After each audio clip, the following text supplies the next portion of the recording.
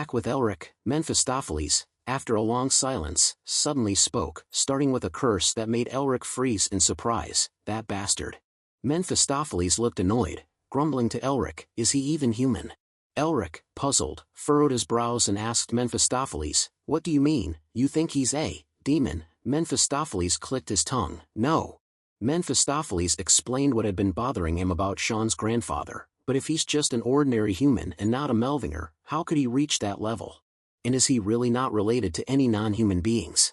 Elric let out a sigh. What do you think? You scared me half to death. Do you think humans just sat around for 1,000 years while you were sealed?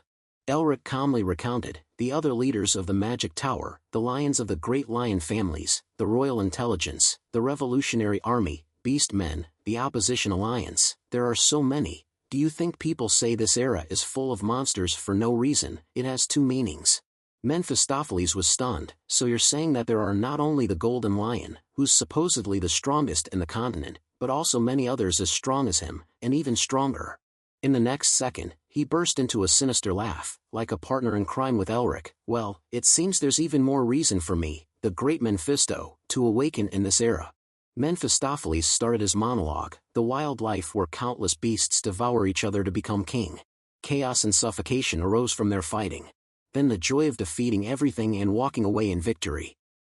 Mephistopheles, I will have to push you as much as possible to regain your strength as soon as possible so that Mephistopheles, was excitedly giving a speech about my ideals, but Elric ignored it, making him cry out in frustration, hey, adults are talking to you, how dare you ignore me, you bastard. While Mephistopheles was still talking, Elric had already entered the Nemester family's banquet room. As soon as I sat at the table, I heard Sean's two younger brothers arguing with each other. Mom, this idiot dropped his food because he looked at Elric. What, stupid, how dare you call your brother stupid first? Elric's face, Sean said to them with a face, can you two be quiet?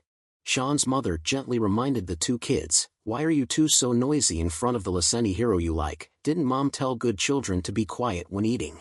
The two children immediately replied. Mom said, I will be good, you too. I will be good too. Elric looked at them arguing and felt happy. He reminisced about his own family when he was younger. Hayes used to argue with Elric like that. Why do you keep mimicking me? Do you want to get scolded? Elric complained to his mother. Mom, this stupid girl keeps trying to hit me. Elric's mother gently reminded them. Didn't I tell you not to argue while eating? His father always defended his children. Kids need to be mischievous, honey. Elric wouldn't give up and continued to banter. You'll be the first person I teach when I become a grand mage, sister. Elric's mother changed the topic. Elric, today you have to read the book 100 Thoughts a Mage Must Have. Elric argued back. No, I'll play with Dad today. But his mother ignored his request and said to Hayes, I'll leave Elric in your care today. Thinking about the happy family he once had, Elric felt a little sad. Mrs. Nemester worriedly asked Elric, the food doesn't suit your taste. Elric was startled and looked at her blankly. What do you mean? After a few seconds, Elric stabilized his mood and said, no, the food is delicious. I'm just a little dazed because the flavor is too good. Mrs. Nemester smiled. I'm glad you like it. I was worried we weren't hospitable enough because you seemed sad. Elric happily replied, of course not. Having dinner with everyone is wonderful. After dinner, they sat together to have tea. Guy asked Elric, I heard you decided to transfer the exploration rights of the lair to us. Elric nodded. Yes, I've owed Sean for a long time. Guy fell silent for a moment, as if deeply calculating something. Elric knew that the head of the Nemester family was no ordinary man, so he was also very wary of him. Taking a sip of tea, Guy asked Elric, don't you hate me? Both Tasha and Sean were stunned. Father. However, Elric remained calm. He sipped his tea, contemplating the fall of Melvinger. It was impossible for a family with 1,000-year history, a family that had led countless victories, to fall into such ruin overnight.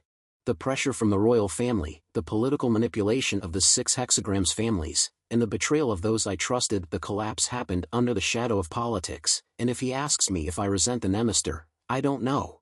After a moment of hesitation, Elric carefully replied, I don't. Everyone has their own circumstances. He thought to himself, the Nemester family didn't contribute to the fall of my family, they simply couldn't help because of politics. I can blame them for standing by and watching, but would I have the courage to do anything if I were in their shoes? Mephistopheles standing beside him began to complain. why does a Melvinger have to be so cautious and careful in front of a mere Nemister? 1,000 years ago, the 6 hexagrams families were nothing but flies buzzing around the tail of the Melvingers, and you're both family heads, you are on the same level. Elric sighed and replied, well, pride doesn't feed me, and it's not his fault. Melvinger lost its power a long time ago. Mephistopheles clicked his tongue. It's surprising for someone who lives for power like you. Why did you travel this far and then bow your head to him? Elric calmly responded, even if it's my friend's home, this is a place I must overcome one day. I need to confirm the caliber of their mages and their family head. Guy spoke calmly, tell me what you want. Elric looked at Guy with a wary and apprehensive gaze. But then he offered, the Nemister family will fully support the Melvinger family. The response shocked both Sean and Elric. What? Guy said calmly, don't worry about it too much, it's because of the mining rights and a gift for my son's friend. Mephistopheles quickly devised a conspiracy theory. Oh, he's a cunning one, he wants to use this opportunity to befriend you, or help the struggling Melvinger family. Elric clicked his tongue and told Mephistopheles, it's good for me, my foundation will be stronger if the Nemister family wants to support me, but I'm sure the other hexagram members and the others will try to discipline the Nemister family if they support me. However, Elric was still concerned. Why would he want to help the weak Melvinger family even though he might be at a disadvantage? I don't know what he's thinking. After some hesitation, Elric agreed, family head, so be it. But at that moment, a figure darted towards the living room window. The next second, a loud boom echoed, followed by the clatter of shattered glass shards. The young men stared in astonishment, only Guy remained unfazed. Elric was bewildered. What the hell? Who would do this to the main house of the Nemister family? A dark, husky voice echoed, you. Elric immediately recognized the impressive voice. He looked at the hand, heavily bandaged like a mummy, pointing at him. A sense of panic seized Elric. It can't be. His face turned pale instantly. It's that old man. Sean's grandfather spoke like he was giving Elric a command, become my disciple. Elric had heard Sean say his father was so greedy that there were hundreds of people living in the main house as guests, not vassals. And the true power of the Nemister family resided in the Council of Elders, who were all powerful mages. Meanwhile, Carl immediately fulfilled his duty. He stood in front of the old man. Elder, this is the family head study. Your actions are disrespectful. Please step back. This old man was the leader of the Council of Elders. He was the Grand Master who taught all the mages of the Nemister family. Augustine Nemister, he was incredibly powerful, perhaps even stronger than Guy Nemister. Augustine feigned politeness. Oh dear, this old man is too hasty, forgive me, family head. Guy looked at the old man with an expression of weariness. No, it's fine, what brings you here? Augustine pointed directly at Elric and said, as I said, I came here to make that thick-faced boy my disciple. Guy sighed and replied, you're talking about the one standing next to Sean. He's one of the 4 dukes of the Empire, Duke Melvinger. I think it will be difficult to make him. Elric stepped forward unexpectedly, interrupting Guy, Duke Melvinger. He bowed respectfully to Augustine. Elric Melvinger, greetings to the leader of the Nemister family's Council of Elders, Master Augustine. Mephistopheles looked at Elric with suspicion. Hey, what are you doing? Both Sean and Tasha were startled by his actions. Elric, what are you doing? Augustine laughed with amusement. Oh, you recognize this old man? Elric immediately responded. Why wouldn't I recognize the great elder of the Nemister family? Elric began to flatter him. My deceased father often mentioned you before he passed away. He said that if our family had a pillar like you, it wouldn't have collapsed so easily. Augustine looked skeptical. But your father had no connection to me, Elric retorted with a quick wit. What's so strange about that? You're quite famous, aren't you? Augustine smirked. You have a sharp tongue, you cunning little one. Elric continued his exchange, surprising everyone. Isn't that the reason why you want me to be your disciple? I'll take that as a compliment, thank you. Augustine spoke excitedly. Cunning little one, since you know who I am, it's easier to talk. So, will you be my disciple? Elric cleverly declined. How could the Melvinger family head become a disciple of the Nemister family's master? I'm truly unworthy of that proposal, please retract it. Augustine started to get angry. Didn't you receive enlightenment from my true body? Elric calmly replied. That was something I accidentally learned while escaping, please understand. Augustine angrily growled. After taking my magic without permission, you, Elric interrupted him. Moreover, weren't you the one who caused me trouble first? Elder, please. Augustine was enraged and yelled, shut up. Immediately, he lifted a leg and stomped hard on the floor, releasing a large amount of energy as if thousands of shining stars. Augustine roared, making even him scared. You should listen to your elder. He yelled in fury, you talk too much. At this moment, behind Augustine was a blindingly bright white light. Elric opened his eyes wide in amazement. The night sky. No, it was too bright to be the night sky. While Elric was still bewildered, Augustine suddenly appeared behind him and struck him in the back of the neck. In the moment before fainting, Elric could only have a fleeting thought: teleportation. No. It was just physical movement, but this was not a speed that a mage could achieve. The next second, Elric collapsed and Augustine grabbed him. Everyone was stunned by Augustine's lightning-fast actions. He burst into a maniacal laugh and disappeared into the blinding light. "Ha, you are mine." Seeing that Sean still didn't react at all and just stood there, Tasha urged him anxiously, "What are you doing? Why are you just standing there when your friend has been kidnapped?" Sean sighed and replied, "Sis, you still don't understand what kind of person Elric is. That bastard is going to make me die sooner." Tasha looked at her brother bewilderedly. "What do you mean?" Sean muttered. "He's pretending." Mephistopheles at this moment also felt as helpless as Sean. The corner of his mouth twitched and lamented, "You have left me speechless again. It seems like there is another victim to succeed me." Mephistopheles clicked his tongue and shook his head. "You're very brave to choose that monster as your master." "No, as your pawn." A while later, Elric woke up from his unconsciousness. He vaguely opened his eyes and looked up at the sky. When his vision cleared, he saw Augustine's perverted and lewd face. "You're awake, ha!" Elric screamed and jumped away from Augustine. What the hell is this?" he asked Augustine frantically. Where am I?" As soon as he finished speaking, Elric fell backwards. Beneath him was a bottomless abyss. Seeing this, Augustine immediately jumped. In a moment of life and death, he managed to grab Elric's collar. Augustine said calmly, "Be careful. I almost lost my first disciple in my entire 90 years of life." Elric's heart almost jumped out of his chest. He thought to himself, "I was going to gamble to exploit him to the fullest because he's the grandmaster of the Nemesis clan, but I can't believe he kidnapped me when I was acting spoiled, trying to make him find a reason for me to become his disciple." In this moment of life hanging by a thread, Elric finally felt remorse. Could it be that I picked the wrong person to mess with? He tried to think of a way to escape from this situation. Calm down first, move mana. But Elric quickly realized with shock, "Why isn't my mana moving? It's like I've gone back to the time when I was sick with congestion." Augustine laughed gleefully. "Seems like you found out. Your senses are really sharp." Elric looked at Augustine in horror. "What did you do to me?" Augustine replied calmly, All right, I'll tell you the details as we walk. Don't be in a hurry. Can you see anything down there?" Elric immediately replied, "I can't see anything." Augustine immediately let go of him, letting him fall freely from the cliff. Augustine said casually, "Then, go and see for yourself." Elric fell into the abyss and screamed in frustration, "That damn old man."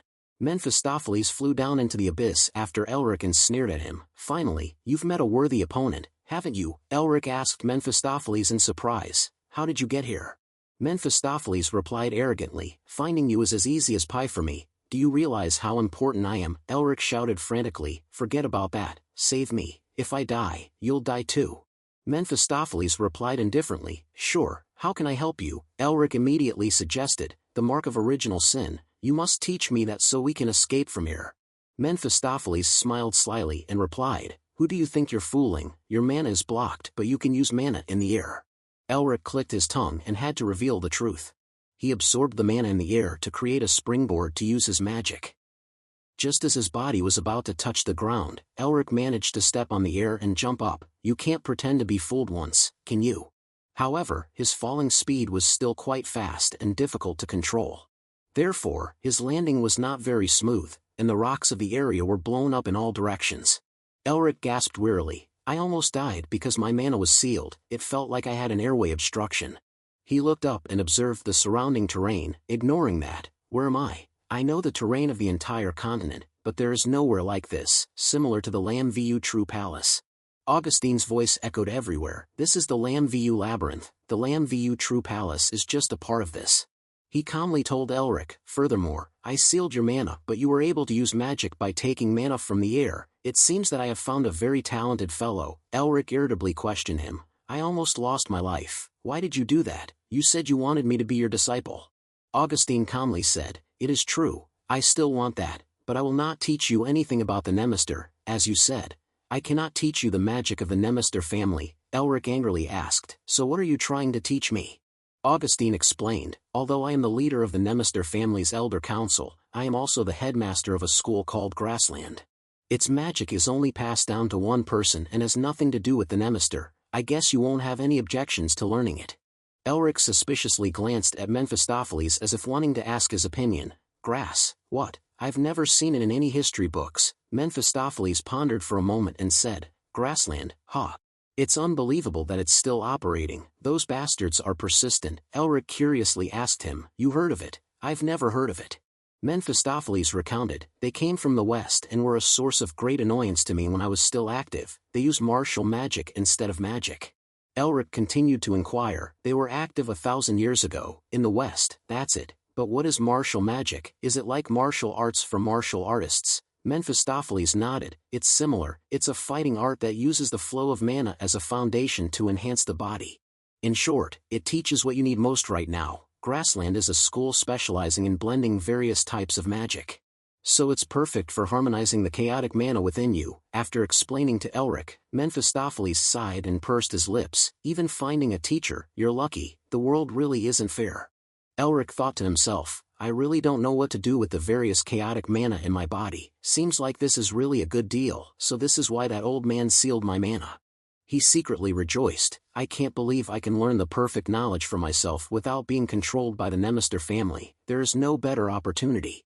Elric directly asked Augustine, So you will teach me the martial magic of Grassland? Augustine was slightly surprised. You still know about martial magic when there are no records left about it. You continue to amaze me. He laughed out loud with amusement. If so, then let's begin. Augustine explained to Elric, You are on the territory of the dire wolf. They are stronger and 3 times larger than ordinary wolves. I'm sure you also know that Grassland's martial magic is taught through practical experience, right? So, try to survive. Augustine only said that much and left Elric alone to face the wolves as big as elephants. He angrily shouted loudly, This crazy old man, you are sealing my mana, what are you telling me to do? But Augustine just stood there silently watching without saying anything more. Meanwhile, a pair of hairy legs walked up behind Augustine, and a strange voice sounded, Boss, is it okay to continue watching? From what I hear, he's a rookie who just started learning magic half a year ago. Augustine calmly replied, You've arrived. He is indeed a rookie in terms of experience, but not skills. Oh, and thank you for lending me the dire wolves. The strange man observed Elric from the cliff and anxiously said to Augustine, There will be a major problem if they get a single bite of that human. He seemed more worried about Elric than the one who wanted to take him as a disciple. Your disciple seems to be in trouble. If this continues, he'll die. Augustine, again, calmly said, Just watch. In the moment when Elric seemed to be about to collapse, he gathered the mana in the air into his hand. Then, with a whoosh, a sound of tearing fabric echoed across the abyss, blood splattered, the lower jaw of the dire wolf was severed, and the upper jaw was left behind, teeth gone. Augustine chuckled, There, didn't I tell you? He looked at the shard of ice in Elric's hand with satisfaction and said, He is very different. Augustine calmly said to the man, I'm sure he can pass my test and meet the stringent conditions of Grassland for the past 1,000 years. Augustine turned back and glanced at the man, but because he is still weak. So, Agility, you will have to come out as the one who pushes the Revolutionary Army. The Revolutionary Army, even the Imperial Intelligence Agency couldn't find out all their identities. Their actions are coupled with the owners of magic towers and the lions. And they exist only to liberate the continent from the tyranny of the Empire. They are the most infamous terrorist group, and Agility Tens is the former leader of the Revolutionary Army, known as the Beast King. Sitting on the back of a ferocious white tiger, Agility replied to Augustine without hesitation, I will do it, as that is your request. However, Agility still warned Augustine, but you're very excited about getting a new disciple. Are you okay with losing him? Agility frowned at Augustine and awaited his final decision. From his eyes, it can be seen that Agility is someone with a lot of combat experience and will give Elric a hard time. At the bottom of the abyss, Mephistopheles couldn't help, but instead he mocked Elric, You were just lucky to defeat one, but now it's difficult for you, especially in your current state. He smacked his lips and said, They will be more cautious after seeing their fellow humans being killed, now they can't rely on luck anymore. Elric pondered, He's right, I can only absorb the surrounding energy once or twice. That crazy old man, how can I kill these things with bare hands? If only I had the weapon I used on the snowy mountain. If I knew this would happen, I would have trained my body more. Elric suddenly remembered the forbidden book he had read. Wait, physical training, right, the body strengthening art, that's what I've been researching, physical training. A mischievous smile spread across Elric's face. So, I just have to imitate it, right? The body strengthening art, a martial art passed down from the descendants of the Beast King. A technique that strengthens the body, making bones as hard as steel, increasing strength several times over, and guiding the learner on how to fight using those abilities. Elric assumed the fighting stance of a martial artist and thought to himself, the Tiger Man, the king of all monsters, once said that the body is a miniature version of the world created by God. Just like the flow of water in nature, the breath and blood flow to every corner of the body, the human body changes based on how they breathe and think.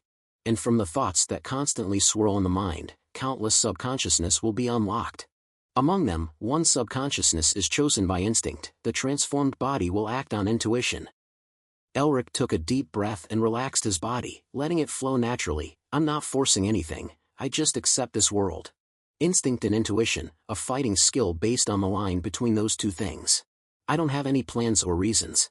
It's just that my body knows this choice is right. It's it, the fighting skill of the Tiger Man. Elric ended his train of thought with a thunderous punch to the dire wolf's face. The sight stunned even the Demon King, Mephistopheles, into silence. Seeing Elric charging in with wild punches and kicks like a madman, Mephistopheles muttered, the crazy bastard. Why would a human want to fight like a monster? After a few seconds of astonishment, Mephistopheles started to feel something was wrong. Wait, but how? How is he doing that? Meanwhile, Elric, filled with murderous intent, charged at the dire wolf, preparing for the final blow. With a single punch to the throat, the huge wolf fell to the ground, its massive body collapsing instantly. Elric was completely exhausted after the intense battle with the dire wolf. He slumped to the ground, panting, while Augustine laughed gleefully. As expected, you've taken down two, maybe I should increase the difficulty of this game.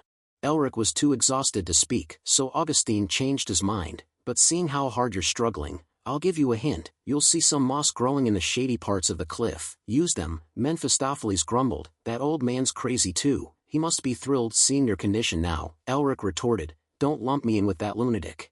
After resting for a while, Elric stood up, his determination and anger burning. Damn it. He grumbled, you want me to hunt down all the wolves, right? Alright, let's see who wins. With that, Elric leaped from the ground and began charging into deadly battles with the dire wolves. Of course, the wolves had no intention of backing down. Even though two of their own were killed, they were even more eager than before. And so, 10 long and short days passed. Elric had killed countless wolves and climbed to the top of the cliff. He looked up at the red moss and asked Mephistopheles, it's so beautiful, is it a red flower, is this a plant that contains magic? Mephistopheles nodded, yes, I don't know how it ended up here, it's a plant from the demon world, rejuvenation herb. Elric continued, if it contains magic, will eating it replenish my energy? Mephistopheles shook his head, for humans, it has no effect other than a bit of medicinal properties, but I'm not sure about you, you're the one who possesses the seal. After a moment of contemplation, he changed his mind, no, it's possible, it might help you increase the resistance of that seal. Mephistopheles mused to Elric, I bet that old man didn't bring you here for no reason, but why is it here? Maybe this place has some connection to demons. Elric thought to himself, it's a rare opportunity, but I'm still pissed that he put me in this kind of danger time and time again. After more than 10 days, Elric finally breathed a sigh of relief. Surrounded by the corpses of wolves scattered across the abyss, he thought to himself, but thanks to him, I've increased the seal's resistance and my energy has recovered significantly. I even managed to train myself in the body-strengthening art. Elric calmly walked towards the cave deep inside the cliff. He scoffed, this farce is finally over. Then, Elric fixed his sharp gaze on the alpha dire wolf, are you the last one? Suddenly, Elric noticed something unusual on the dire wolf's back. He squinted his eyes and was shocked to realize it was a foot, a human foot. Gility's voice rang out, you surprised me again. Elric looked back in surprise and found the white tiger had appeared there at some point. Gility continued to Elric, I heard from older brother that you're the strongest at Uston Academy. But I didn't think you would show such terrible behavior. Gilly jumped down vigorously, and as soon as his feet touched the ground, there was a fierce aftershock. Elric was amazed by his strength, while Gility continued calmly, I have decided. If you can defeat this dire wolf, I will take you as my disciple. Agility grinned slyly with his sharp eyes fixed on Elric, as if a wolf was targeting its prey. Just then, Augustine jumped down from the cliff and shouted, "You bastard!" After his roar, the ground shook with a deafening rumble. Augustine yelled at Agility, "You know how hard I tried to find this kid, and you still try to steal him from me." Agility yelled back, "That's what I should be saying. Do you know how hard I worked to raise those dire wolves? Now because of you, they have all been slaughtered. I have to go find young wolves from the south of the Dragon's Land, for 5 years, only allowed to feed them resurrection herbs and then." Mephistopheles sighed and asked Elric, "I'm not that bad looking, right?" Elric pursed his lips, "Can't say you're not." Elric grumbled, interrupting the pointless argument, "Excuse me, shouldn't you guys ask my opinion first?" Agility then ran over to him with a smile, "Sorry, I saw brilliant potential, so I was a little hasty. You must know who I am from the wanted posters, right? Would you like to become a disciple of this beast king?" Elric answered directly, "No." Elric's answer moved Augustine to tears. "Although my master is a little foolish, I am already his disciple." Mephistopheles was stunned. What's wrong with him? Elric continued to tell Agility firmly, "So I cannot become your disciple." Agility interrupted him abruptly, "I will teach you shadow sight." Agility played his trump card without hesitation, the technique that allows him to control magical beasts at will, and also what allows me to receive the title of Beast King. You saw me controlling the white tiger and the dire wolf, right? Elric was also a decisive person. He flipped his answer immediately without hesitation. "Having a single master is nothing but a cliché social rule. I ask for your guidance, if you don't mind." Agility laughed happily. "The Melvinger are really straightforward. I'm very pleased." Augustine was so angry he wanted to spit blood. "That bastard," Mephistopheles sighed. "I knew it. There's no way he knows what respect is. You're pathetic." Elric smiled brightly and said to Agility, "So now, please teach me shadow sight." Agility waved his hand and said, "No, no." Agility laughed gleefully. "Didn't I tell you earlier, I will take you as my disciple if you can defeat this dire wolf." Proficiency in mana control is essential for those who have shadow sight. Magic martial arts effectively utilize the flow of mana to amplify the power of shadow sight. You seem to be replenishing your mana by eating resurrection herbs, but this is the final test, if you can defeat this one using only magic martial arts. Before Agility could finish, he heard a loud pop beside his ear, and the dire wolf disappeared in a blinding flash of light. Elric had grabbed the dire wolf with just one hand. And then, he sent it flying towards the west in the blink of an eye. Agility was stunned, and Augustine was very happy when he saw how wonderful his disciple was. The white tiger calmly flicked his ear as if nothing had happened, and Mephistopheles just snorted in disdain at this childish game. Elric smiled and asked Agility, "Now is it all right?" Agility hesitated and replied, Okay, all right." Elric glared at Augustine. "By the way, the one who is enjoying my suffering finally appeared." Elric stood in front of Augustine and asked, "Are you satisfied now?" Augustine unexpectedly put his hand on Elric's shoulder and praised him. "Well done." Augustine's hand glowed. He said to Elric in a low voice, "It seems I can finally teach you about the hatred of the grassland, the chronicles of darkness." Then, Elric was transported to a different space, where bright red flowers bloomed across the ground. Elric looked at the dark cave in front of him and asked Augustine, "Where are we?" Augustine replied thoughtfully, "The Temple of the Chronicles of Darkness." Elric was surprised. A temple. He thought to himself, "It has a gloomy and mournful mana flow. Isn't this demonic energy?" Mephistopheles also looked skeptical. "How come there is a demon realm here?" Elric was startled again. "A demon realm? Isn't that a territory that only a demon king can create?" Mephistopheles frowned and looked deep into the cave. "No wonder resurrection herbs, which only grow in the demon realm, appear here. This energy, is this his territory? But as far as I know, he mostly occupies the east." Augustine asked Elric, "Can you sense it?" He said frankly, "I am sure a descendant of the Melvinger, demon hunters, can sense it." Elric nodded, "Yes, but why is the Temple of the Chronicles of Darkness a demon realm?" Augustine led Elric into the cave and began to explain, "You may not know this, the Chronicles of Darkness stretch from the distant east across here." Elric looked up at the carvings on the rock walls and wondered in amazement, "The Dongsha Rivero architecture, isn't that the Dongsha Rivero language?" Augustine continued to explain, "The original founder of the Chronicles of Darkness was an alchemist searching for herbs in the east. One day, he lost his wife and daughter to a certain demon king, and eventually chased that bastard all the way to the west here for revenge. Because the demon king was very strong, the founder changed his plan. He not only combined Eastern knowledge and Western magical knowledge, but even combine the powers of the demon kings without distinction, the devil returns to become stronger. Elric asked Augustine in shock, so are you trying to say that the founder's hatred has continued to this day? Augustine nodded, yes, it's been almost 1,000 years. Elric continued to speculate, since he accepted me as his disciple, it means the revenge is not over yet. Augustine shook his head and replied, no, the revenge is over. Elric asked him incredulously, is it over? Who could do that? Augustine calmly replied, isn't it obvious? Augustine took Elric to the deepest part of the temple and said, it's me. Mephistopheles said to Elric, maybe his background is ordinary but he is still quite strong. I can't believe he was able to capture him, this strange guy must be extremely good. Elric thought in shock, if even Memphis recognized the Demon King, he must be extremely strong, so how strong was the master who defeated that Demon King? Augustine calmly said to Elric, well, this is not something I should brag about to my disciples, the battle that day had too many possibilities, so it was difficult to determine who was the winner, okay? So, like our founder, I have created a new purpose. Augustine looked towards the sealed Demon King and said, the winner of that day's battle will be decided through a disciple who will one day take my place. Augustine relaxed and assigned the task to the still shocked Elric, my disciple, you will be the one to decide victory or defeat. Let's see if he's stronger. Or this old man's teachings are stronger. Elric bewilderedly asked Augustine, do you mean we have to fight that thing? Augustine calmly replied, yes, precisely, I want you to fight its seal. He bluntly revealed Elric's secret, because you can take the seal of the Demon King, even though you are human. Elric immediately became highly alert towards Augustine, what, how did you? Augustine reassured him, I know what you're worried about, don't worry, why would a master reveal his disciple's secret? However, Elric showed clear suspicion towards this old fool. Mephistopheles also didn't have any faith in him. Augustine sighed, removed the bandage from his hand and said, all right, because master and disciple must have faith in each other. Look, Agility panicked, wanting to stop Augustine, boss, no, that. Augustine continued to reveal his secret, every mage has a secret technique that cannot be revealed to others, and so do I. Augustine took off his coat and said frankly, I have a dark elf arm.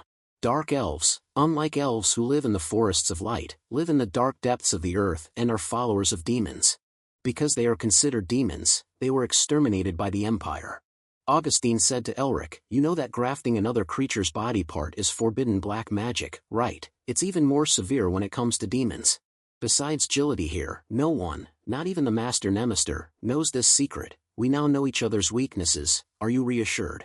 Augustine was honest with Elric, I discovered your secret when I searched you when you fainted, so I could teach you more effectively, but if you don't like it, I apologize. He admitted to Elric, but now that I know you can absorb the seals of demons and activate them, I can't let you go because of the hatred in my heart. Augustine asked Elric, it's just this old man's greed, so from now on, the choice is yours. Agility swallowed nervously and looked at Elric with expectant eyes, even White Tiger felt restless. Mephistopheles was also wondering if Elric would refuse this old fool. Elric was pondering in his heart, greed, that's right, it could just be greed for something he lost. But is greed a sin? No, it must be about having a goal, just like me, my master also has his own goal. How can I refuse someone who is pursuing a goal so steadfastly? Feeling empathy for Augustine, Elric immediately clasped his hands together and stood solemnly in front of him. I, the Master Melvinger, Elric Melvinger. Greetings to the heir of the annals, Augustine Nemister, as your disciple, Elric respectfully bows to you in a ceremony of apprenticeship. Then he smiled at him with understanding eyes. Augustine smiled back, thank you, my disciple. Elric quickly turned to carefully examine the sealed Demon King, so, I just need to absorb the imprint of that Demon King, right, what's its name? Augustine hesitated, I don't know exactly, in its journey from the west to its empire, it had a new name every time it appeared. But we call it the Wild Beast, you. Elric confidently strode towards the beast and declared, all right, let's begin then. He thought to himself, you as a Demon King recognized even by Mephisto, if I have the chance to absorb the mark of such a creature, I'll definitely do it. When facing you, Elric's confidence slowly transformed into confusion, I will do it, but... Suddenly, he glanced at Mephistopheles and whispered, Memphis, how do I absorb the mark? Mephistopheles grumbled, I've been talking this whole time, and you don't know how to do it. Elric muttered, he's already said it, so how can I refuse? You said that demons become stronger by stealing each other's seals, right, so how do I do it? Mephistopheles replied irritably, "Do you learn how to eat before you eat? Stealing seals is like eating for us. It's something that comes naturally from birth. How am I supposed to teach you?" Elric's expression became more and more serious. "This is bad. The magical chain isn't reacting at all. During the brutal sealing process, it happened naturally." A glimmer of light flashed in Elric's eyes. Could it be? Right after that, he chanted, "Absorb." The beast immediately reacted to the chant. It roared with a resounding sound and began to thrash, trying to break free from the barrier of charms. The dark aura from the beast quickly spread throughout the room. The enchanted ropes were blown about wildly. Elric confidently accepted the challenge from the beast. He smiled triumphantly. "The thing I prioritized learning during training wasn't just martial magic or the body-strengthening art, but also how to harmonize the different types of mana within my body. I tested it by connecting my mark with spirit speech magic, and now it's working just as I expected." As soon as the dark aura from the beast enveloped Elric's body, he was instantly transported to another space. Elric cautiously looked around and thought, "I've entered the mental world. Will I be able to complete the test and be acknowledged like the Snow Mountain King?"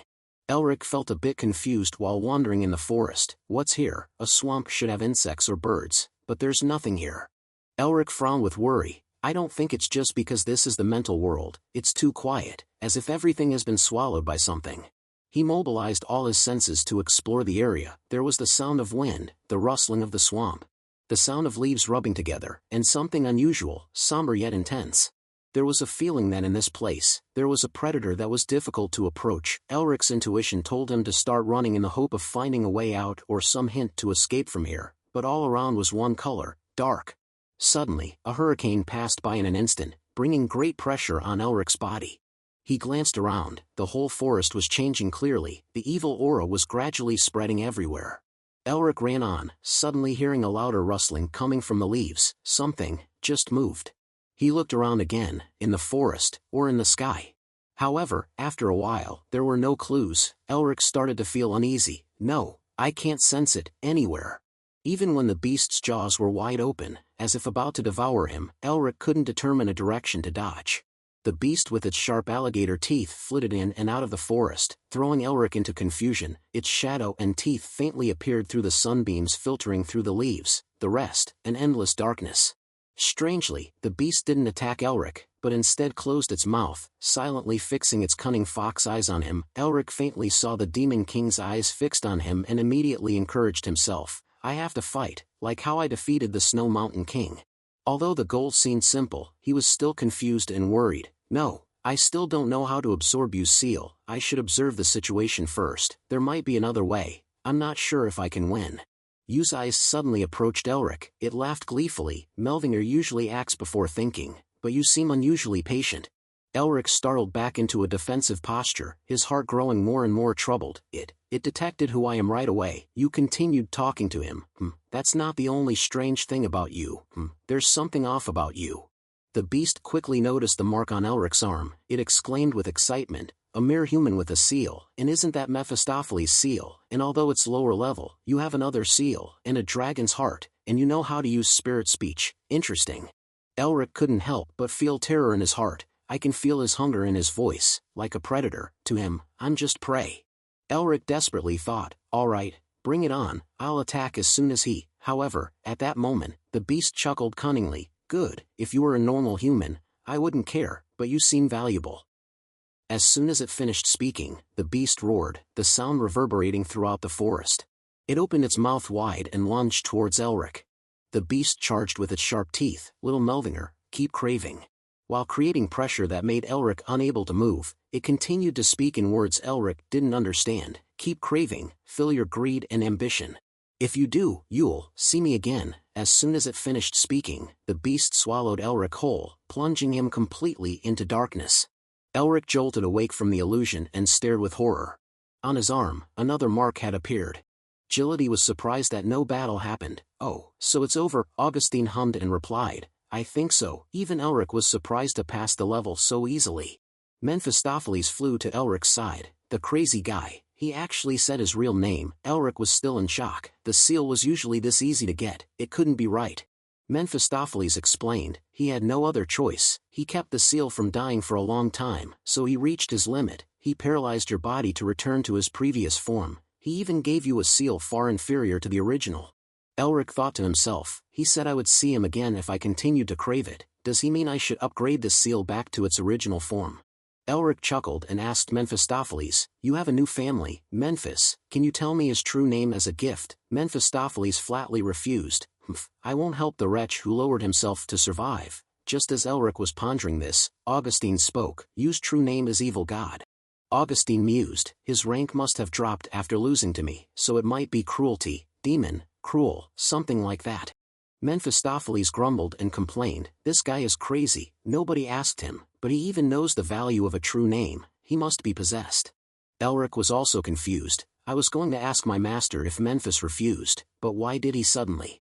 Suddenly, Augustine came up with another name, Ferocity. He said with almost certainty, the seal of ferocity. Augustine continued excitedly, you was originally a demon called a glutton. They are the demons at the bottom of the food chain and always afraid because they could die at any time, yet, they are always greedy due to their inherent hunger.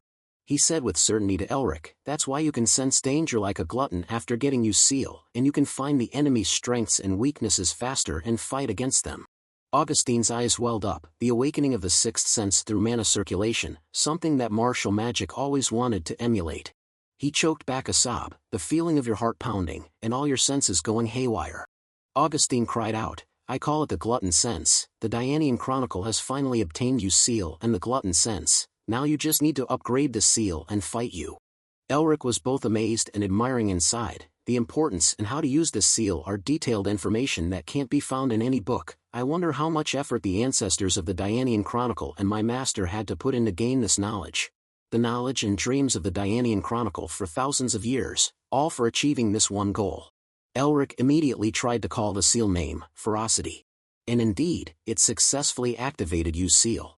Elric thought to himself, now it's my turn to shoulder this goal. Suddenly, strange sounds echoed in Elric's ears, and he seemed to feel footsteps from far away. Elric looked around anxiously, Master, you said the glutton sense is when your heart pounds and your senses go haywire, so why did it activate suddenly? Right at that moment, Sean appeared and shouted, Elric.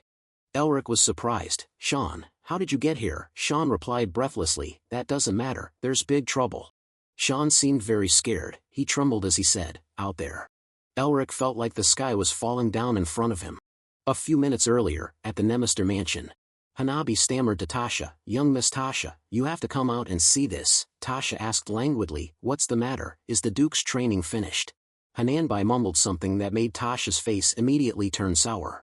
After a moment of thought, Tasha told Hanabi, tell them to stop her first, I'll go out to meet her myself.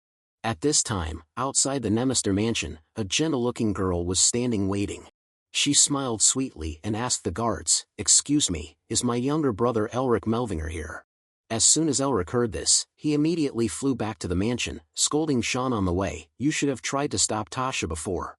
Sean replied sullenly, how can I stop that crazy witch? Besides, why are you blaming me when it's your fault? Sean grumbled, this situation is really bad, her fighting spirit flared up like this because of you. He mumbled a prayer, I hope nothing happens. Meanwhile, Tasha was also flying out of the mansion gates. Tasha was extremely excited inside. Sean told me that the Starlight Duke's sister sacrificed her life for him. In other words, the sister, who lacks magical talent like her younger brother, is suffering from a blockage disease. Ultimately, it's difficult to create a talent from a fallen family. The person the Starlight Duke fears most is his sister. Things must not be simple because she's his sister. Tasha became more curious as she thought, I wonder what kind of person she is. At this time, the guards outside the gate were stopping Hayes. The Starlight Duke is here, but you can't enter because you don't have an invitation. Hayes was confused, excuse me, why, can you call the third young master, Sean, I'm sure he knows I'm here. The guards still resolutely refused, no, besides, we received a request from the young mistress not to let you in. Hayes wondered, Sean's sister, why would she? Tasha landed behind Hayes at the right moment and said, nice to meet you. Hayes immediately turned around and looked at Tasha with a frown. Tasha politely introduced herself, I am the daughter of the Nemister family, Tasha Nemister. Hayes bowed politely in greeting, my name is Hayes Melvinger, I've heard a lot about you from Elric and your younger brother. Hayes smiled warmly, I've heard you're a graceful and powerful woman, a blazing fire, but it seems the rumors are true, it's an honor to meet you. Tasha was surprised by Hayes's friendliness, oh, thank you. Hayes squinted at Tasha. May I ask why you stopped me? I can't think of a reason. Tasha quickly defended herself. This is the main residence of the Nemister family, the leading family among the 6 who manage the magic tower. This isn't a place anyone can just enter, is it? Tasha looked at Hayes with suspicion. Blonde hair and blue eyes are the hallmarks of the Melvinger family, but you might be disguised. Even if you're truly the sister of the Duke of Starlight, you still need to follow certain procedures. Hayes raised an eyebrow and asked Tasha, so, what do you want me to do to prove it in this case? Tasha immediately revealed her true purpose. If you're truly the sister of the Duke of Starlight, that means you're also a member of the magic family, so, I'll only believe you if you defeat me in a magical duel. Hayes replied, unfortunately, I don't have the ability to use magic. Tasha immediately activated her ability to see through her opponent's strength. Tasha chuckled wickedly, what about your spiritual energy? Hayes replied softly, you might get hurt. Tasha smiled cunningly, I doubt that. Tasha snapped her fingers and sparks flew, so solving this problem was simple. The procedure was to verify her identity. Tasha unexpectedly attacked Hayes right in front of the castle gate, creating an explosion that shook the ground. However, when the dust settled, Hayes was nowhere to be seen. Tasha smirked happily because she was able to force Hayes to reveal her abilities. Tasha smirked sarcastically. Hayes was holding a giant sledgehammer in her hand. Are you sure she can stand up to that big thing? Hayes calmly asked Tasha, did you ever play tag when you were younger? Hayes responded to the previous attack with a swing of her hammer. Immediately a pile of bricks and stones flew towards Tasha. Tasha erected a wall of fire as a shield and said, it's been a long time since I last played tag, but Sean and I played it together a lot when we were kids. Tasha chanted an incantation and prepared for her second attack. She threw burning rocks at the Hayes. I've never lost to it. What about you? You're good at this game. Hayes gently swung her hammer. I've never known defeat before, but that's because the desire to win never ceases to flow within me. Hayes held the hammer in a throwing posture with a mischievous smile on her lips. She launched the hammer straight at Tasha and shouted, I always catch Elric, time and time again. Tasha nimbly dodged the hammer's path. When it missed its target, the hammer flew back towards Hayes like a boomerang. Tasha thought to herself, it's surprising that a member of the magic family is a martial artist, but what's even more unbelievable is that she can use a 100-pound sledgehammer with such ease without using spiritual energy. Tasha followed the hammer and thought, that's definitely a Melvinger, but wait, that symbol is. Tasha was shocked to see the skull on the handle of Hayes's hammer. The Black Skull, the sister of the Duke of Starlight, is a member of the most powerful mercenary corps. The hammer smashed through several obstacles on its path, proving Hayes's formidable strength. Hayes smiled gently, so the score is 1-0, isn't it? Tasha immediately responded, I won't hold back this time. Suddenly, Elric appeared and used magic to separate the two women, who were going crazy. Tasha lamented, what's this? Things were just getting interesting. Hayes said nothing but stared at Elric with wide, round eyes. Then, Hayes's slender hand clamped down on Elric's throat. Elric stammered, you look as healthy as ever, sister. He forced a smile at Hayes. It seems you and Tasha are having a good time. Is it okay if I interrupt? It'll be a problem if we get charged for the repairs. Now, calm down and let me go. The smile disappeared from Hayes's lips. She said in a harsh voice, Elric. Then came a cracking sound of a broken neck from the position of the kind and gentle sister. Hayes's face now looked like a demon just released from its seal, craving revenge. Her voice hardened. Let's have a little chat. Afterwards, Tasha left them to their private conversation and returned to her own room. Tasha read the investigation file on Hayes Melvinger with suspicion. It simply said undetermined. She questioned Hanabi, is this all I get? Hanabi stammered, I am sorry. According to the intelligence gatherer, the information is very tightly guarded. Tasha calmly clicked her tongue. Well, just as expected, the Black Skull is the most powerful underground mercenary organization after all. The number of their enemies is directly proportional to the number of missions they've completed, so, I'm sure their identities are also ranked. Tasha showed interest. Excellent, I'll take this opportunity to become peers with her. She thought to herself, it's hard to meet even one Black Skull member because they don't have any connections outside the Grey Lion family, and what if the young miss of the Melvinger family is a member of the Black Skull? She smiled cunningly. This is enough reason to have a close relationship with the Melvinger family, not just because of the Duke of Starlight, but with this, the Nemister family definitely won't be at a disadvantage. Seems like we've made the right move. Then Tasha asked Hanabi, alright, what about this? Are they still playing tag? Outside the castle, Hayes was pampering her beloved little brother with her precious sledgehammer. Elric ran while shouting hoarsely, Sister, please, talk to me.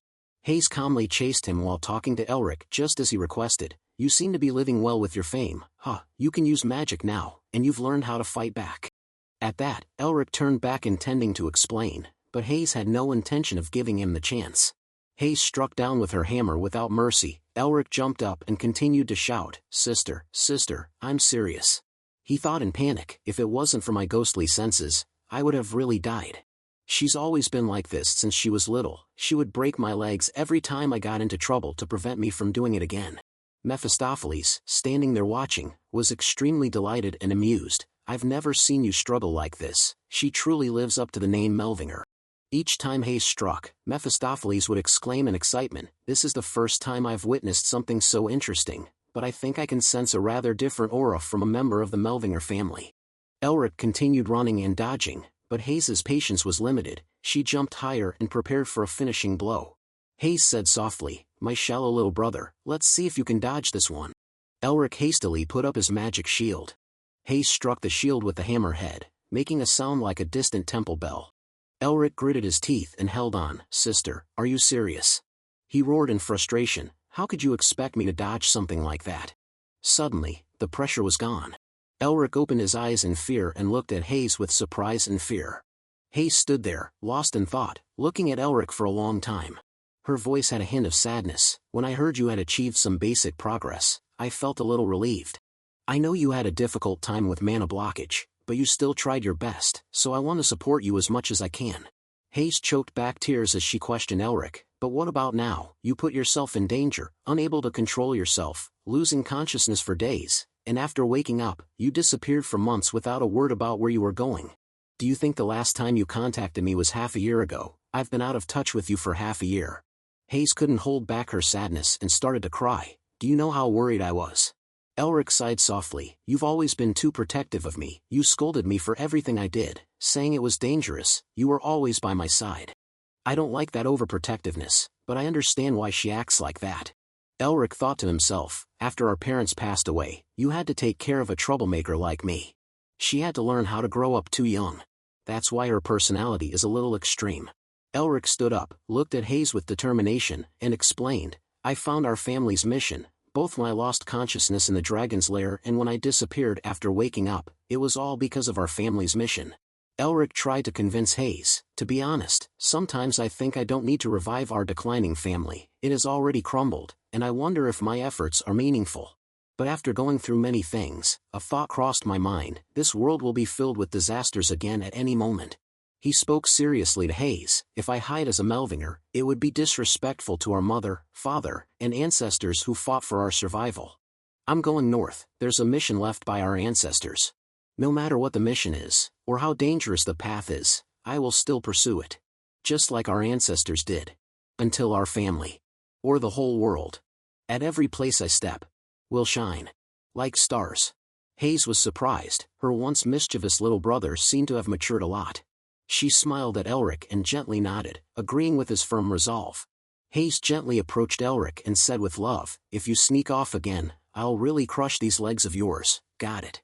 Elric was stunned. What? No, aren't you touched? Elric, I've grown up now, you won't interfere in my affairs anymore, shouldn't you say something like that? Hayes replied calmly, you said some good things this time, but how can I believe you after everything you've done? Unfortunately, you still can't escape my hammer. Mephistopheles sighed in disappointment, looking at Hayes who was crying, what a pity, she should have hit you a few more times for me. I was looking forward to your anniversary next year, forget about it, humans are really easily moved by the smallest things. Meanwhile, in another place, by a deserted riverbank, a mysterious person wearing a raven mask carefully held a container with a bird wing symbol. Inside the box is a statue of the demon Azazel, with a goat head and human body combined with a pair of wings. The mysterious person wearing the crow mask muttered in his mouth, for the resurrection of Lord Azazel. 3 months later, Elric had undergone the rigorous training of Augustine and agility. Now was the time for him to test how far his abilities went. As Elric was meditating on the cliff, an eagle suddenly swooped down. Elric covered his eyes completely unable to see the eagle, he could only feel it through his other senses. As the eagle was about to swoop down on Elric's head, his eyes flashed a light through the cloth covering his eyes. Then, Elric gently raised his arm and the eagle landed right down at his will. Agility nodded approvingly at Elric. You're a fast learner. I didn't think you'd master shadow sight so quickly. Agility was talking when suddenly a gust of wind blew past his face. Augustine suddenly appeared and attacked Elric while he was blindfolded, but Elric was still able to parry the sudden attack. Augustine said with delight, "It seems you have also mastered the devil's sight." He said to Elric with satisfaction, "You have learned everything you can hear. From now on, real combat will help you awaken faster." Elric sighed and removed the blindfold. So it's finally over. We'll never see each other again, right? Augustine said thoughtfully, "It was just like yesterday you were begging to be my disciple." Agility, well, he's a little grumpy. I have to say you're a pretty arrogant disciple. Elric laughed bitterly. You guys forgot about using the name of training to torture me, but anyway, I've learned a lot from you, thank you, my masters. Augustine looked skeptical. Are you flattering us? Agility laughed uproariously. Heavens, didn't you say you were going to head north right away? Remember to bring us some gifts, okay? Elric laughed and replied, what kind of gift? Let's never see each other again. He smiled at the two old people and told them, anyway. Remember to take care of your health, both of you. Before Elric could finish his sentence, he sped away without looking back. Agility thoughtfully asked Augustine, does this make you feel nostalgic, leader, for the days when I roamed everywhere with Set? Augustine nodded. Every day was full of fun, when I was still energetic, and now I spend the remaining short days staying here. Agility wondered, what would Set say if he was still here? Augustine immediately said, he would grumble about us sitting here waiting to die like old men. We are not even 100 years old. Augustine smacked his lips. God, we're not as old as him. Agility nodded. That's right, compared to him, we're just middle-aged guys. Augustine sighed. Let's leave that aside. How could he leave such great teachers like this? Agility continued, and then to the north alone like that disciple needs to be taught some manners. Meanwhile, Elric was handing over the Dragon Cave mining documents to Tasha. She was thanking him profusely. You're giving me the excavation of the lair directly. Thank you so much. Elric smiled and replied, I'm handing it over to you. Why are you suddenly being polite? Tasha continued to be gentle with Elric. I've prepared a carriage to take you to the north. It's right at the entrance. I'll arrange your studies at the academy. Remember to be careful. Seeing Tasha's excitement, Elric was a little amused. She's known to love dragons, so I handed it over to her, but I didn't think she'd be this happy. He pondered, anyway, I think our relationship with House Nemister is getting stronger, so everyone will probably benefit. Thinking back, there's someone who still owes me. Young Miss Isabel said she would contact me after she arrived in Carnoe. Could she have forgotten her debt to me? Meanwhile, Herman's group was on their way to find Elric, and they had been bothered by the Blue Wolves many times. Herman sighed and lamented, that damn Paul really hurt me. No matter how weak I am. I can't believe he thought this was enough to kill me. Herman looked at the slain Blue Wolves and shook his head in disgust. Isabel then stepped forward and said to her father, maybe he's in a hurry, he's gotten weaker after losing so many Blue Wolves. And he knows that if you join the Melvinger's forces, he will be in danger. Herman's Blue Hawk brothers happily patted Isabel on the head in praise. Wow, our niece is smart. That's right, brother. Why don't we stop this and go to Paul and kill him? That's right, the three of us will go together. Herman replied with a chuckle. I told you guys, the vile matter will be dealt with by me. The three of you just need to protect Isabel. Herman said resolutely, I will go to the Duke myself to thank him. Then decide how to deal with Paul later. At this moment, far from the capital, the crow-masked man was questioning Hilton. Why hasn't Paul been appointed the Blue Lion yet? Hilton stammered, there's a little problem, but don't worry, the plan hasn't encountered any obstacles. The crow-masked man grumbled, I thought it would be easy to kill a Blue Lion with blocked mana, but I didn't expect the declining Melvinger family to get in the way. He ordered Hilton, anyway, it's not time to deal with the Melvingers, find a way to appoint Paul Vile as the Blue Lion, captain of the 1st Blue Wolf Squad. Hilton. The crow-masked man excitedly told Hilton, as soon as he becomes the Blue Lion, his entire body and power will be taken away. To contribute everything he has to Lord Azazel, albeit until his last breath. Hilton immediately replied, all right, I told you not to worry. Returning to Nemister's castle, Elric was now extremely upset. No, it couldn't be. He muttered to himself, I had planned to go to the north silently. Elric lazily lamented, I am very grateful to be prepared for such a large carriage. But I don't need a driver. Carl immediately objected. My name is not Driver, but Carl. Elric continued in a bored tone. Sean too, but well, it's not bad to go on a trip with friends once in a while. Sean grumpily replied. I'm only coming because my father asked. All right. Glancing to his left, Elric sighed again. Sis, you should go home and rest. Why? Hayes smiled kindly and asked him, why? Don't you want your sister to come along? Elric quickly defended himself. No, I do. I was already excited to be with you. Then Elric looked at the opposite side with an annoyed expression. Master, you old guys should stay put. Augustine clicked his tongue and replied, Humph, you don't allow old people to go out and have fun. He shook his head in dissatisfaction. I should teach you how to behave while we're on the road breathing in some northern wind. Agility chimed in. You hurt our feelings by leaving us behind. Mephistopheles, stuck between the two old men, snapped. This is going to be a noisy trip. I hate being bothered. Elric forced a bitter smile. Oh, how fun, ha ha ha. 7 people, the perfect number for an expedition. Do you think this is a family vacation? Elric looked up at them, his closest people. At that moment, a gentle feeling welled up inside him. A warm light flickered in Elric's eyes. He unconsciously smiled happily, a rare smile on his face. Finally, Elric happily accepted the noisy trip. He even felt cheerful. Maybe a family like this wouldn't be so bad after all. Meanwhile, in the Nemister Mansion's master's office, Guy was leisurely enjoying tea beside Amlib, the shadow who had been with him for the past 30 years. After a moment of contemplation, Guy placed the teacup down and slowly spoke. So, they're all heading north. Guy furrowed his brows slightly, his eyes seeming regretful as he looked at Amlib. Amlib immediately nodded in confirmation. Yes, sir. At that moment, Guy suddenly broke into a sly smile. Guy didn't smile often, even when happy. He rarely expressed emotions, so Amlib couldn't help but ask, Master, is there something good? Guy's smile deepened as he cast his gaze out the window. Isn't it exciting? Look. The ridiculous combination he was referring to was the carriage carrying Elric's group as they left the Nemister Mansion, and as he said, it was a chaotic mix. Even though the journey had begun a few days ago, Hayes never seemed to tire of nagging Elric with a bright smile. Elric, I told you to mind your manners in front of adults. When she looked towards Sean, Hayes changed her tone to praise. Look at Sean, now that's a person of class and proper behavior. Sean, seeing this, felt elated throughout the entire journey, unable to stop smiling. Elric, compared unfavorably, pouted grumpily. Humph, proper behavior, my foot. He had forgotten that his sister was someone not to be messed with.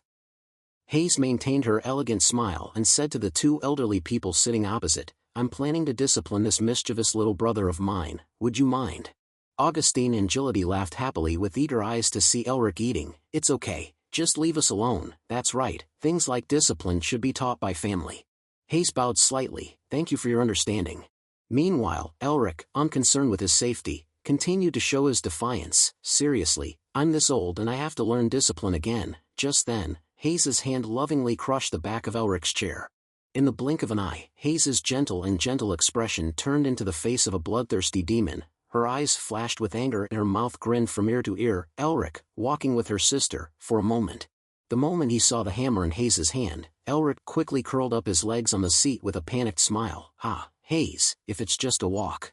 Then leave that scary thing behind, Elric said in a trembling voice, glancing at Hayes's hammer-wielding hand, whose veins were bulging. A shiver ran down his spine. Hayes smiled sweetly, grabbed Elric by the ear, and dragged him out. He could only wail in despair, begging pathetically, Hayes, let me go. Seeing Elric being dragged down from the carriage and struggling in the spattering blood, Mephistopheles burst into a happy cackle. I never thought I'd see the day Elric was dragged away. A feeling of satisfaction welled up inside Mephistopheles, causing him to grin. Oh boy, this is great. After stopping for a while to let Hayes beat Elric to her satisfaction, the carriage continued north. As noon approached, they entered a forest.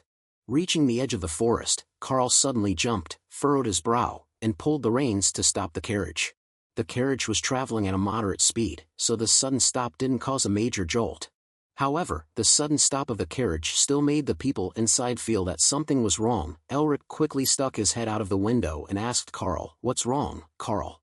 Seeing Carl thoughtfully looking ahead, Elric also turned his eyes and saw 3 men holding knives moving towards the carriage with smug smiles.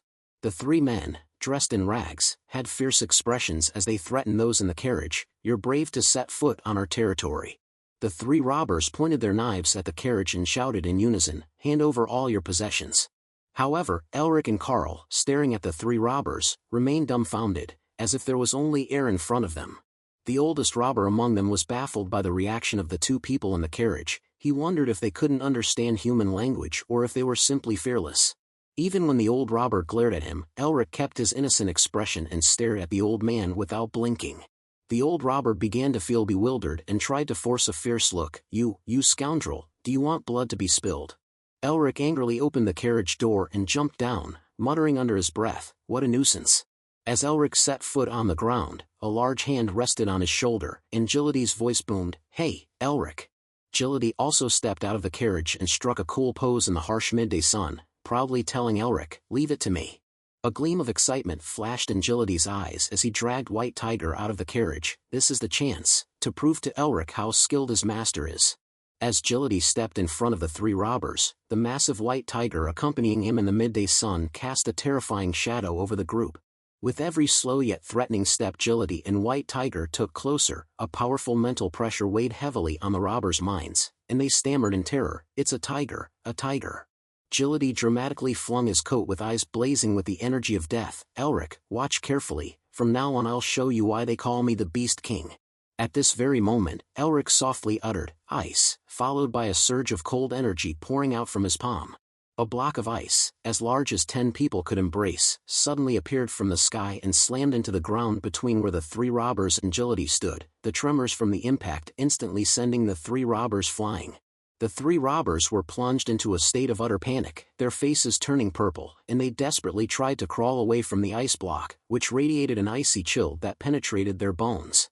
The very next second, the ice block disappeared like a puff of smoke. Gillity and White Tiger wore dejected expressions as they looked at Elric. Elric, I could handle them, why did you interfere? Elric simply snorted coldly, were you planning to turn this place into a bloodbath? Both Gillity and White Tiger displayed a guilty look, as if Elric had hit a sore spot. Elric didn't reproach them, but instead walked straight to the three robbers. These guys are definitely not bandits, they're just poor wanderers from the nearby village. Witnessing Elric's terrifying power, the three robbers hurriedly knelt down on the ground. The oldest robber pleaded desperately, please spare our lives, we have families at home, please forgive us. Elric coldly opened his mouth, what if we were just powerless good people unable to resist?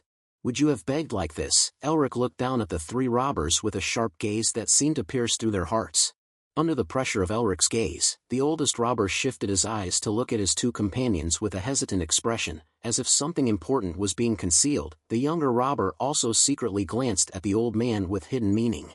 Elric quietly observed them, his brow furrowed with caution, and he sensed that the three robbers were about to do something. Expecting them to fight back, but no, the oldest robber suddenly bowed his head to the ground in a submissive manner. Sir Mage, you are right. His companions looked at him with reluctance and called him the village chief. The old village chief continued to plead with determined bows that drew blood, but they came here because I forced them, so please punish me alone. The other two robbers began to defend the old village chief awkwardly. Chief, why are you saying that? You did it for the sake of the village, you did, it wasn't your fault. A heart-wrenching plea came from the three of them, please punish us too. Elric saw this and gave a gentle but skeptical smile. Alright, let's see if your words are true. Then, Elric asked to go to the impoverished village of the three reluctant robbers to investigate, and it turned out that the situation was truly tragic. The village chief sighed heavily and explained to Elric, due to the drought and famine, our lives have been incredibly difficult for the past few years. We thought we might as well become bandits, at least we might be able to earn something for our families. The village chief continued to lament with a bitter voice, not only does it take 5 consecutive days on horseback to reach another village, but we can't leave the village to find work either, because the livestock would starve to death. At that moment, Mephistopheles sensed a faint energy that caught his attention. Elric didn't feel the strange energy like Mephistopheles did, and he was even more flustered by the village chief's tears. It's all my fault, he cried, bowing his head in regret. Augustine, after seeing their tragic situation, was moved to suggest, no matter how much the administrative power of the country is expanded, these situations will continue to occur. Elric, even though these people have committed crimes, let's forgive them, because they have unavoidable reasons. Meanwhile, Elric was pondering another issue, the reason why this land had become so barren and impoverished. He had never heard of any recent drought in this area. Seeing Elric lost in thought, Augustine continued to persuade him, taking care of the people, isn't that the responsibility of our nobility? At that moment, Elric clicked his tongue and replied, right, this isn't entirely their fault either. The village chief, upon hearing this, was overwhelmed with emotion. The old man bowed deeply before Elric with a sincere and respectful attitude. Thank you, sir. The village chief took Elric's hand with a trembling heart. We will never steal or rob again. Elric forced a smile at the old man's too tight grip. No, it's all right. Meanwhile, Mephistopheles flew above Elric, constantly looking around and grimacing. Elric finally couldn't stand Mephistopheles' unruly behavior and grumbled, Memphis, why are you flying around like that? When he looked up, he saw Mephistopheles staring intently at a distant place. Mephistopheles furrowed his brows seriously and said to Elric, though very faint, I can sense demonic energy around here. Elric couldn't help but ask in surprise, demonic energy. Following Mephistopheles' distant gaze, Elric saw a vast expanse of open plain in front of him, with dry, cracked earth and trees that had long since died. Although he couldn't sense the demonic energy as clearly as Mephistopheles, he could faintly feel a gloomy sensation engulfing the place. Elric's eyes became sharp immediately. A member of a demon slayer family would naturally not ignore this matter. Then, Elric told everyone about the demonic energy and they all advanced towards the vast barren plain. The sky above them remained incredibly blue, with no sign of any demon. Even Augustine couldn't sense any suspicious signs except for the fact that the land was too desolate. Before them stretched a desolate plain of rocks and gravel. Deep cracks on the ground looked like it had been 10 years since this place received a drop of rain. Seeing Elric still gazing intently ahead, Augustine tilted his head in doubt. Disciple, I can't feel anything. Is there something here? Elric couldn't feel anything either, so he could only stammer, yes, this is the place. But, at that moment, Mephistopheles finally spoke up, I'm sure it's buried somewhere nearby. After that, Mephistopheles pointed to a patch of land that had sunk like a shallow lake and glanced at Elric viciously. Because I brought you here, you must keep your promise to transfer the demonic energy you found to me. Elric, annoyed and grumbled, I know, you can't believe anything in this world. Then, Elric followed Mephistopheles' instructions and prepared to dig up the ground in front of him. First, I need to dig. Everyone back away. After accumulating a large amount of mana at his fingertips, Elric pointed towards the spot where Mephistopheles said he had buried the treasure and muttered, Pierce. Instantly, a gigantic block of ice slammed down, piercing the earth. The impact caused a powerful tremor, and the dry earth and rocks easily flew apart like shattered tiles.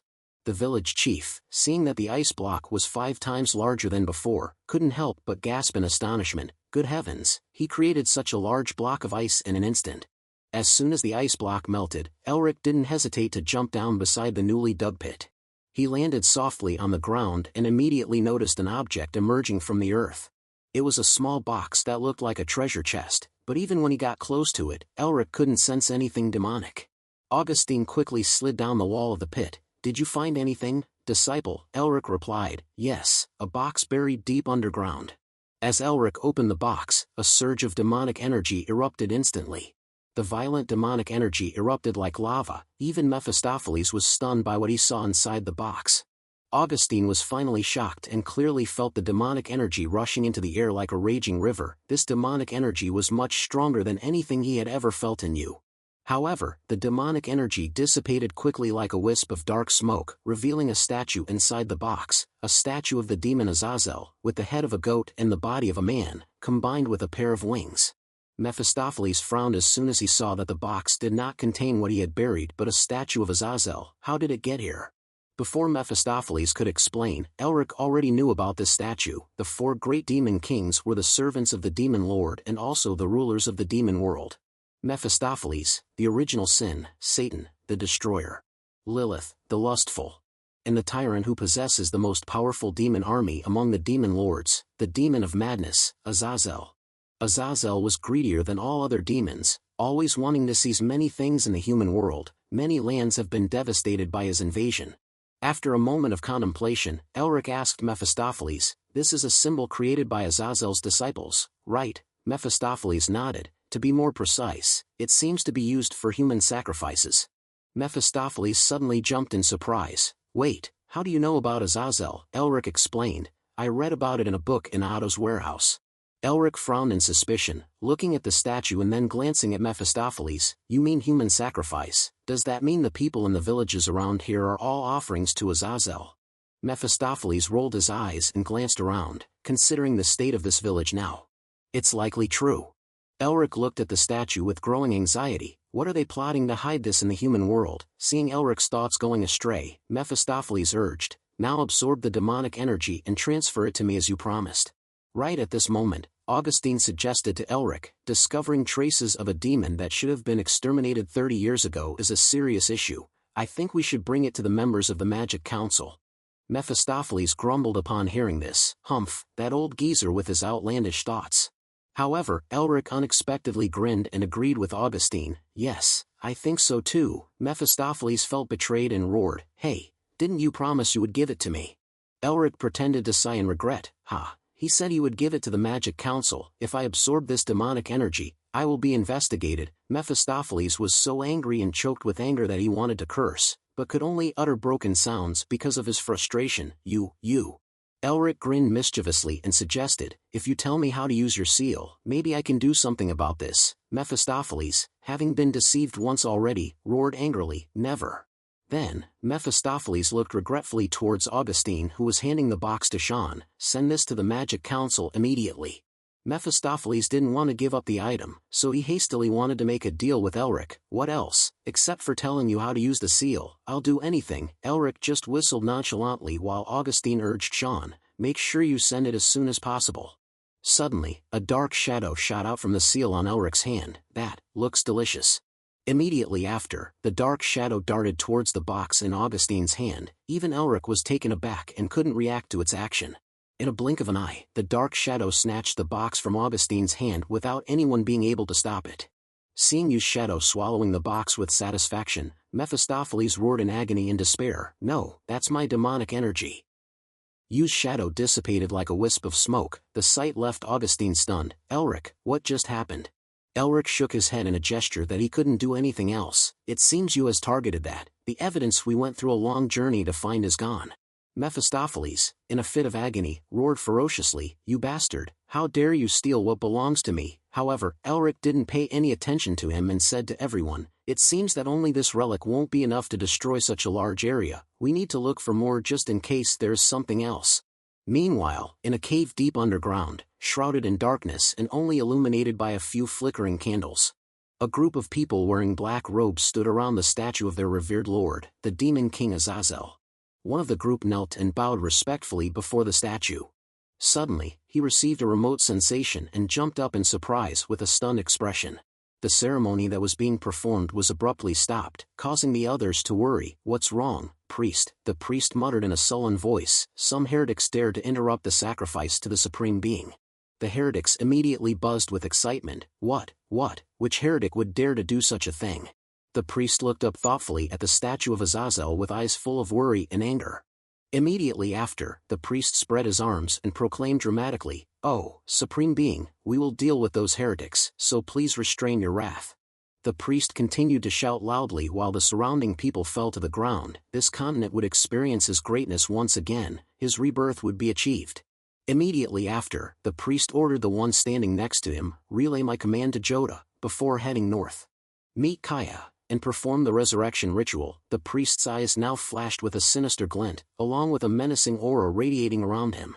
Elric's group searched until dawn the next day along the riverbank leading to the dried-up lake and found several more relics containing demonic energy. The river, after the relics disappeared, began to fill up with water again. Looking at the river flowing towards the dried-up lake, Elric couldn't help but feel heartache. Why hasn't anyone discovered what the demons have been doing in this land for so long?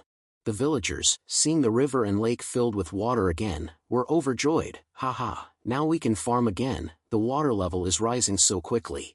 Elric, with a heart full of bitterness, looked towards the villagers who were so happy that they were crying. The lives of so many innocent people have been sacrificed. Augustine, seeing this, patted Elric's shoulder in comfort. "We've already submitted the evidence to the Magic Council, so they'll conduct a thorough investigation soon, and those members of the Magic Council responsible for this area will be punished." Augustine sighed in regret and advised Elric, "I would also like to behead those bastards responsible for all of this, but this is no longer within our jurisdiction." Elric finally temporarily accepted this situation. He's right, because the Magic Council will intervene. Those bastards won't dare to act so recklessly like this anymore. The priority now is to find the Flower Temple and complete the winter mission. And then I will crush all these demons. Elric's eyes flashed with deep determination and a burning will to fight. As Elric's group returned to the road passing through the village chief bowed his head and said sincerely, thank you all very much." Elric chuckled and replied, "Now that the drought is over, please take good care of everyone in the village, we must go." Elric had walked a while before the village chief hesitantly called out to him, "Wait, wait." The village chief cautiously asked Elric, "Esteemed mage, can you at least tell me your name?" Elric, full of pride, revealed his identity, Elric Melvinger. Everyone was stunned when they heard Elric's surname, the Star Duke, the hero of Marascent. No wonder he's so strong. The village chief watched Elric's retreating figure with deep admiration. "Melvinger, the stars of the Empire are shining again." After returning to the carriage, Elric's group immediately continued on their journey. This time, the inside of the carriage was no longer as chaotic as before. The atmosphere had become heavier due to the sudden appearance of items related to Azazel. The carriage had only traveled a short distance when it stopped. Carl said from inside with a worried tone, "Elric, I think you should go outside for a bit." Elric grumpily stuck his head out to look at the front of the carriage. "Carl, what is it this time?" Carl looked back at Elric with a confused expression, as if he didn't know what was going on either. This. At that moment, a group of people wearing black masks, in frock coats, and standing in neat rows, were blocking Elric's carriage and boldly declared, "We come from the Royal Inspection Council." Elric did not hesitate to go out to greet them. One of the 5 people wearing masks that covered their features, revealing only a narrow slit for their eyes, aggressively stepped forward to face Elric. The masked man arrogantly raised his chin and gave Elric a contemptuous look. "Elric Melvinger, right?" Elric, seeing his arrogant and proud attitude, immediately laughed maliciously with the anger boiling inside him. Look at his audacity. The Intelligence Agency, the Assessment Agency, or the Inspection Council are organizations under the Emperor and the royal family. Everyone knows they are monsters who will stop at nothing, from kidnapping and imprisonment to murder without hesitation to complete their mission. Their fighting ability is comparable to the Magic Tower of the Necromancer Alliance and the Grand Master family led by the Golden Lion. Thinking that the Inspection Council would rush all the way to this remote and desolate place, Elric immediately understood the reason. Because such a top organization didn't grasp the activities of the demons until they discovered the artifacts and sent reports to the Magic Council. No wonder they rushed here immediately. Elric was already annoyed by a group of irresponsible people who directly managed this area and couldn't do anything. Now he met another group of people who came in front of him flaunting their authority, which made him even more annoyed. After a sigh of annoyance, Elric smiled slyly. Even if they have the Emperor's backing, to talk like this from the beginning isn't it too much? So Elric did not hesitate to respond with a similar attitude, calmly raising his chin with a mocking and arrogant smile. "Yes, indeed." The leader of the intelligence team was stunned by Elric's arrogant attitude. "Is that so?" Immediately after, he glared at Elric with the 4 men behind him joining in. "How dare you speak so casually?" The leader of the intelligence team erupted with powerful energy, threatening Elric. "We are agents of the Imperial Intelligence Agency. People like you should know how to behave with respect towards us." Elric casually stood there flicking the dirt from his nails and clicked his tongue. "So what?" The leader, enraged by the provocation, continued to yell. "What did you just say?" Elric immediately glared and released his energy. "Even if you are from that intelligence agency, in your own right, you are at most just the commander of the Empire." The people from the intelligence agency were immediately weighed down by Elric's energy and pressure. They couldn't even stand straight in front of him. Elric's power pressed down on the bodies of the intelligence agency members, causing them to sway and writhe in the pressure. Behind Elric, a Parview appeared with a ferocious face and sharp teeth. Elric also showed his anger clearly on his face. Since when did a low-ranking official dare to disrespect a duke like that? Ha! The leader of the intelligence team finally couldn't withstand Elric's overwhelming energy and fell to his knees. How on earth did he do that? The leader of the intelligence team became increasingly confused. Could his skill level be close to that of a master mage? After showing off a bit of his power, Elric summoned you back to the seal. Taking this opportunity, the leader of the intelligence team glanced at a member of his team standing behind him. The person standing behind the leader was also the only member not knocked down by Elric's energy. The two exchanged glances for a short moment. Immediately after, the leader of the intelligence team nodded slightly, signaling that he understood what the other person meant. The leader of the intelligence team immediately took off his mask, lowering his voice and speaking respectfully to Elric. "We apologize, sir." After revealing his face, the leader bowed respectfully and added, "Please forgive us for our disrespectful behavior towards you." Mephistopheles, seeing that the arrogant leader had finally been forced to bow his head, laughed gleefully and praised Elric. "You really always know how to show others who's boss." Elric mumbled reluctantly, I only did that because if I had pretended nothing happened, they would treat me like a joke and later take advantage of it, baring their fangs at me. Elric warned the leader of the intelligence team one last time with a stern look. If you make such a mistake again, I will talk to the noble council directly. The leader of the intelligence team bowed even lower. I will remember that, sir. While bowing down, the leader of the intelligence team secretly expressed his resentment. Just a person with a nominal title of Duke, daring to act so arrogant, you cursed brat. At that very moment, Augustine's voice rang out, you're lucky. When the leader of the intelligence team looked up, his eyes turned white with fear. Augustine continued in a cold voice, I can't believe someone dared to disrespect my student. Although he didn't deliberately release his chilling aura, Augustine himself created a threatening atmosphere. If I had seen you first, your head would be rolling on the ground now. The leader of the intelligence team was terrified, clutching his chest as if he was having a stroke. Augustine Nemister. Seeing Elric laughing and talking to Augustine, the leader of the intelligence team's mind became dizzy and disoriented. He is the student of the strongest person in the magic tower, it's ridiculous. The leader of the intelligence team swallowed hard with his clenched teeth, both bitter and panicked. As soon as he returned, he had to kick the old employee's ass and replace all the new intelligence team's personnel. Afterwards, everyone calmed down and decided to sit down and talk properly. A set of magic furniture was created. The leader of the intelligence team sat down opposite Elric and acted much more polite than before. Allow me to introduce myself again.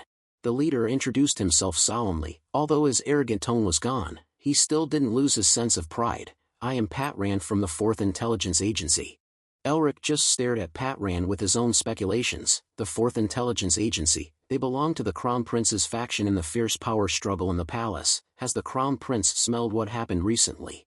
Pat Rand noticed Elric remained silent, so he politely continued, it seems I'm wasting your time, so I'll get straight to the point. However, Elric responded with an indifferent expression, bluntly throwing cold water on his face.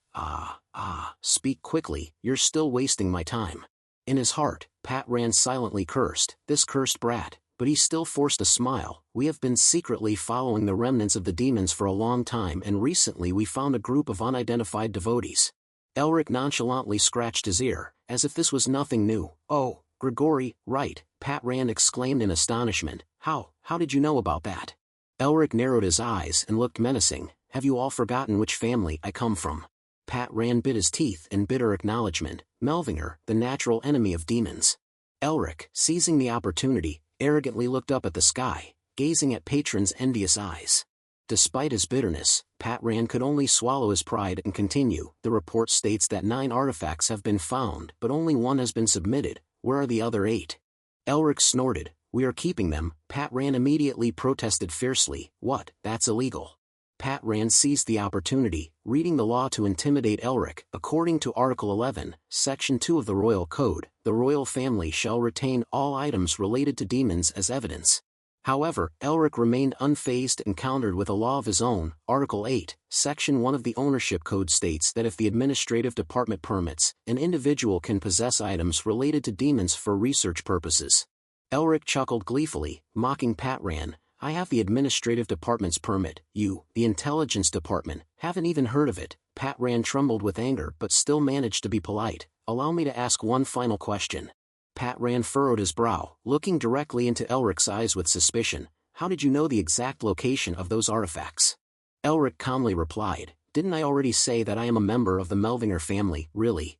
Pat Rand was so angry that his face turned purple but still only dared to politely exclaim. Such a vague answer was not convincing enough. Elric immediately frowned with eyes filled with murderous intent. So you want me to reveal family secrets to the intelligence department? Pat Rand gritted his teeth bitterly. This cunning fox, he wasn't even aware of his own position. He kept using the name of that ancient family as an excuse. Elric calmly waved his hand to dismiss the troublesome people. I think that's enough of my answer, let's end it here. With both hands clutching his thighs in anger, Pat Rand tried to keep his voice down, thanking him for his cooperation. In the end, the intelligence department's carriage had to leave dejectedly, unable to extract any further information. At this moment, everyone in Elric's group got off the carriage. Sean was the first to open his mouth. Oh wow. Sean chuckled teasingly at Elric. You're too crazy, even the all-powerful intelligence agency dares to turn back. Hayes, on the other hand, was serious in her encouragement to her brother. You did well, Elric. If you had just stood there and let them push you around, I would have cracked their skulls one by one. Sean, seeing this, rubbed his forehead and sighed, "Oh my, those two siblings are exactly alike." Meanwhile, Agility was worried. "Elric, the intelligence department is very stubborn. Once they bite, they'll never let go. Is it okay to leave things like this?" Elric responded calmly, "No, it's definitely not okay." Right after that, Elric smirked, "Master knows, I'm not the type who would let things end easily, am I?" Sean, hearing this, immediately broke out in cold sweat. What trouble is he going to cause this time? Augustine chuckled, seeming very satisfied with his student. Elric continued with a calculating voice, "I'm not the type who would let someone who has a hostile attitude towards me for no reason. Getting out of things easily isn't going to happen." Elric's cunning smile deepened, and his eyes flashed with a brilliant gleam of malicious scheming. That night, the intelligence department's carriage stopped in the middle of the forest. In the silent, shadowy space of the thick night engulfing the forest, cold gusts of wind blew through, bringing with them an indescribable sense of dread. Among the dense trees, in a place where no one else was present, Pat Rand suddenly knelt in front of the person he had locked eyes with during his meeting with Elric. "I feel very ashamed of myself, I apologize." The man sitting on the rock calmly responded to Patron's sincere apology. "Look up, Agent Pat Rand." The ring in the man's hand suddenly emitted a faint light, carrying with it a vague illusion on his body. The man continued in a gentle voice, "You are not the one who should be ashamed. It is I, the Crown Prince." Finally, as the light of the illusion faded, the man revealed the magnificent royal attire he was wearing. At this moment, the entire scene was captured by the gaze of a bat hanging upside down on a branch, seemingly harmless. No one could have known that Elric was watching everything through the eyes of that harmless bat, and he broke into a cheerful smile. "It seems someone's taken the bait." The Crown Prince frankly admitted his problem. "I was the one who wanted you to meet the Melvingers. I was blinded by petty jealousy, underestimated my enemy, and acted recklessly." Pat Rand, hearing this, became flustered and didn't know what to say. The Crown Prince even lowered his voice and offered an implicit apology to Pat Rand. "I made you suffer humiliation because of my incompetence." Pat Rand, startled and moved, quickly stopped the Crown Prince. "Your Highness, please don't say that." The Crown Prince raised his hand to interrupt him. "However, everything that has happened so far has been a personal matter." The Crown Prince returned to the matter at hand and instructed Pat Rand, "Our top priority is to eliminate the hidden remnants of the demons." Pat Rand immediately bowed respectfully. "Yes, Your Highness." The Crown Prince's voice began to grow more serious. "You said that Commander of the Empire Garrett is one of Grigori's subordinates, right?" Pat Rand affirmed firmly. "Yes, we have confirmed that. They are all demons, and everything related to those artifacts is connected to them." The Crown Prince emphasized the command with particular force. "In order to gain an advantage in the struggle for the throne, we must successfully defeat the demons in this war." The Crown Prince's eyes flashed with a menacing glint. "There is no room for error here." Pat Rand bowed his head deeply with a resolute gaze. "Yes, Your Highness." Then, the Crown Prince swept his robe and boarded the carriage immediately. Only Pat Rand watched him with eyes full of fervor. The more Pat Rand looked at the Crown Prince, the more he felt pity for him. He had been unable to forget his former fiancée, Lady Isabel. He had no choice but to prioritize political ambition over his love for her in order to secure the throne. The reason he had concealed his identity and come here now was perhaps because he wanted to see for himself what kind of person Elric Melvinger was, the person rumored to have saved Lady Isabel. This was probably for his own peace of mind, but now, unexpectedly, we had created an opportunity for that brat to humiliate us, even though we should have crushed him. In Patron's heart, deep admiration surged for the Crown Prince. He was the son who would lead the Empire to brighter days. It was for this reason that Pat Rand harbored a deep resentment towards Elric. "We must avoid any further involvement with that Elric Melvinger. In other words, we need to get rid of that Elric Melvinger completely." At this moment, Patron's eyes were filled with murderous intent, and malicious schemes were also brewing in his heart. The sharp eyes of a harmless bat saw through everything, including the blatant hostility on Patron's face. That night, at midnight, a great battle was about to take place. Pat Rand spoke boldly to the members of the 4th Intelligence Agency, the Royal Intelligence. "Listen, this is the territory of demons, where demons are rampant throughout the land. Search every nook and cranny of this place and leave no stone unturned, kill them all." And then, a fierce battle erupted in the territory of Commander of the Empire Garrett. A merciless sweep by the intelligence agency began with a deafening explosion. Coincidentally, Elric, Hayes, and Sean were on the hill overlooking Garrett's territory at this very moment. Even more coincidentally, they were wearing the uniform of the intelligence agency. Elric watched the explosion and smirked. It seems it has begun. Now, we should move too. With another tremor shaking the nearby hill, all three of them simultaneously lifted their feet off the ground. After throwing themselves down the slope, with agile leaps like squirrels, Elric's group jumped into the flickering flames below Garrett's territory. Elric was filled with excitement. Sending his confidants to spy on those from the intelligence agency had been a wise choice. Thanks to this, he had been able to obtain more information than expected. In Elric's eyes, although knowing that the prince was currently incognito with the intelligence agency was intriguing, knowing the secret base of the demons was the most valuable information. Elric landed in Garrett's territory with the exhilaration of winning the lottery, ready to execute a sinister plot. Keep fighting until your blood stains this land, intelligence agency, and the commander of the Empire's family. And I will take this opportunity to plunder the mansion engulfed in this fierce battle. In Elric's plan of a fisherman's gain, when the remnants of the demons and the intelligence agency were close to each other and fighting a desperate battle, he would seize the ancestral relic and flee. Only Elric, Hayes, and Sean were involved in the infiltration mission because Elric's masters would open an escape route for them outside. As they approached the residential area of the territory, Elric pulled out a pitch-black mask. Putting on the mask and blending in as a member of the intelligence agency, Elric confidently led the way into the mansion. Heh, Memphis, let's go hunt. At this moment, continuous bombardments were being created by fireballs falling from the sky. Garrett's territory was being heavily ravaged by smoke and flames. The three of Elric's group were rushing towards Garrett's mansion, ignoring the thunderous explosions around them. It's only a matter of time before the intelligence agency attacks here. We need to infiltrate the mansion as quickly as possible. Sean ran, hesitant as he saw many civilians running in the opposite direction. It seemed he was worried about those innocent people. Although he was unsure whether this was right, Sean quickly regained his focus on the plan and nodded to Elric. Understood. The three of them continued to rush towards the heart of the territory with all their might, but Elric noticed Sean's hesitation. Finally, they reached the outer wall of the mansion. Elric didn't hesitate, accumulating mana in his hand. Quickly, let's break through this wall and get through. Immediately after, hundreds of ice arrows formed in the air, aiming at the sturdy wall. With a spell from Elric, the ice arrows instantly launched towards the wall. Hundreds of ice arrows simultaneously collided with the wall, creating an energy explosion that caused half the wall to crumble in the blink of an eye. The soldiers and servants standing behind the wall were immediately panicked. What? The wall has been breached, the intelligence agency has come here. However, Elric didn't give the soldiers and servants behind the wall a chance to flee like the civilians. He continued to create hundreds more ice arrows. Sean, watch closely. Immediately after, Elric unleashed a barrage of arrows at those people without mercy. The ice arrows pierced multiple points on their bodies. However, surprisingly, when the ice arrows dissipated, the soldiers and servants were still alive. Even though they had been hit in the chest, they glanced at each other and nodded to each other. In the next second, a powerful transformation took place in the bodies of the soldiers and servants. Their muscles inflated like balloons, tearing the clothes from their bodies. With the surging demonic energy, the servants and soldiers revealed their true forms, demons. Elric looked at the newly revealed demons and emphasized to Sean, this is the truth. Elric tried to dispel Sean's anxiety. My masters will protect those innocent people. In that moment, Sean's mind seemed to awaken from its haze. He realized that the people who remained, defending the place, were all demons, so there was no need to hesitate or show mercy to them.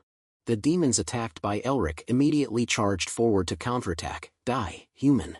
Elric didn't pay attention to the demon attacking him. He continued to tell Sean, so, you don't need to hold back your strength. Before Elric could finish what he wanted to say, Sean became clear-headed and decisive, charging forward.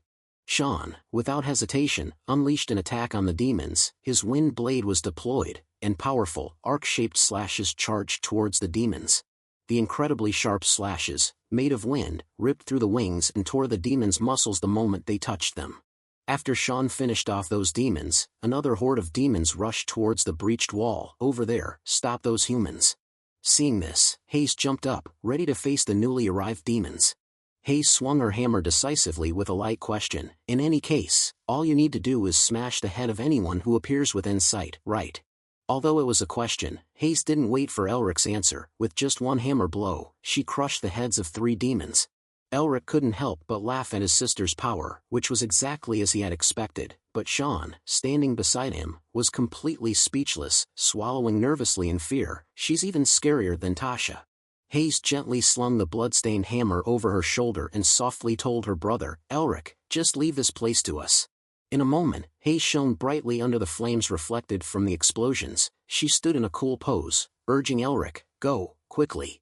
Elric didn't respond, immediately charging off. Following the trail of demonic energy that Mephistopheles sensed, he left behind the roars and howls of the demons, trying to stop him. Meanwhile, in a secret chamber beneath the mansion of Commander of the Empire Garrett, 3 demons were laboriously carrying a large statue of Azazel out of a massive safe. Seeing the 2 smaller demons struggling, the large demon shouted, reminding them, be careful. The sudden scolding startled the 2 smaller demons, and they almost dropped the statue. The large demon was certain that even the intelligence agency would struggle to find this place. He impatiently stomped his feet, urging the smaller demons to move the statue. He wanted to take advantage of the fact that the intelligence agency's people were still busy searching the place and smuggle the artifacts out through a secret passage. Just then, ice appeared on the ceiling above the demon's head, and large cracks were spreading quickly. Startled by the noise, the large demon lifted his head to check what was happening on the ceiling. The very next second, before he could even register what was happening, a section of the ceiling collapsed onto the ground, with Elric's foot lightly bouncing on it. The large demon was crushed to a pulp in a flash, squeezed flat between the floor and ceiling, his blood splattering like bright red tomato juice. Elric laughed gleefully and stomped a few more times on the crushed demon. See, Memphis, I'm not so bad after all, am I? The 2 smaller demons carrying the statue instantly trembled like a dog in a wet sack. How did he find this place? Elric instantly erupted with energy, a delighted laugh escaping his lips. We've found ourselves another lavish feast. Shortly after, the raging fire ignited by the intelligence agency's forces spread to Garrett's mansion. At this moment, the owner of the mansion hadn't even had time to escape as planned. He was instead receiving bad news from his subordinate, causing him to slam his fists on the table and chairs in rage. What did you just say? Garrett shouted in astonishment. The Royal Intelligence Agency found the underground chamber. Did they? His subordinate urged in a panic. Yes, sir, I think we need to get out of here quickly. Garrett gritted his teeth and stubbornly wasted time speculating. Only my closest people know about that place. How could they have found it in such a short time? Garrett pondered over and over, only to find one possible explanation. It can't be. There's a spy in my ranks. At this moment, a giant fireball descended outside the window behind him. The fireball landed directly in Garrett's office, causing an explosion that shook the night sky, a situation even demons would struggle to survive. Indeed, Garrett's subordinate was buried in the rubble and died instantly with a shattered head. Immediately after, a group of people entered the collapsed office and Patron's voice rang out. I was curious to know who the commander of the Empire Garrett was. So it's you, Kaya. Pat Rand led the intelligence agency's forces into a face-off against the leader of the demons without any hesitation. Of course, for a high-ranking demon like Kaya, the previous explosion wasn't enough to kill him. He shed his fat, fleshy disguise as the commander of the Empire Garrett, revealing his true form and stepping out of the rubble with deep resentment. Seeing Kaya injured on one arm, Pat Rand gleefully unsheathed his sword. You little rat, you're always escaping, but finally, we've caught you. Kaya gritted his teeth and furiously rebuked Pat Rand. Pat Rand, you not only planted spies in our ranks but also stole my treasure. Who's the real rat here? Pat Rand tilted his head in confusion, looking at Kaya. Treasure, what are you talking about? Kaya yelled back sharply. Don't pretend you don't know. With his rage rising, Kaya extended his sharp claws and easily healed the minor wound on his arm. Throwing off his previous dejected appearance, Kaya regained his domineering aura and declared with fiery spirit, I assure you, you will spew out the truth after I cut off your limbs and make you taste suffering. Pat Rand was no less imposing in his demeanor. He channeled energy into his raised sword and proclaimed, in the name of the royal family, from now on, I will execute the traitor Kaya. Immediately, both sides charged towards each other without hesitation, launching their attacks. Kaya and Pat Rand clashed with the determination to eliminate their opponent. Their demon energy and sword energy erupted, ready for a fierce confrontation. As the two forces collided, 2 powerful energy streams exploded, creating successive waves of violence that crashed out of the building. Not only the sound but also the aftershocks from the energy explosion instantly reached the base of the mansion, causing the ground to shake violently. Hearing the loud explosion, Sean couldn't help but worryingly ask Hayes, is Elric causing trouble again? Hayes couldn't guarantee her foolish younger brother wouldn't invite more trouble, so she could only patiently wait. At that moment, Elric's voice echoed from inside the mansion. Hayes. The very next second, Elric shot out from a side entrance of the mansion, using all his speed. Both Hayes and Sean fixed their eyes on Elric with anxious hearts. As soon as he escaped the mansion, Elric grinned widely and said to Hayes, "It's time."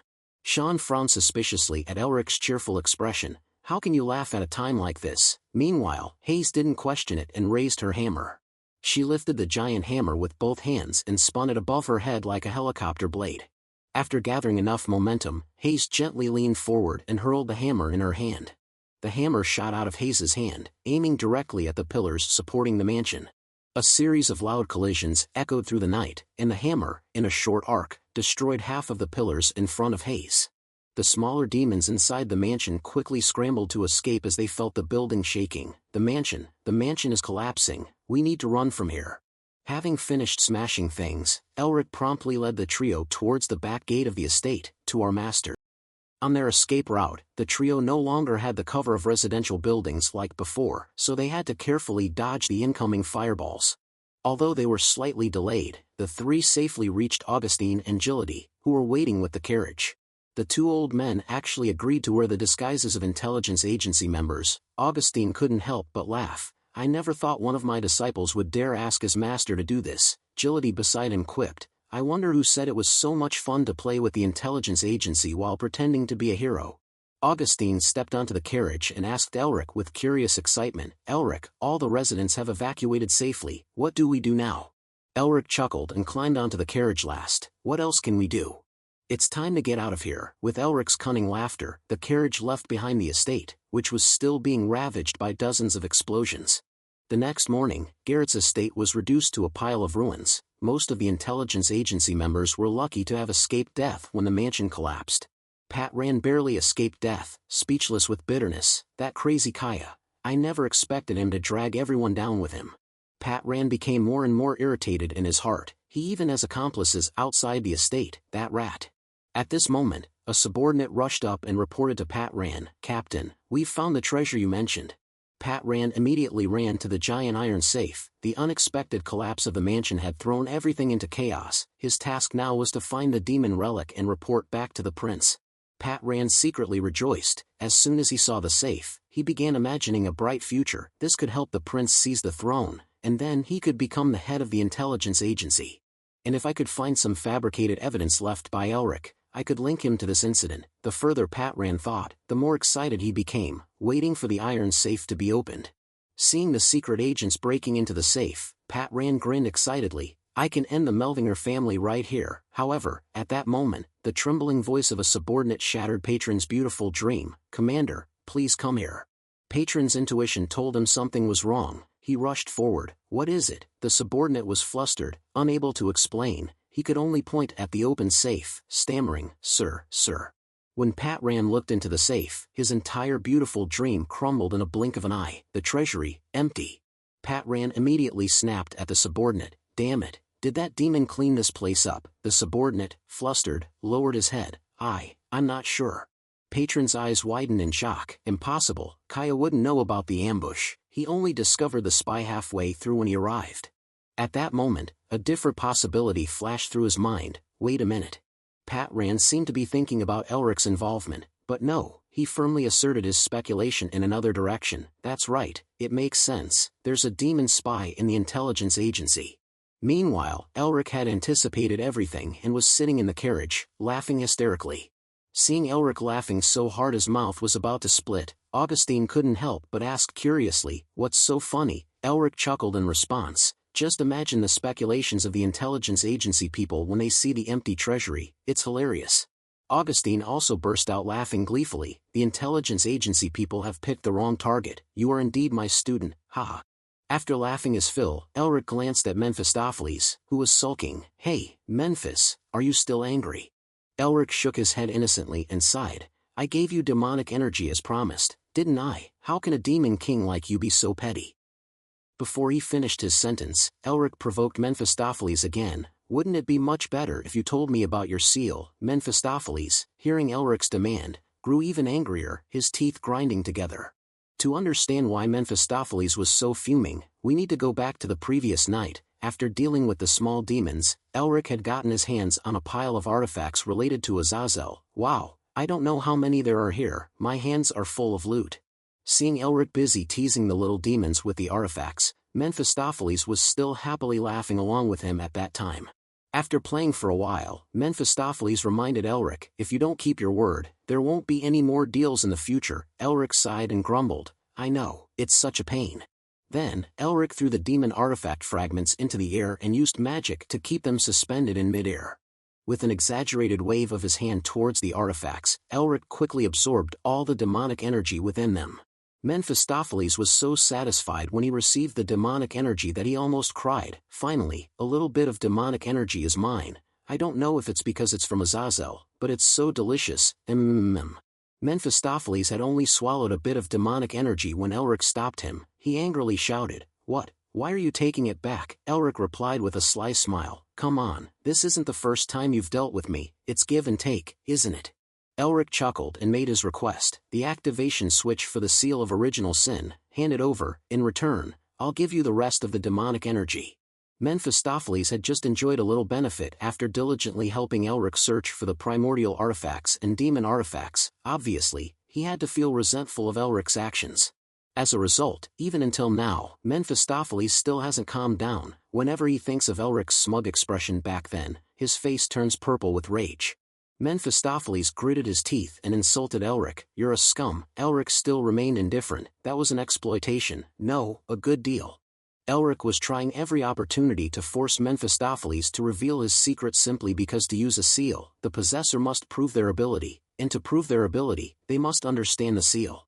If Elric wanted to understand the seal of original sin, he needed to obtain a lower-level seal of the same type. The problem was that Mephistopheles didn't know the names of any of his subordinates because he only cared about himself, so Elric could only try to rely on the wolf tattoo at the highest place to search for more clues.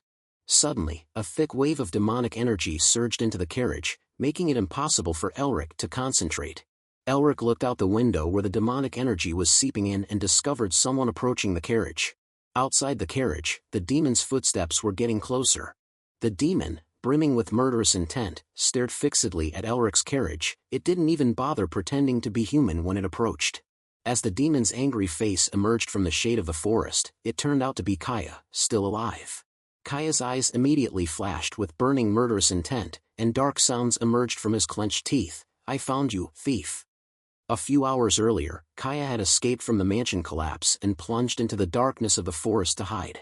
As he walked, he gritted his teeth and cursed those who had put him in this situation. The intelligence agency, Pat ran. Kaya ran furiously, his footsteps lifting off the ground. No way I'm giving up so easily. The primordial artifact that they stole, it had a scent that only I can smell. Immediately, Kaya shot up into the air, hurriedly flying along the trail of the artifact, still clearly visible in the forest. Kaya was full of confidence and a thirst for revenge. Despite his left arm being severed, once I absorb the primordial artifact and strengthen the seal, I'll tear you all apart. Kaya, driven by fury, dashed through the night and charged towards Elric's carriage. As soon as he detected Kaya's demonic energy outside the carriage, Augustine chuckled and teased Elric, thinking about the motivation that allows a demon to walk under the sunlight. It seems like he's angry at someone. Hayes, seeing the powerful demonic energy, quickly stood up. I'll go check, sir. However, Augustine smiled and stopped her. Sit down, dear, there's nothing for you to get involved in. Hayes looked at Augustine in bewilderment. Excuse me, do you mean? Augustine replied with a gentle smile. Isn't it the one who sent the invitation to that guy who should come out now? Elric, seeing through Augustine, pulled out a tiny Azazel statue the size of his fist. That's right, Hayes, you're the one who called him here. I think there's still a lot to snatch from him. Hayes immediately understood the issue and couldn't help but worry. Don't tell me you're targeting the seal. Elric grinned gleefully. If the fat is in the cat's mouth, refusing it wouldn't be polite, would it, sister? Meanwhile, Kaya was outside cautiously evaluating the carriage, a carriage belonging to the nobility but without any guards. Unbelievable, are they trying to trick me with this pathetic thing, these idiots? After feeling that the carriage posed no threat to him, Kaya grinned excitedly. I'll take back the primordial artifact. At that moment, Elric stepped out of the carriage and spoke. I was worried you wouldn't come, but you did. Elric put on a mask, transforming into a member of the intelligence agency, and held up the small statue to taunt Kaya. You're here for this, right? Kaya was highly alert when he saw Elric actively appearing. Who are you? Elric calmly walked towards him. You ask me. Immediately afterward, Elric removed his mask. Beneath the pitch-black mask, Elric's face beamed with a radiant smile. When Kaya noticed the crude lines on the cheap, fake mask in Elric's hand, he was taken aback. Obviously, someone from the Royal Intelligence Agency wouldn't use such a smudged mask. Kaya was both shocked and furious to realize he had been easily fooled. No, it couldn't be. Immediately, Kaya's anger towards Pat Ran and the intelligence agency was directed solely at Elric. He gritted his teeth, as if he wanted to shatter them. The demonic energy erupted violently, forming a surging wave of power that crashed towards Elric. He roared like a wild beast, "You dare deceive us! I will crush you into pieces." Kaya charged towards Elric without hesitation, ignoring the severed left arm that continued to leak a substance similar to human blood. Elric remained unfazed by the demon, while Mephistopheles, seeing the demon's formidable power, taunted Elric, "Are you sure you'll be alright?" After angering him like that, even with a missing arm, he's still a demon with a powerful seal. Kaya concentrated the demonic energy in his palm and raised his sharp claws high, screaming, "Die!" Kaya's aggressive stance was like a wolf pouncing on its prey, but Elric stood calmly, observing. Only when Kaya's claws struck did Elric gracefully lean back to dodge. He felt a thrill within. "Excellent, I've always wanted to see how strong I've become. And I've decided on some things I need to do during this time," Elric said casually to Mephistopheles, while deftly leaping backwards to avoid Kaya's second attack. Landing on one knee, Elric confidently raised his head, a smug smile on his face, and looked at Kaya. With a massive surge of mana erupting from the seal on his right arm, Elric declared with fiery intensity, "I will exterminate the demons." He raised his fist to his chest, calmly clenching it. He wasn't going to engage in physical combat with Kaya. At that moment, colossal, pointed ice shards shaped like spindles appeared around Elric. They all converged towards the energy center that was Elric. Immediately after, Elric pointed towards Kaya. The ice shards shot forth like arrows, directly at the charging demon. Kaya was overwhelmed by Elric's power as the barrage of ice shards charged towards him. His eyes were filled with images of intimidating, blindingly golden mana ice blocks. Though he felt a flicker of fear, Kaya quickly regained his composure. He tensed his hand once more. With a single sweeping strike, Kaya effortlessly shattered the ice shards charging towards him. "You think such magic can stop me?" he scoffed. After crushing the ice obstacles, Kaya charged forward, closing in on Elric with a smug, arrogant demeanor. "A mage like you, and you dare let me get close? Ha ha, you're finished, little brat." Kaya's triumphant laughter echoed. He was only an arm's length away from Elric, but Elric remained unfazed and swung his own fist. On the surface, neither side seemed to have an advantage, and the shock waves generated by the two fists spread outwards. The moment their fists collided, a deafening explosion occurred, sending debris flying around. The energy blast propelled Kaya backward instantly, forcing him to sink to the ground, his hand gripping the earth, his mind in disarray. How can a mage be this strong? In contrast, Elric was not moved by the collision with Kaya. He stood calmly amidst the thick cloud of dust. However, as Elric examined the hand that had just clashed with Kaya, he shuddered. A massive amount of poison was clinging to his hand. If he continued fighting, this could be incredibly dangerous. The poisonous substance in Kaya's demonic energy was creeping through every pore of Elric's body, seeping into his veins. Elric hurriedly used magic to suddenly chill his right arm, stopping the poison from spreading. "So this is the power of his seal. I'll freeze it to prevent the poison from spreading. But this is just a temporary solution. I need to be careful not to be exposed to more poison during the fight." Kaya, knowing that Elric had been poisoned, was extremely pleased. The little brat stopped the poison by freezing his hand. Ha, a pathetic trick. After a moment of contemplation, Kaya quickly devised his next attack. He strained the muscles in his severed arm, releasing a massive amount of demonic energy from his seal. The dense demonic energy surrounding Kaya began to turn a dark purple. He roared with arrogance, "What about this? Let's see how you freeze a poisonous wind." With those words, Kaya flapped his wings forcefully, blowing the demonic energy, laced with poison, towards Elric. Gusts of wind attacked Elric, surrounding him from all sides. The thick poison quickly infiltrated his body through his pores. Elric was disconcerted by Kaya's cunning trick. "Damn it, his poison is creeping into my body. I can't freeze this." Though he was on the defensive, Elric remained calm. A spark of inspiration flickered in his eyes. I can still do something to break his attack. Immediately, Elric spread his arms and cast a spell to freeze the moisture in the air. The snowflakes that formed carried a portion of the poison in Kaya's wind. He then swung his hand towards Kaya, pushing all the frozen snowflakes against the flow of the poisonous wind, back towards him. The dense, small snowflakes swarmed around Kaya's face, blinding him, but they had little effect when they hit his body. After a dramatic wing flap that dispersed the delicate snowflakes, Kaya shouted arrogantly, "You're so stupid, you think the magic I use could harm me." However, his proud face quickly stiffened as he looked towards Elric. While Kaya's concentration was distracted by that thick white snow, Elric had already disappeared from his position. Elric had used power to move stealthily and quickly approach Kaya from behind. Before Kaya could detect Elric's presence, he seized the opportunity to cast a binding spell. Instantly, an ice chain materialized, wrapping around Kaya's body and securing his feet to the ground. The tightening chains radiated a chill, freezing Kaya's entire body, preventing him from moving. He uttered incoherent words in shock. "Wait, wait." Elric chuckled as he gathered cold energy in his hand. "Come on, ending it here wouldn't be interesting." Immediately, he used a move he hadn't used in a long time, a technique that had forced countless races, including demons, to kneel before the Snow Mountain King. The Snow Mountain King's secret technique, Shattering Ice Palm, a single strike pierced Kaya's internal organs instantly. Kaya collapsed to his knees, engulfed in unimaginable pain. More importantly, he couldn't handle the mental shock after witnessing Elric's power. A human, can use the Snow Mountain King's secret technique and use power. Elric clearly wouldn't waste his time explaining to him. He gently placed his hand on his head with a cold, sharp gaze. With a flash of murderous intent in his emerald eyes, Elric calmly opened his mouth. "You don't need to know anything." Immediately after, Elric didn't hesitate to absorb Kaya's demonic energy. His body, drained of vitality, began to crack like a statue under immense pressure. It only took a few seconds for Kaya's demonic energy to be completely absorbed by Elric. His body collapsed onto the ground instantly. Elric sighed, a hint of worry fleeting through him as the situation a moment ago was truly more dangerous than he expected. Meanwhile, Mephistopheles, observing everything from behind, fell into a different line of thought. Annihilate demons, he dared to say in front of him. He thought that while they had no choice but to work together now, they would inevitably become enemies to face in the future. This thought made Mephistopheles feel excited. He secretly smirked behind Elric. "This is perfect, this is exactly what I was hoping for." After eliminating Kaya, Elric remained outside looking at his body for a long time, carefully reviewing the dangerous situation that had just occurred. Suddenly, his mind spun in dizziness, his vision blurring rapidly. Elric collapsed to the ground, clutching his chest in pain. Black blood gushed out from his mouth, a sign that Kaya's poison had spread deep into his body. Hayes and Augustine saw Elric fall and rushed to check on him.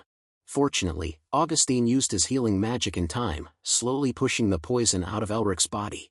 After purifying the poison in Elric's bloodstream, Augustine kindly asked him, "Elric, are you okay?" Elric struggled to stand up with Hayes' help. "Yes, I feel better now."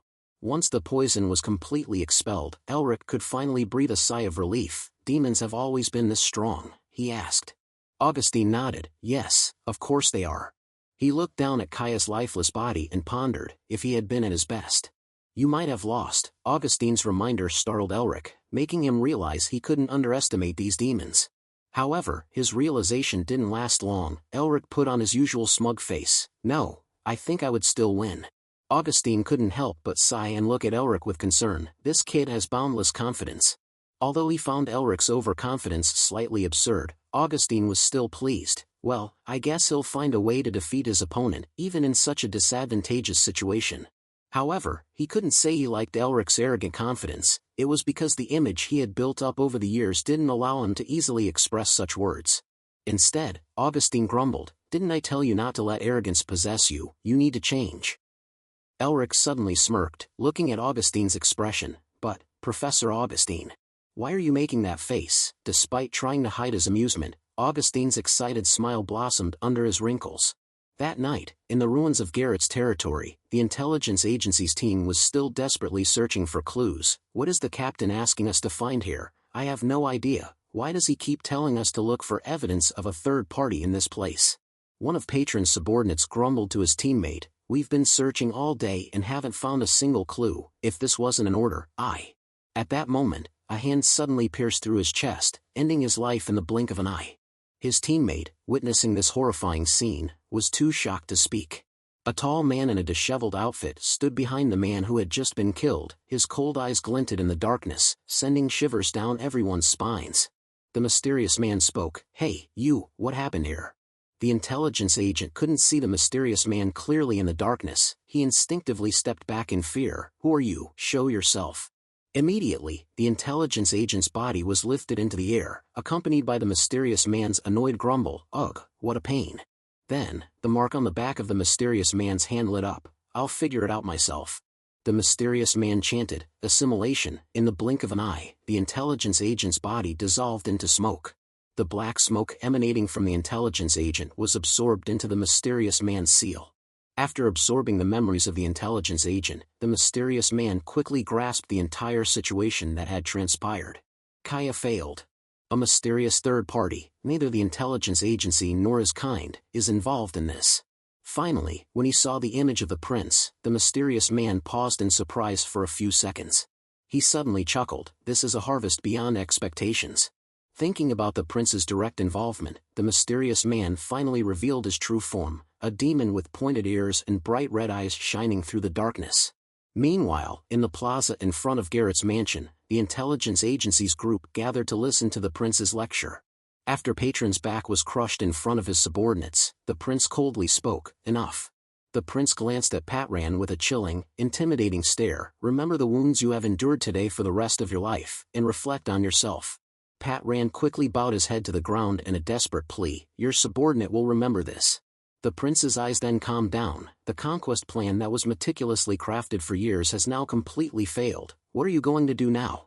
Patran remained buried in the pool of blood and respectfully replied, "According to your servant's report, the commander of the empire, Garrett, is not the only believer in Grigori. Fortunately, the agents we dispatched to other branches can still continue to gather information at their headquarters." The prince nodded and continued, "Does that mean the plan for this place hasn't completely failed?" Patran quickly responded, "Yes, the commander of the empire, Garrett's plan, was simply a mistake made by your servant's team 4. Then, the prince coldly turned and left. "All right, Patran, clean up this mess and then proceed to the assembly point." Just then, a piercing scream echoed, causing the prince's steps to halt in panic. The members of the intelligence agency, who were about to disperse, were suddenly attacked by a horde of demons, their screams echoing in the night. "Ambush, horde, demons." Patran, unfazed, drew his sword and shouted towards his subordinates who were fleeing in disarray, "Everyone, form ranks." Patron's command, the intelligence agency members quickly regained their composure and stood up to fight the demons.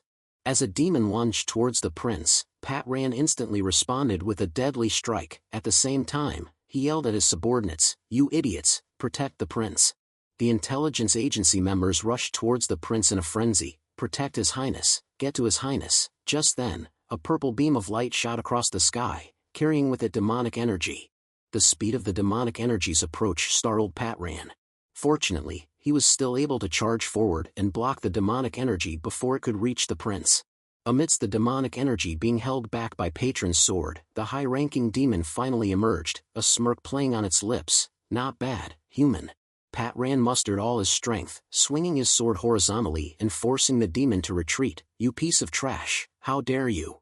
However, the demon leader paid no attention to Patron's insults. It pointed towards the prince and laughed gleefully. "It's you. You are the prince." The demon leader revealed its target without hesitation, making the situation even more tense.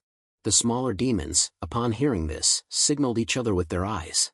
Immediately after, the smaller demons all rushed towards the prince, their excited roars echoing, "The prince, he is the prince."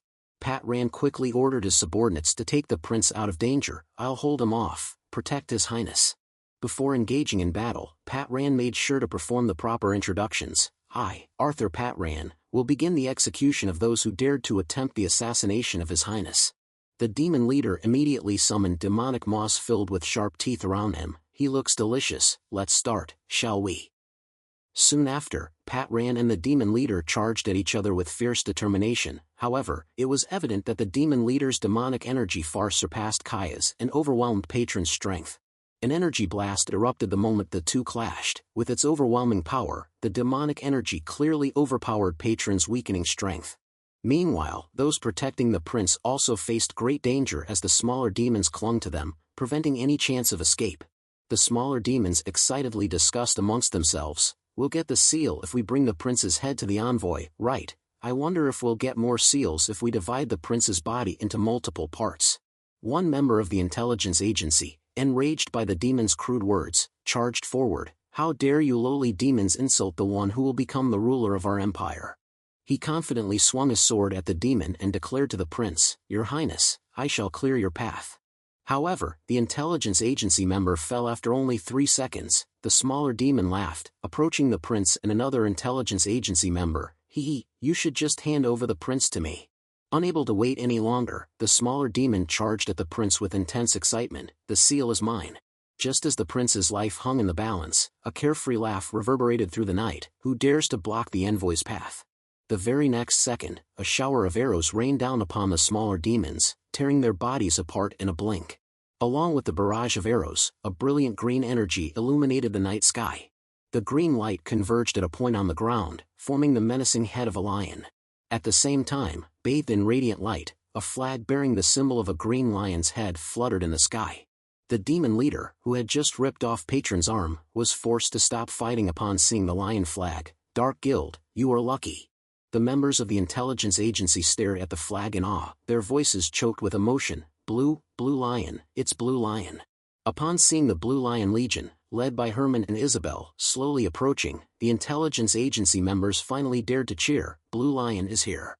Herman, regaining his former glory, immediately commanded his troops, "My soldiers, eliminate the enemy." Seeing the Blue Lion soldiers effortlessly slaying the smaller demons with a single swing of their swords, the intelligence agency members rejoiced. "We're saved." However, the prince showed no signs of joy at being rescued from imminent danger. He remained focused on a particular spot. Clearly, the prince's gaze could not be diverted from Isabel from the moment he saw her. Now, she shone even brighter, more confident and captivating than ever before. After a brief bombardment of the demonic army, peace finally returned to the land. Patran, following protocol, reported to the prince, "Although we were able to eliminate most of the demons with Blue Lion's help, we were unable to defeat the demon leader." The prince, seeing Patron's missing arm, offered no further reprimand. He turned to Herman and said, "Thank you." Herman bowed respectfully. "Your Highness, I am relieved that you are safe. I was going to escort you back to the palace, but since you have the intelligence agency with you, I will take my leave." The prince nodded in agreement. "You must be busy, then. Go on." Herman smiled and bowed once more. "Thank you for your understanding." As Herman turned to leave, the prince curiously asked, "But may I ask where you are headed?" Herman smiled brightly and glanced at Isabel with a knowing look. "I am searching for Elric Melvinger." Isabel blushed slightly when her father mentioned Elric. The prince couldn't help but notice the clear happiness on Isabel's face, but he suppressed his jealousy with an indifferent demeanor. "I understand." Isabel paid no attention to the prince whatsoever. Her carefree smile of happiness as she thought about Elric only fueled the jealousy burning in the prince's heart. The prince quickly turned and left, his heart filled with resentment. "All right, farewell." The prince's heart swelled with envy and rage, causing his eyes to flash with murderous intent. "Elric Melvinger, it's always him." Meanwhile, Elric's carriage had reached a frigid territory. Snow continued to fall relentlessly since they entered the region. Elric leaned out of the carriage, observing the surrounding scenery. His eyes shone with anticipation as he looked towards their destination.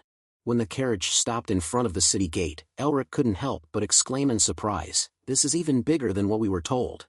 As far as Elric knew, the flower temple he wanted to reach was located somewhere behind this city wall, but as soon as he peeked out of the carriage, he felt something strange behind the wall.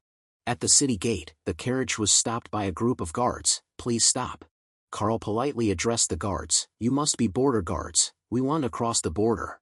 However, the border guard captain abruptly raised his hand to stop them. "I'm sorry, but you can't go through here." The guard's resistance further confirmed Elric's suspicions that something was wrong behind the wall. He squinted his eyes and scrutinized the guard's expression. Seeing the guard's firm attitude, Elric was forced to step down and ask them, "What happened on the other side of the wall?" The border guard captain explained, "Monsters outside the city wall have been causing trouble lately, and inexplicable phenomena have started to appear.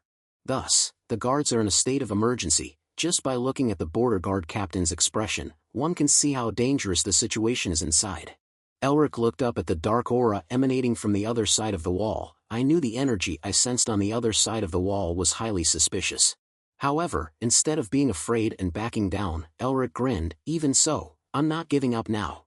Right after that, Elric mischievously turned to Carl and said, "Carl, give them the passport." Carl immediately nodded at Elric. "Understood." He searched his pocket for the passport he had prepared beforehand.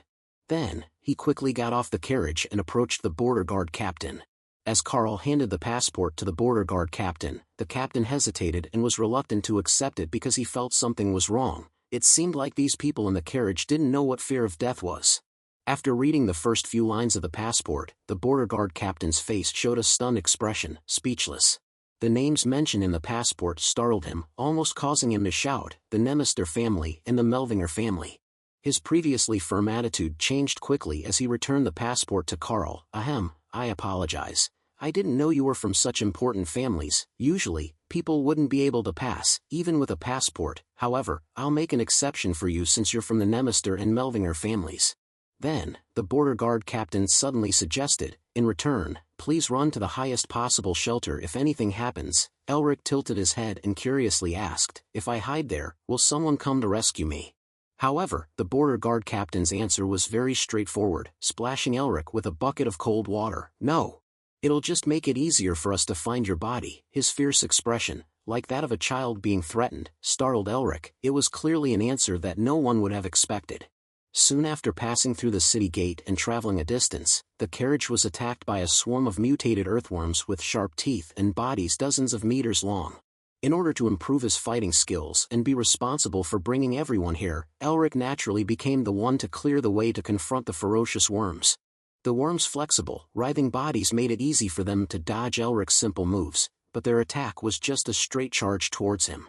Therefore, in the exchange of blows, Elric was able to grasp and predict the exact moment to counterattack, making it impossible for the worms to dodge anymore. As the worm lunged towards him with its gaping mouth, Elric immediately summoned a giant ice spear that plunged directly into its head. Even if the worm moved slightly faster than expected, its attack was still a straight line, so the ice spear would inevitably pierce a part of its body. Although he had found a way to deal with the worms, what bothered Elric most was their sheer number. These earthworms kept charging towards him like crazy. At this moment, another worm jumped from behind Elric, its mouth gaping open like a vacuum cleaner, producing a sharp, swirling sound that served as a dangerous warning for him. Elric immediately turned towards the worm and judged its position with his sharp eyes. The worm lunged upward from below while Elric was flying through the air, forcing him to quickly spin and face it. After his battle with the demon last time, Elric felt he couldn't use the seals he had obtained as proficiently as before. He wanted to take this opportunity to retest his fighting ability, and he grew increasingly suspicious, wondering if his mana would be a hindrance in the future if he obtained more seals, preventing him from using them to their full potential. Although there were many questions left unanswered, Elric couldn't dwell on it now. It would take time to find out. He brushed aside those vague thoughts and created dozens of small ice spears that pierced the worm's body randomly, allowing him to escape from danger at the last minute.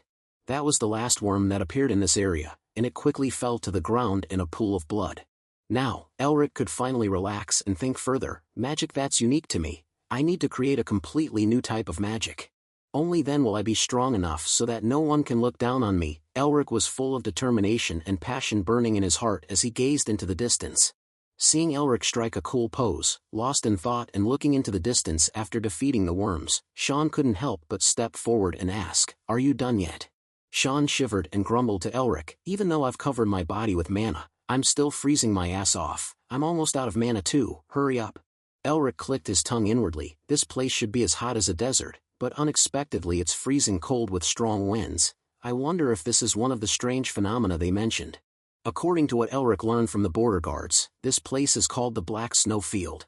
The name Black Snow Field is simply a metaphor, because the land here is poisoned and pitch black, making it look like a field of black snow. That's the meaning behind the name. On the other hand, this place is also full of monsters, and even the Empire has had to give up on conquering it. It's a forbidden zone that even great mages of level 8 and above may not be able to pass through safely. Seeing Elric lost in thought again, Sean walked over and put his arm around him. Sean put on a skeptical face and asked, "Hey, Elric, is the Flower Temple, or whatever it's called, really a place that has been abandoned by the gods?"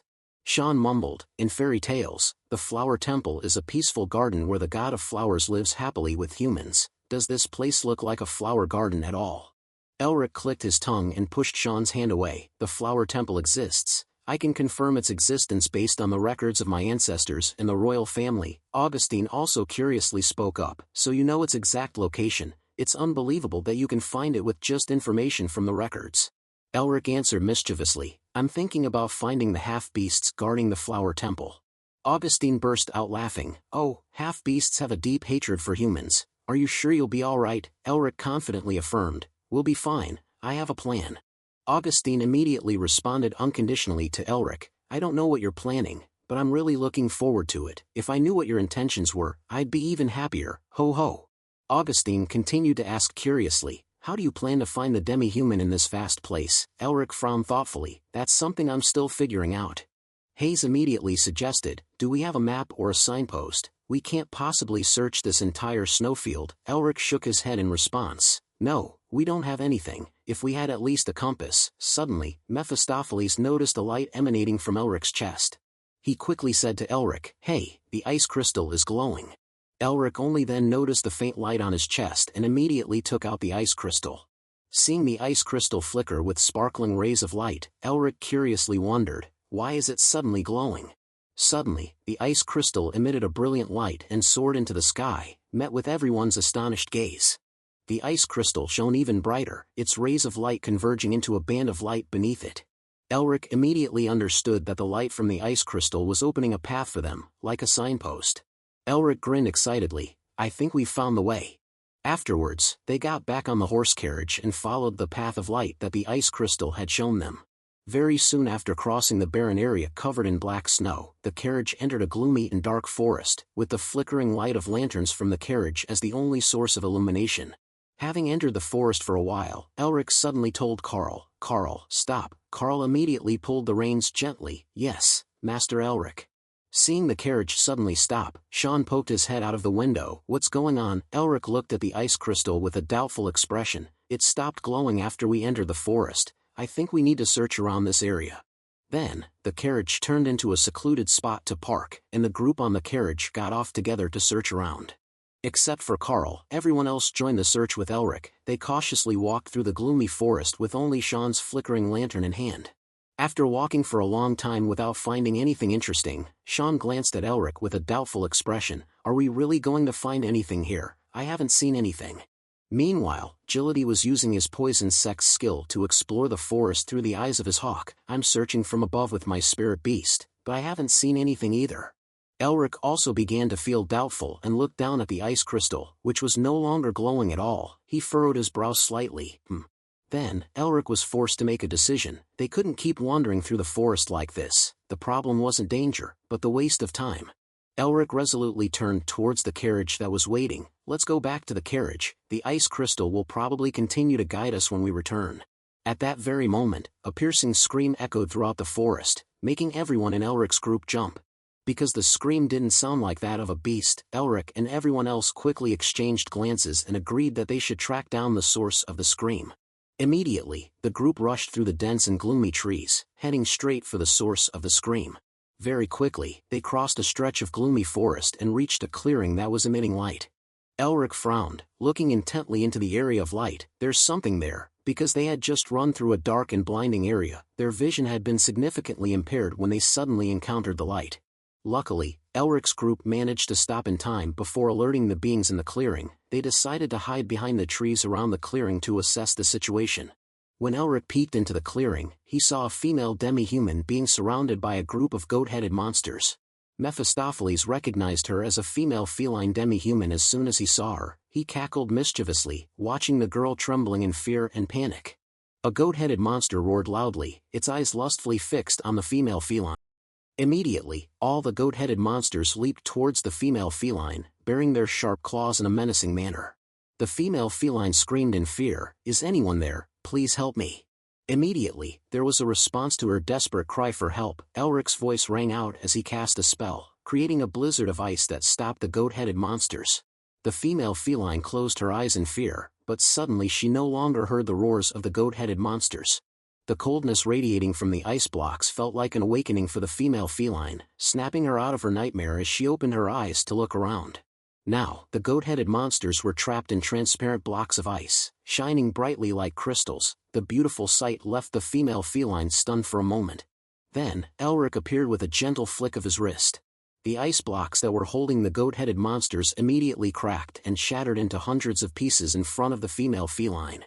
Elric stepped out from behind a tree with a friendly smile, asking the female feline, "Are you all right?"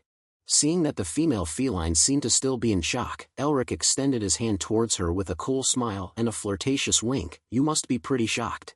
Elric's awkward expression and cheesy lines made Mephistopheles burst into laughter, mocking him. "You have no acting talent." Elric awkwardly cleared his throat, ignoring Mephistopheles' mockery, and continued to speak to the female feline. "If you're injured anywhere, I'll heal you."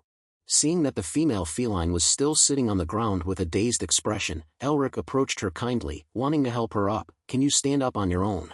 However, just as Elric was about to touch the female feline, a flash of anger appeared in her eyes. The female feline coldly brushed Elric's hand away with a scolding, "I don't need help from a human."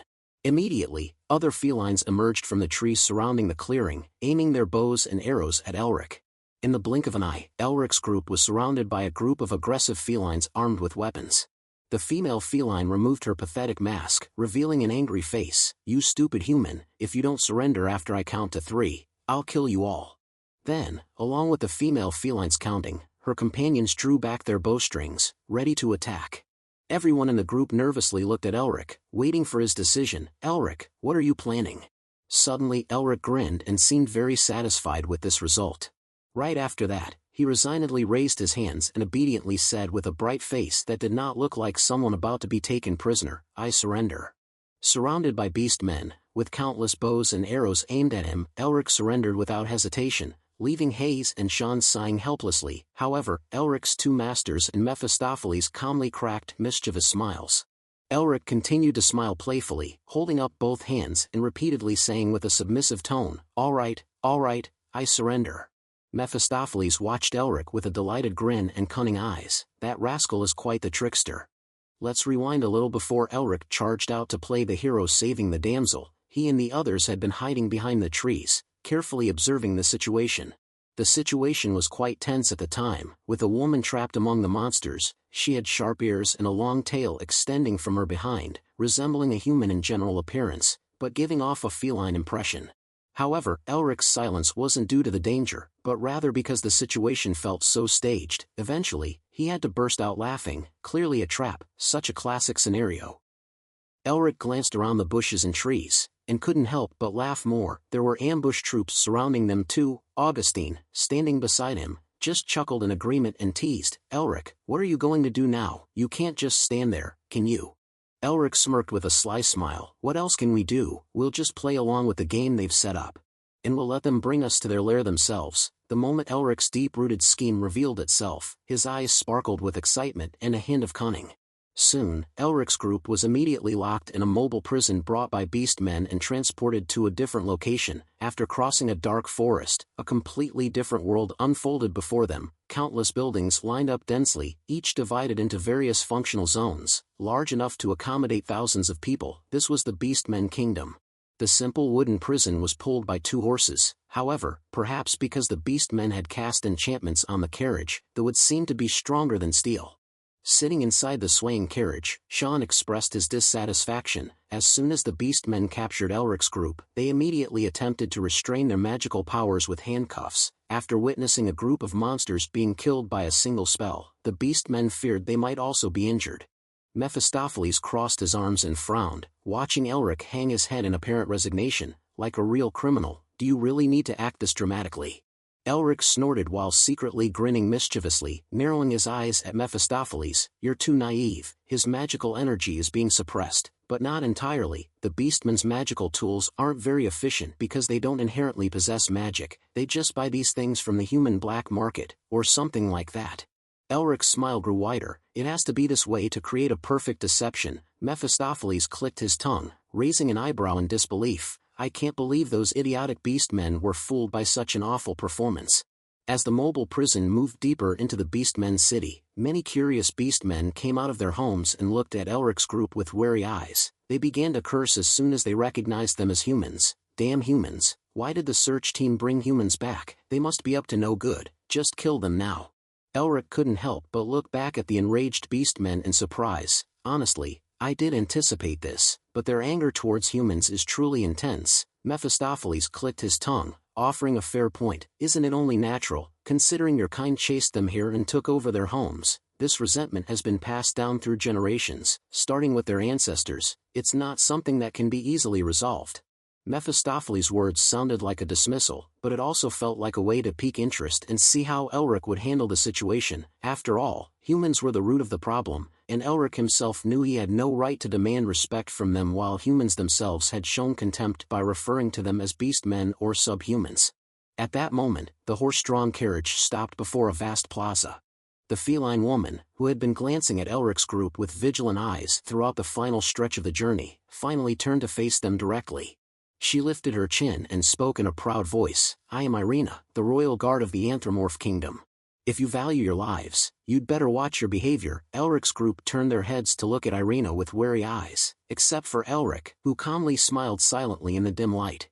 Then, when Irina's eyes met Elric's, he instantly changed his expression, like, "Oh, my God, I'm so scared," and pretended to be surprised and worried, opening his eyes wide, but there wasn't a hint of fear in his eyes. Mephistopheles muttered in astonishment, "There's no way anyone could believe this performance. Do they have crossed eyes or something?" Yet, Irina's nose and the beastmen soldiers' snouts twitched as if they believed Elric was truly afraid. Irina's voice remained loud and resonant as she looked towards the towering castle behind her. "Our great king himself will interrogate you." Soon, Irina brought the prisoners to the castle's grand hall. Everyone accompanying Elric wondered when he would finally stop with this tedious act. However, Elric completely ignored everyone's dispirited looks. In fact, his mind was overflowing with thoughts that things might turn out better than expected. Mephistopheles also started to feel that Elric's acting was unnecessary and curiously asked him, "Surely you have some plan in mind, that's why you went straight to the heart of the enemy's base, right?" Elric entered the castle's central hall with a confident smile. "Of course, the beastmen won't refuse me." Waiting for Elric's group in the Grand Hall were about 10 high-ranking officials of the Beastmen Kingdom, standing in a straight line, staring intently at the prisoners for a long time. Despite being stared at by those murderous glares, Elric chuckled internally, telling Mephistopheles, "Because I possess the power they've craved for centuries, the Beast King's combat technique and body-strengthening art." The body-strengthening art, this is the forbidden technique that Elric had researched and recreated after years of delving into the Blood Demon's principles. According to Elric's deductions, the Tiger clan, who had self-proclaimed as the royal family of the Beastmen for generations, had finally reached the brink of extinction due to numerous wars. After the recent death of the Tiger King, the Beastmen Kingdom had become disorganized due to internal conflicts. The Beastmen's strength and the royal family's power would ultimately fade if the body-strengthening art was missing. But what if the body-strengthening art, the embodiment of the king's authority, appeared, something that could help restore the royal family's power? Just imagine how valuable it would be. Elric let out a confident chuckle, but Mephistopheles just clicked his tongue and shook his head. "You're going crazy with excitement thinking you can sell it for a sky-high price." At the same time, Irina guided Elric's group to the center of the grand hall. She knelt on one knee, showing respect as she bowed to the king sitting on the throne before her. Immediately after, Irina reported in a serious tone, "Your Majesty, the great king of Anthropomorph, I have brought the prisoners." The king, seated on the throne, nodded in praise of Irina. "Well done," but Elric sensed that his voice lacked the authority of a beast king. When he curiously looked up, the truth about the current beast king left him astonished. The beast king had a set of sharp, shiny claws, seemingly well-maintained, but his back of his hand was chubby and not muscular at all. The beast king also had sharp fangs like a tiger, but their length only protruded slightly from his jaw, giving the impression of a child's baby teeth rather than those of an adult.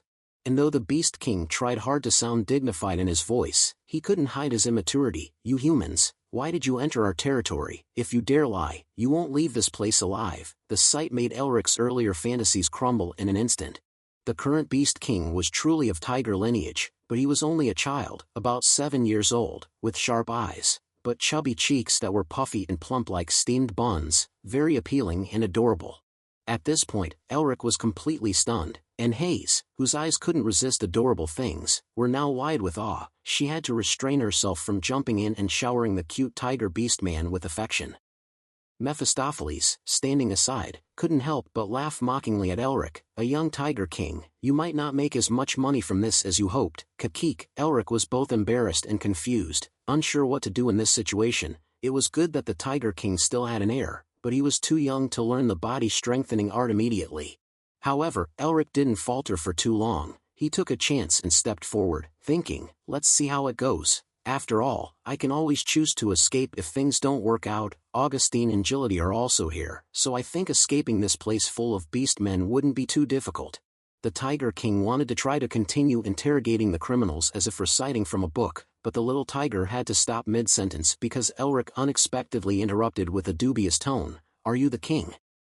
The rat-eared minister standing beside the throne immediately stepped forward with a sharp attitude, criticizing Elric. "You arrogant wretch, how dare you question our great king?" Elric coldly and indifferently interrupted him, "Old man, don't butt in." The rat-eared minister's face instantly turned red with harsher insults. "Old man, you little punk, guards, drag that criminal out immediately." Elric remained indifferent, standing there and twirling his ear, grumbling, "Such a bothersome old rat." At that moment, the Tiger King spoke. "Stop." The rat-eared minister was about to retort, but the Tiger King's glowing golden eyes sharpened with a threatening look. "Are you defying my orders?" The rat-eared minister had no choice but to silently lower his head, while secretly grinding his teeth, his heart beating so hard it felt like it would explode. The other officials, all in awe of the king's authority, didn't dare speak up in the minister's defense. As for Elric, he immediately glanced at the minister with a mocking smirk. Although Tiger King might be angry at being interrupted, the young one seemed more curious, like most children of his age, with a vague curiosity and desire for the outside world, and as his words still held a certain weight in the kingdom, Tiger King turned to Elric and asked, "Well, do you have anything to say?" Elric immediately curved his lips upward with excitement in his heart. "Oh, I thought he was just a clueless kid. It seems the blood of a tiger man still flows in his veins. Perhaps it will be easier to convince him than I thought." Elric got straight to the point with a smug smile. "Do you know about the body-strengthening art?" Tiger King's eyes shone brightly for a moment like stars, but the reaction didn't last long as he quickly regained his composure after glancing at the officials beside him. "What did you say?" Elric didn't miss the spark of excitement in Tiger King's eyes and seized the opportunity to drop a bomb that would shake the palace. "If I told you that I was selling it, how much would you pay to buy it?" All the ministers and officials reacted violently. "What nonsense is this, you filthy wretch? How dare a lowly human like you even mention the body-strengthening art? Guards, chop off the head of this insolent human." The ministers tried to shout meaningless words, causing Tiger King to flinch for a moment. The young one tried to resolve the situation in a flustered manner. "Calm down, everyone." In the tense situation, Elric suddenly moved before the beast people. The moment he focused his strength on the handcuffs, they shattered into pieces and fell to the floor like scrap metal. "Honestly, you're all too loud." After the threatening grinding of metal clashing, the ministers and officials immediately rushed forward to surround and protect the young Tiger King. "The prisoner has broken his chains. Guards, protect the king." Meanwhile, Irina and the royal guards rushed forward to surround Elric's group. The atmosphere became extremely tense with murderous gazes surrounding them. In the blink of an eye, everyone in Elric's group cast aside their restraint as if they had finally escaped this dull performance. The useless handcuffs were separated, clinking to the floor without anyone needing to expend a significant amount of effort. Augustine chuckled and glanced at Elric. "Beast people are not easy to deal with. Do you want me to help?" Elric chuckled in reply. "No need, Master, I'll handle them myself. Beast people aren't that formidable." Then, Elric strode forward, releasing his magic. The seals were simultaneously activated, and a wave of icy aura instantly filled the hall. He grinned and said to everyone, "I still have to sell my wares. I need to show them what I possess, only then will they believe me." Elric's strategy was to advertise the body-strengthening art to the beast people by showcasing it with force, and the beast people guards willingly became actors in this promotional campaign as they charged towards him at the order of the officials. "What are you doing? Guard the emperor, bring down that evil human." Meanwhile, Sean calmly sighed as he watched the chaos. "I thought there was something strange about him accepting to come here so quietly." Hayes, on the other hand, spoke with a disregard for death typical of her brother. "Elric, if you dare touch a single hair of that adorable tiger cub, I'll kill you." Agility instantly burst into laughter upon seeing her disciple charge into battle. "I love watching these chaotic scenes." At the same time, a soldier leading the royal guard charged forward, about to clash with Elric. Elric didn't hesitate, tensing his hand. His 5 fingers shot out as if mimicking the claws of a ferocious beast. In a blink, he leaned forward and charged toward the leading guard. Both sides leaped high, the guard brandishing his sharp claws, while Elric swung his 5 curved fingers inward, like a tiger pouncing on its prey. The body strengthening art includes a total of 5 initial techniques and 3 advanced techniques, along with 5 principles and secret techniques when using them. Of these, the techniques Elric had recovered were the 5 initial techniques. Since there is very little authentic data, most of it is based on hypotheses, he is compensated for the shortcomings. But one thing he can assure, even if the body strengthening art were to appear in its true form, it wouldn't be significantly different from the form he is using now. The moment the Gar and Elric's technique collided, the marble floor beneath them shook after a powerful explosion. 5 wind blades swept across the guard's upper body, creating deep, bleeding cuts. This was the moment the mighty Tiger Charge technique, one of the 5 techniques of the body strengthening art, was revealed to the world for the first time after hundreds of years.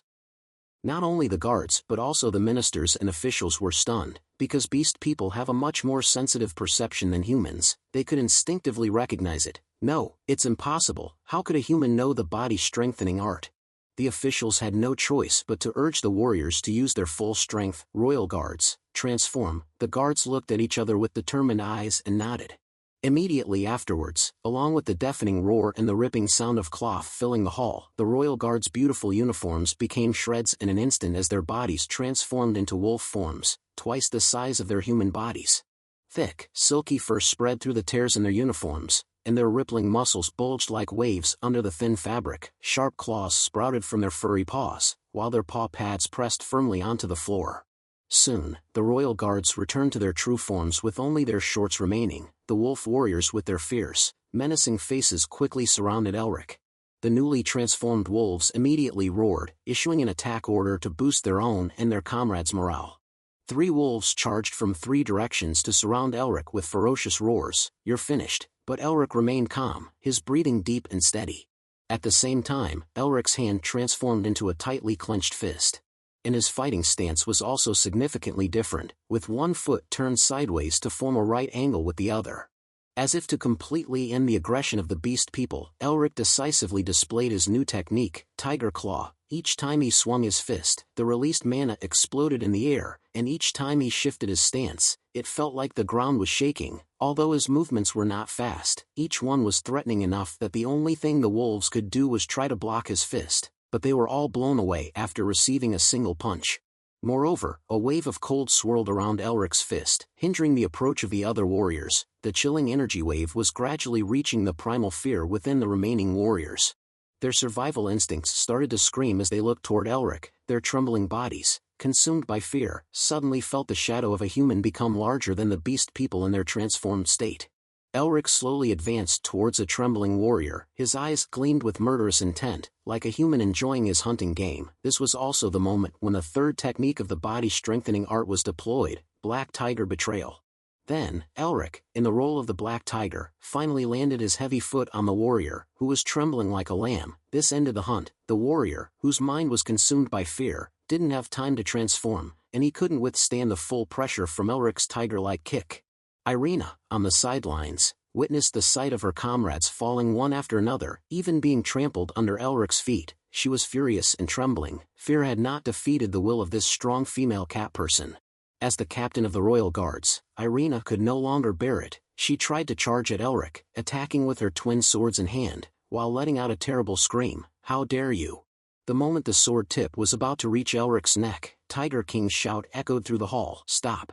Irina's sword abruptly stopped with a powerful impact sensation caused by Tiger King's intervention. Conversely, Elric even lowered both his hands, showing no sign of resisting Irina's attack. As everyone turned their eyes towards Tiger King, the young one rose from his throne with a stern expression. He had realized that the techniques Elric had just used bore similarities to what he had seen in an ancient book left behind by his ancestors. Elric smirked while slowly pushing Irina's sword away from his neck. "I think I've shown you that what I possess is real, haven't I? Do you believe me now?" In the face of Elric's arrogant and self-satisfied laughter, Tiger King fell silent, his face filled with anger, but his eyes sparkled with curiosity.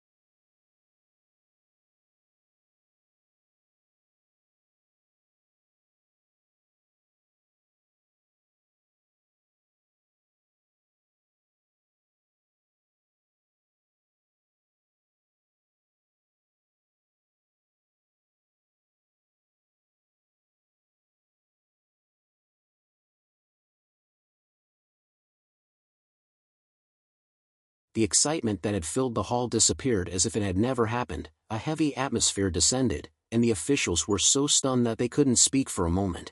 Tiger King gritted his teeth, breaking the silence with a question filled with emotion. How do you know about the body-strengthening art? It's something even we don't know. Of course, it's difficult to explain in detail how something that has been cut off from the lineage of the Beast People tribe could exist in a human, so Elric decided to spice up his answer. He released a bit of his sealed power, causing the surrounding Beast People to be pushed back by the oppressive aura. Immediately afterward, Elric grinned with a mysterious tone and replied, "It's magic." Only Mephistopheles, who had seen Elric pull this kind of stunt many times, saw through it and muttered with a silly tone, "This guy's back to selling his wares again." Unfortunately, none of the Beast People present could hear Mephistopheles' insightful remark. Tiger King let out a surprised "oh," with a skeptical raise of his eyebrow. "Magic, you say?" Then, Elric added a little spice with glowing magic circles to illustrate his exaggerated explanation of magic. Magic flows within everything. It's always present in this world. It reveals the mysteries of nature, and it harmoniously unifies all the principles within it. The Tiger King looked up at the magical scene in front of him with eyes wide open in amazement. So, the body-strengthening art has always been preserved by magic. After Elric finished performing, he immediately retracted his magic with a pleasant smile. "That's right." Anyway, Elric's answer also has some truth. There are many, many research books in the magic towers where you live, who trampled on beast men, took away their ancient books and enslaved some of them to research various things. Elric restored the body-strengthening art based on that information, but he can't say crazy things like this in front of them.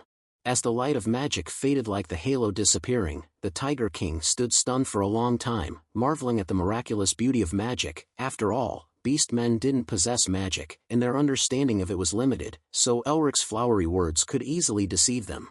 Elric smiled inwardly as he saw the Tiger King's eyes sparkle like stars. Like any 7-year-old child discovering a fun toy, he had changed his plan a little from what he had envisioned, and it fit the child's liking. Mephistopheles couldn't help but feel pity when he saw a child being deceived. He clicked his tongue, complaining, "Elric, you are actually deceiving a child. Magic, my ass, you are scamming again." Elric clicked his tongue inwardly. "Anyway, the beast men have a certain interest in magic. If I present this in an alluring and mysterious way, they will fall for it." Elric chuckled even louder when he saw the other ministers and officials. Just like the Tiger King, completely captivated by Elric's eloquence, Mephistopheles sighed with a sympathetic tone. "These beast men are too naive." However, Elric didn't feel any guilt and shrugged casually. "That's why they are the perfect targets to be exploited. It's time to reel them in." Although Mephistopheles exclaimed that Elric was shameless, he couldn't help but reveal a chuckle of amusement. Even though the Tiger King was very excited about the wonders Elric brought, as the head of the kingdom, he couldn't freely show his childishness and could only quickly adjust his serious attitude in front of the dignitaries. Therefore, Elric thought it would be best to end this soon and started speaking in a serious and polite tone. "From what I know, the body-strengthening art is a secret of a great royal family. Although I was able to bring it back to this world with magic, its true value can only shine brightly when it's in the hands of the rightful owner." The Tiger King immediately perked up his ears with an excited face. Elric's words clearly stimulated the young boy's desire to become stronger. Although Elric hadn't yet fully utilized the power of the body-strengthening art, it was strong enough to defeat the guard warriors. If the Tiger King could cultivate it, things would go even further. Elric continued speaking grandly with his 2 arms outstretched. "So, through this transaction, your royal family will lay the foundation for a new rise, and we will have a good opportunity to." Suddenly, a resounding voice interrupted Elric. "Enough." Elric irritably turned his head towards the source of the sound, wanting to see who would dare to obstruct his good deeds. Minister of Finance Norris, who had been silently observing until now, interrupted Elric's flowery words and got straight to the point of the agreement. "Simply put, you want to sell the body-strengthening art to us at a high price, right?" Elric's instincts immediately told him, "This old man isn't like those other old fools. He won't be easy to deal with. It's unbelievable that he could see through my true intentions." Feeling that trying to beat around the bush or deceive Norris would be futile, Elric didn't hesitate to reveal his cards. "Yes, that's right. What I need is some information. I want to know the way to the Flower Temple." As soon as Norris heard that place name, he immediately furrowed his brows and stared at Elric with a wary eye. For a moment, the ministers and officials became disorganized. They whispered to each other quietly, but Elric's keen hearing didn't miss it. The Flower Temple, why would a human want to go there? Moreover, right now that place is... Just as he reached the climax, Norris raised his hand, interrupting the crucial part. Stop. Norris glanced at Elric, as if he didn't like the fact that Elric had been acting so smug from the beginning, but he quickly dismissed that and made a suggestion. We understand your desires in this agreement, however, we need to discuss the price you've given further, so, please temporarily step back. Then, Norris walked towards the door and gave instructions to Irina without giving the Tiger King a chance to interfere. Captain of the Royal Guard, please escort them to the mansion outside to rest. Irina bowed her head to receive the order immediately. Yes, sir.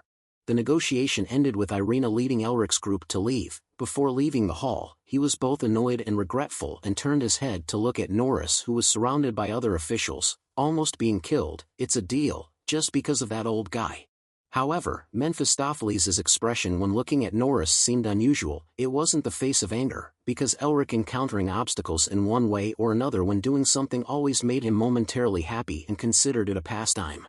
The problem was, when Mephistopheles looked at Norris, the old man emanated an unusual energy, unlike any other beast men.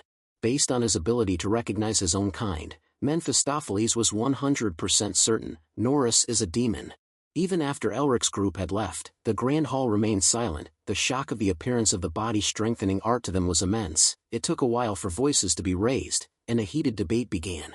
The courageous rabbit minister was the first to express his opinion. Of course, we should accept the agreement. This is the opportunity to restore the Tiger King bloodline to its former glory. What is there to worry about? The rat minister also agreed with a decisive attitude. What are all of you worrying about? Is it because of collaborating with humans? Of course, I also hate humans, but I hate the Fury tribe much more. They are a greater threat to us than those humans out there. The Fury tribe's argument is that we lack the spirit of the Tiger King, so, if we can make up for that, they won't be able to mock us anymore. The moment the name of the Fury tribe, the arch-nemesis of the anthropomorph, was mentioned, the faces of some ministers and officials stiffened. After a moment, a voice broke the silence. They are right. The leopard minister spoke to persuade the Tiger King. The body-strengthening art is a symbol of the unification of beastmen formed from various races and also a means of suppressing their division. Losing it has caused many races to be fragmented. This is the opportunity to regain it. With it, it will change the fact that the Fury tribe doesn't acknowledge the Tiger King because he doesn't have the body-strengthening art. Just as the leopard minister said, this was the chance for Anthropomorph to rise again. The Fury tribe, initially, could be said to be the center of the Beastmen alliance alongside Anthropomorph. However, the split began when the tiger race lost the body-strengthening art and entered a path of decline. Ultimately, from an alliance, it became meaningless within the Beastmen alliance. Only Anthropomorph remained, linked with a few nearby small towns. When such a past was pointed out, the Tiger King couldn't help but be shaken. He focused his trembling heart and nodded resolutely. Okay, if that's what everyone thinks. Just then, Norris interrupted the Tiger King with a clear statement. We cannot do that, he said as he looked at the Tiger King with deep-set eyes. No transactions with humans. Immediately, the faces of all the dignitaries stiffened. The leopard minister quickly launched a fierce rebuttal. Minister of Finance Norris, if we lose the symbol of the royal family like this, we won't be able to.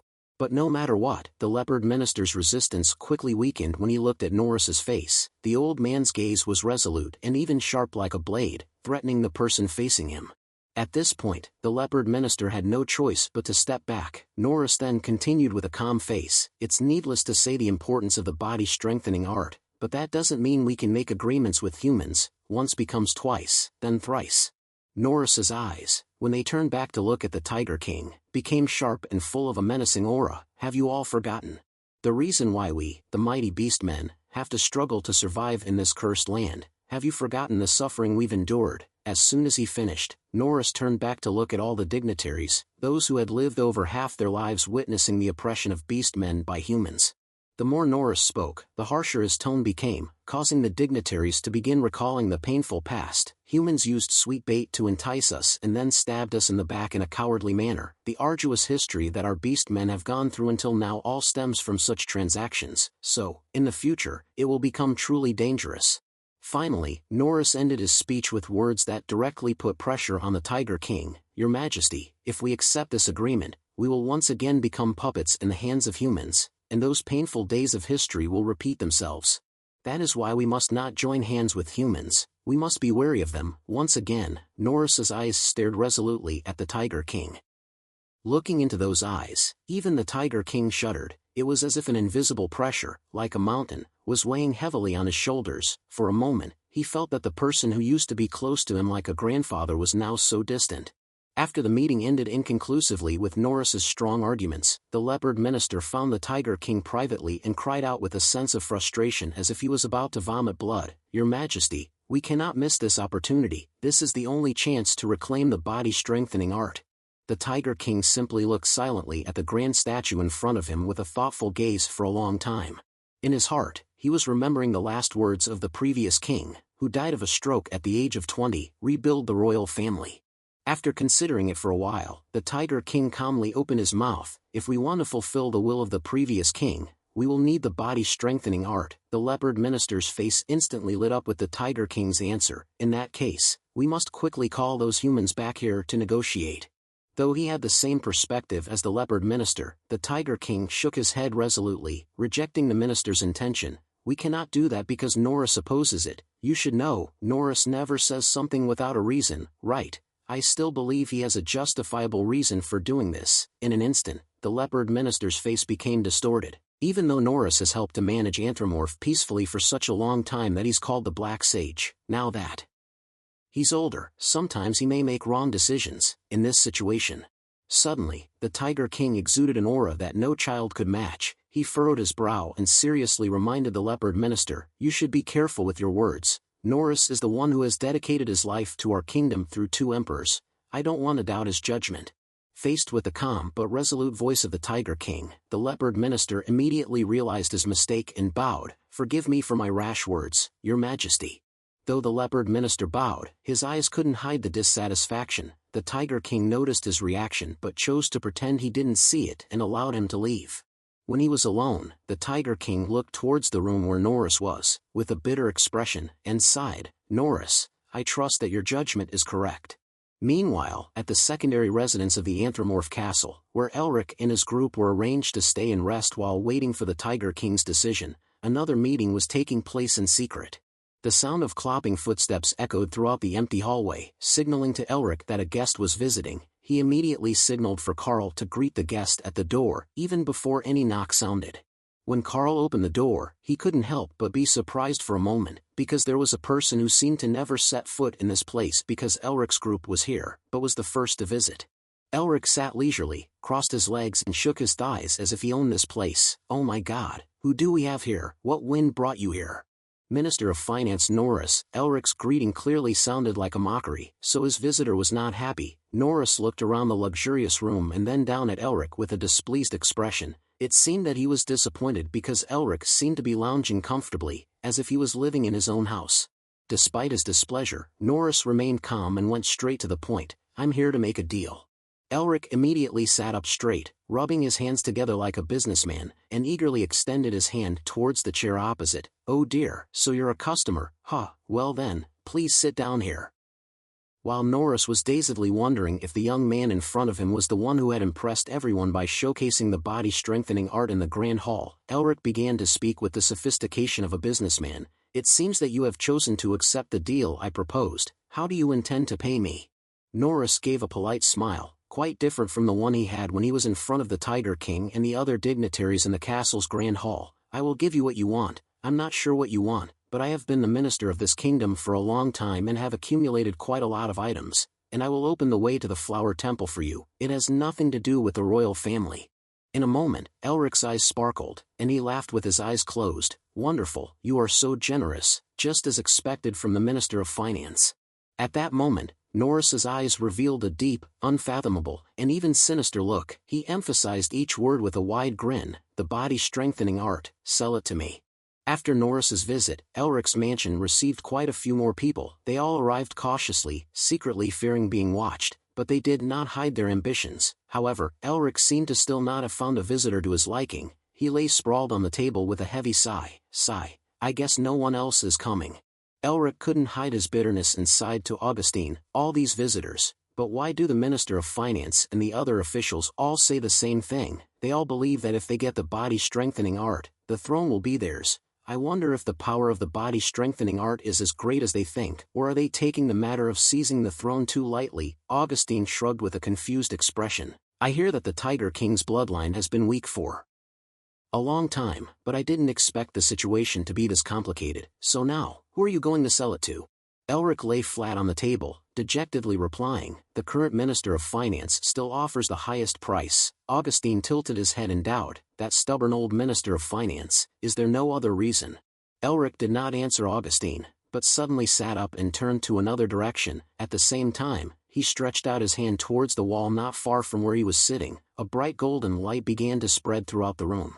Then, Elric asked a question out of the blue, and the person being asked was certainly not Augustine. Anyway, there are so many customers pursuing the body-strengthening art that it has become very expensive. Can I ask what the royal family intends to do now? Just then, the door in a corner of the room slowly opened, and there, the Tiger King's figure appeared in the magical golden light. He had silently listened to everything that had happened in this room, and now, on his stern face, there was only a hint of astonishment. At first, the Tiger King didn't understand Elric's suggestion to wait in the next room for a while to see an interesting spectacle before they negotiated seriously, but when the Tiger King learned what that interesting spectacle was, his young heart was ripped apart. Anger and disappointment finally etched themselves into his innocent, jade-like eyes. Mephistopheles saw the Tiger King's tragic situation and began to frown, click his tongue, and shake his head in disgust. TSK, the king's power is dwindling to the roots. If it were me, I would have chopped off the heads of those vassals, although I don't have anything stupid like disciples or vassals. The Tiger King bit his lower lip, trying his best not to cry, but his wet eyes further showed how shattered his heart was. He never thought things would be like this. The biggest shock was Norris's visit, which made him want to deny the truth laid bare before him. Why would the Minister of Finance do that? Something must be wrong here.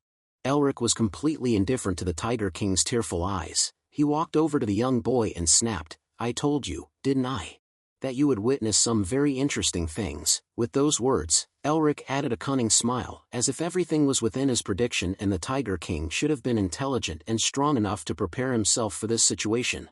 Hayes couldn't soothe the Tiger King's emotions, so she could only pat him on the shoulder while stomping her foot and scolding Elric. Elric, did you have to say those things in front of someone who was truly hurt like that? Elric's face, which had been beaming with a smile, suddenly became serious as he looked at his sister. Hayes, politics isn't a game. Can soothing his heart change the current situation? For a moment, both Hayes and the Tiger King were flustered as the air in the mansion became heavier, but Elric's harsh reminders didn't stop there. You know, too, that no matter how legitimate or good the person sitting on the throne is, if there is nothing to support or assist them, they will eventually be looked down upon and abandoned. Elric's eyes now held only determination and decisiveness because he knew this truth better than anyone else. Hayes felt the same. She couldn't help but feel heartache as she looked into her brother's determined eyes. She completely understood what Elric was talking about, the scene that they, as siblings, had witnessed since they were children, and she knew very well how terrible the feeling of helplessness in that situation would be. The Melvinger family once lived in the praises of being the renowned magic family throughout the empire. But then, those who had praised and flattered them became busy with ignoring them. Noble families who had been longtime friends of the Melvinger family turned their backs on the orphan siblings without hesitation. Vassals betrayed them and disappeared with their remaining assets. The royal family was constantly busy controlling them. Fearing the resurgence of the Melvingers, the magic tower had tried everything to take away the Melvinger family's power and legitimacy. The orphan siblings from the Melvinger family had gone through days struggling with difficulties. Even Elric's classmates mocked him for having magical blockage and being unable to use magic. Therefore, Elric knew very well how terrible that feeling of helplessness was. Only when Elric became the hero of Lysendi did those who had looked down on him and called him the shame of the Melvinger family completely change their attitudes. They cheered his name every time he appeared at school. However, Elric only looked at them with a cold, indifferent gaze because he knew very well how the world would treat someone without power or strength, and how it would become enthusiastic and eager towards someone who was at the peak of glory. Even those who had never considered Elric a classmate began to visit him frequently with completely changed faces, as if there had never been any bad things between them. It was ridiculous. After briefly recounting his difficult childhood, Elric looked down at the Tiger King and emphasized a truth to the young boy. After all, this world is run by those who hold power and strength. As the Tiger King's eyelids trembled and his lips tightened, as if he was very resentful of his current situation, Elric gave the young boy advice. Therefore, Your Majesty, you need to sharpen your claws. The Tiger King opened his eyes wide in amazement, both puzzled and captivated by Elric's words. My claws. Elric slowly knelt down on one knee in front of the Tiger King to show his sincerity. You are a tiger, aren't you? You must silently sharpen your claws without letting anyone know, and when you have finished, use them to claim all that you desire. I will help you do that. As soon as he finished speaking, Elric looked up at the Tiger King and tried to show him his most sincere eyes. He had chosen a position with perfect distance and height so that his eyes could meet the Tiger King's. At that moment, the Tiger King fell into the trap without realizing it. His amber-colored pupils were filled with the image of Elric, and his young heart was stirred deeply. He completely trusted the persuasive words of the cunning person in front of him. The Tiger King was deeply touched, unaware that it was all a well-planned setup. Elric looked at the Tiger King and silently asked Mephistopheles, "How does this angle look, or is this angle better? Anyway, I guess he's completely moved." Mephistopheles clicked his tongue and shook his head, secretly calling Elric a crazy, deceitful scoundrel. Then he glanced at the Tiger King with an exclamation. Look at his expression. It's like he's willing to sell his soul to you. Elric smiled contentedly at his achievement and muttered to Mephistopheles, "I have to do this to get more." However, Mephistopheles let out a sarcastic sneer, as if mocking Elric for trying to deceive even a demon king like him. "Don't think I don't know, you're just trying to stir up his fighting spirit. If you intend to sell him for a really high price, you wouldn't need to bother with this. All you have to do is go to that demon disguised as a beast man and negotiate a better deal." Mephistopheles was right. Elric didn't bother doing that. Maybe it was because he had projected himself onto the small king with a lonely appearance. However, the difference is that Elric was able to develop to this point without major obstacles because he had his strong supporter, his sister. While the Tiger King had no one by his side, Mephistopheles didn't care if Elric wanted to help anyone or not. He just quietly crossed his arms and looked at the Tiger King with cold eyes. Even if you help him, only he can solve his current situation. No one knows if he can accept the appropriate stimulation, grow the claws of the body strengthening art, and show his dignity like his ancestors. Just then, the Tiger King spoke with a firm voice, as if he had made a decision to solve his own problem. "Do you know anything about Tiger King Yul?" Immediately, Elric's eyes lit up. Tiger King Yul, wasn't he the most powerful Tiger King who led the Beastmen to their golden age? Elric was excited because Tiger King Yul had led his army to cross the wall many times and had nearly transformed the northern region of the empire into Beastman territory. Therefore, he must have collected many items and wealth. When the little Tiger King in front of Elric mentioned that name, it was very likely that he was about to offer a staggering price that even Norris couldn't match. As Elric expected, the little Tiger King made a momentous decision in his life with a firm voice. "All the assets that Tiger King Yul left behind, I'm willing to exchange all of them, including the documents that we have researched to restore the body-strengthening art." Elric's eyes shone brightly like stars. Although he had restored the body-strengthening art to some extent, many parts were still missing. No matter how hard he tried, there was still a lot of information that couldn't be found. However, if he could fill in those parts from the documents provided by the little Tiger King, the body-strengthening art would soon be completed. Then, the Tiger King extended his hand towards Elric and made another request. However, the gate leading to the Flower Temple had been closed by the Eastern General. The Tiger King was the guardian of the temple for generations, and we have a connection from our ancestors. So, if I go there directly, opening the gate won't be difficult. If you want to open that gate, you will definitely need me. I will personally lead you there. So please, give me the body-strengthening art." Although the Tiger King said that, Elric, with his sharp mind, could understand that this meant the little boy was asking to be safely taken out of Anthropomorph. There are many eyes watching here, so it wouldn't be a good idea to secretly sharpen your claws here. It seems the Tiger King has decided that it's best to hide and wait for the opportunity. Elric couldn't help but laugh when he thought about how cute and clever the Tiger King's way of making the request was. Without hesitation, he firmly grasped the Tiger King's hand with a radiant smile, and the agreement was made. Then, Elric happily walked towards the tea table and called for the Tiger King. "Come, let's sit down and discuss it in more detail."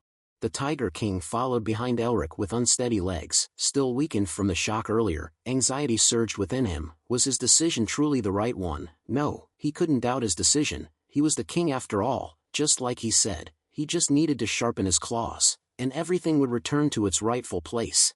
Lost in thought and with his unsteady steps, the Tiger King tripped over his own feet and tumbled forward with a startled cry. "Oh no!" Just then, Hayes glided towards the Tiger King like a gentle autumn breeze, gently wrapping his arms around the little boy from behind. As a result, no collision with the floor occurred. The Tiger King looked up at Hayes with deep sadness on his face. "Thank you," he said. I tripped over my own feet. Hayes felt like the boy would burst into tears if he had actually fallen. When people are deeply wounded, even a simple stumble can make their hearts crumble. To ease the Tiger King's discomfort, Hayes gently embraced the little boy from the front once more. The Tiger King's face flushed red for a moment. Rude, disrespectful, he said, though I look young, I am still the king. Even though he was rejected, Hayes said in a warm voice, placing his hand on the Tiger King's head and gently stroking it, if you want to cry, then cry freely. Suppressing your emotions like this isn't good for you. As Hayes pulled the Tiger King into his embrace and lovingly stroked the back of his neck, the little boy finally stopped resisting. In that moment, the Tiger King's heart inexplicably stirred. The touch of Hayes felt very similar to the touch of his mother, who had passed away when he was very young. Memories of his mother rushed back into the Tiger King's mind. She would embrace him and comfort him with a voice as sweet and gentle as the waters of autumn. If you're happy, laugh. If you're sad, cry. Okay, Valence, that's the few memories the boy still remembers about his mother and her smile filled with love. Finally, Valence burst into tears as Hayes held him in his embrace. Hot tears streamed down his face, releasing the pent-up frustration that he had been trying to suppress for so long. Valence's chubby hands also wrapped around Hayes, trembling with emotion. This was the first time since he had ascended to the throne that he was able to freely express his feelings. The sobs grew louder and louder, echoing throughout the room. Even while crying, Valence's chubby face remained adorable, more like a wet kitten than a king. Elric couldn't help but laugh and whispered to Mephistopheles, just now he looked like a real king, but now he has become a crybaby. Mephistopheles also chuckled and shook his head. That kid is still too young to carry the weight of a crown. After Valence had cried his fill, everyone finally sat down to discuss things seriously. However, the strange atmosphere made Elric clear his throat repeatedly to remind the two people sitting opposite him, but it seemed they didn't pay any attention to him. The situation in front of them even made Augustine feel embarrassed. Elric hesitated, then opened his mouth with a confused expression. You said you would take me there yourself, so does that mean you're planning to leave Anthropomorph? Hey, Tiger King. Elric tried to start a conversation, but there was no response. Valence barely paid attention to what Elric was saying. Hayes continued to hold Valence in his arms and gently stroke his head, smiling sweetly as if there was nothing strange about it. Valence seemed to be in a good mood too, his tail wagging incessantly. Elric disliked the sight and felt uncomfortable, but he couldn't complain because the intimidating sister was sitting opposite him. He could only urge Valence, if my guess is right, shouldn't we set off now? Hey, are you listening to me? If we waste any more time here, we won't know what the Minister of Finance and the other officials will do. We need to quickly summon the Royal Guard and leave the palace immediately. Valence quickly sobered up and shook his head firmly. No need for the Royal Guard. Especially Irina, the captain of the Royal Guard, who is also the adopted daughter of the Minister of Finance. He only made her a guard because he wanted to keep an eye on me. Elric had to admit that Valence was smart. After seeing the true face of Norris, he quickly figured out Irina's real mission. However, the information that Valence just provided made Elric even more worried. So the Minister of Finance knows you're here? He asked. Valence guessed in a low voice. I left the palace secretly, but they probably know now. At that moment, Sean rushed into Elric's room in a panic and shouted, Elric, the beast men are gathering outside the palace. There are a lot of them. The situation seems urgent. But Gility, who came with Sean, was laughing nonchalantly as if nothing serious was happening. In this situation, Elric felt it would be very difficult to sneak out in secret. Clearly, not only Norris, but also other officials had arranged guards near the mansion. Even using invisibility magic was impossible because most beast men have very keen senses. Elric was forced to brainstorm for another way. Suddenly, a bold idea struck him. Wait, do we really need to leave in secret? Even if Anthropomorph was a kingdom, it was only a kingdom on the verge of collapse. Meanwhile, Elric's group was comprised of all-powerful mages. Therefore, he immediately became excited about the idea of charging out by force. With our current members, we can easily subdue them all and go straight out the front door. Elric clapped his hands together with a cheerful smack. If necessary, we can even fly into the sky. Then, he tried to convey his decision to his companions. All right, everyone, we will. At that moment, suddenly, an alarm bell rang out everywhere. It was the bell that requested the city's residents to evacuate because of an emergency. Except for Valence, no one in Elric's group knew about it, but the resounding sound still made them jump in fear. Valence hurriedly looked up and jumped out of Hayes' arms with a startled expression. That's the emergency signal. Valence rushed to the window to look at the situation below. What's happening? Could it be that the Fury tribe has attacked here? As the window swung open, a thick, pungent smell of smoke filled the room. Clearly, an attack was underway. Elric and the others were also surprised because they knew that the Fury tribe was the Beastmen force with the most conflict with Anthropomorph. Elric's nerves were already buzzing, preparing for a different escape plan. Under the crimson glow of the flames, Elric clicked his tongue as he glanced at Velance standing by the window in worry. If the Fury tribe has launched an attack, King Velance definitely won't be able to leave Anthropomorph now, because of his responsibility to the kingdom. What terrible timing. Elric angrily looked out the open window and could see the city engulfed in chaos, with loud explosions happening everywhere. The flames quickly engulfed the buildings around the castle, creating a scene of terrible devastation. Suddenly, Velance's pupils constricted in surprise. He instinctively backed away from the window frame. At the same time, his hand pointed towards two giant figures flying towards them like cannonballs. The enemy is coming. Elric quickly surged his mana with a loud shout, his killing intent burning bright. He prepared for battle. Everyone else immediately stood beside him, ready to fight, assuming it was a surprise attack by the enemy. But right after that, Elric heard a familiar voice calling his name, and a woman's figure gradually appeared behind the flickering flames. Elric's eyes widened in astonishment when he saw the face of the person, but his murderous intent vanished in an instant. Elric quickly turned around to stop everyone before the two figures could reach the window frame. Very quickly, the two figures leaped to the windowsill, but they didn't unleash any surprise attacks. They just moved gently, like birds landing. Everyone behind Elric was stunned to see the faces of those two people because they were clearly not beastmen, but humans. Isabel and her son, with their unexpected visit, left Elric stunned for a moment. It took him a while before he could utter, with an undeniable surprise in his voice, "Isabel, it's you." Elric was obviously completely astonished to see a face he never expected to encounter here. Moreover, he wondered what Isabel was doing in this desolate place. Meanwhile, Mephistopheles' entire attention was fixed on the tall and muscular man walking beside Isabel. He continuously glanced back and forth from the front to the back of Herman with hostile and scrutinizing eyes. Mephistopheles was both wary and curious simply because he sensed Herman's immense strength. The aura he emitted was far from ordinary. After scrutinizing his opponent to his satisfaction, he turned to Elric and asked, "Who is this monster?" Elric belatedly recognized the identity of the large middle-aged man and quickly bowed politely. "It's an honor to meet you, the Blue Lion, Herman Whale." Herman, without any arrogance, responded in a serious and dignified tone, "I am but a simple warrior granted the title of Earl. You need not be so polite, Duke Elric. Regardless, it is a pleasure to meet you." It was said that Herman embodied the very spirit of chivalry. At this moment, everyone in the room felt that this description was perfectly fitting. Elric extended his arm and invited them into the room. "Let's go inside first." Isabel shyly tucked a strand of hair behind her ear and nodded, "Thank you." However, Elric felt a bit uncomfortable because he sensed Herman's discreet observation even though his demeanor remained courteous. More importantly, the questions surrounding this unexpected visit were overwhelming him, making him nervous that his plans would be affected.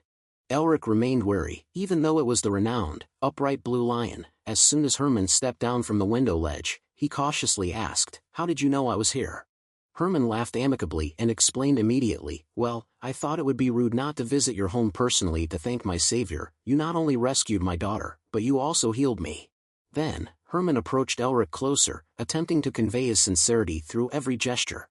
However, his sudden approach startled Elric, causing him to want to step back. Herman continued to smile amiably while speaking to ease the oppressive feeling from his presence. "Therefore, I came to the capital, but I heard you had already left."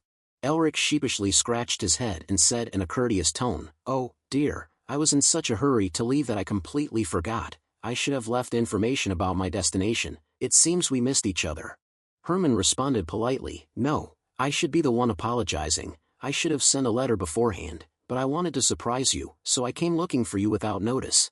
While talking to Elric, Herman appeared very courteous and smiled gently. However, his eyes completely transformed when they landed on the others in the room. They flashed with palpable dislike, and his tone turned colder. "I recognize a few familiar faces here." Elric then turned his head to look at everyone else. He was astonished to see all eyes fixed on Herman. More importantly, they were wary eyes, some even harboring a strong sense of antagonism. For a moment, Herman's gaze landed squarely on Hayes, and he said sarcastically, "I didn't expect the Grey Lion's hound to be in a place like this." Hayes replied with a stern frown, "I'm certain I've told you many times that I'm not their hound." Elric turned to Herman, confused, and asked, "You know my sister?" Herman was momentarily startled and surprised. "Oh, she is your blood relative, the legitimate daughter of Melvinger. Then, Herman narrowed his eyes at Hayes while stroking his beard thoughtfully. I have a friend who owns a business that isn't exactly reputable. When I met this friend, I happened to encounter your sister a few times, but I never imagined she was the daughter of the Melvingers. This world is truly small. Herman seemed to have much more he wanted to say, but he held back because their time here seemed limited. The arguments with Hayes quickly subsided, and Herman's gaze moved to someone else. This time, Herman's target for a jab was Augustine. It was rare to see the eccentric old man of the Nemester family outside in this way. Augustine's heavy eyebrows arched with clear displeasure. I believe I've told you to stop calling me that.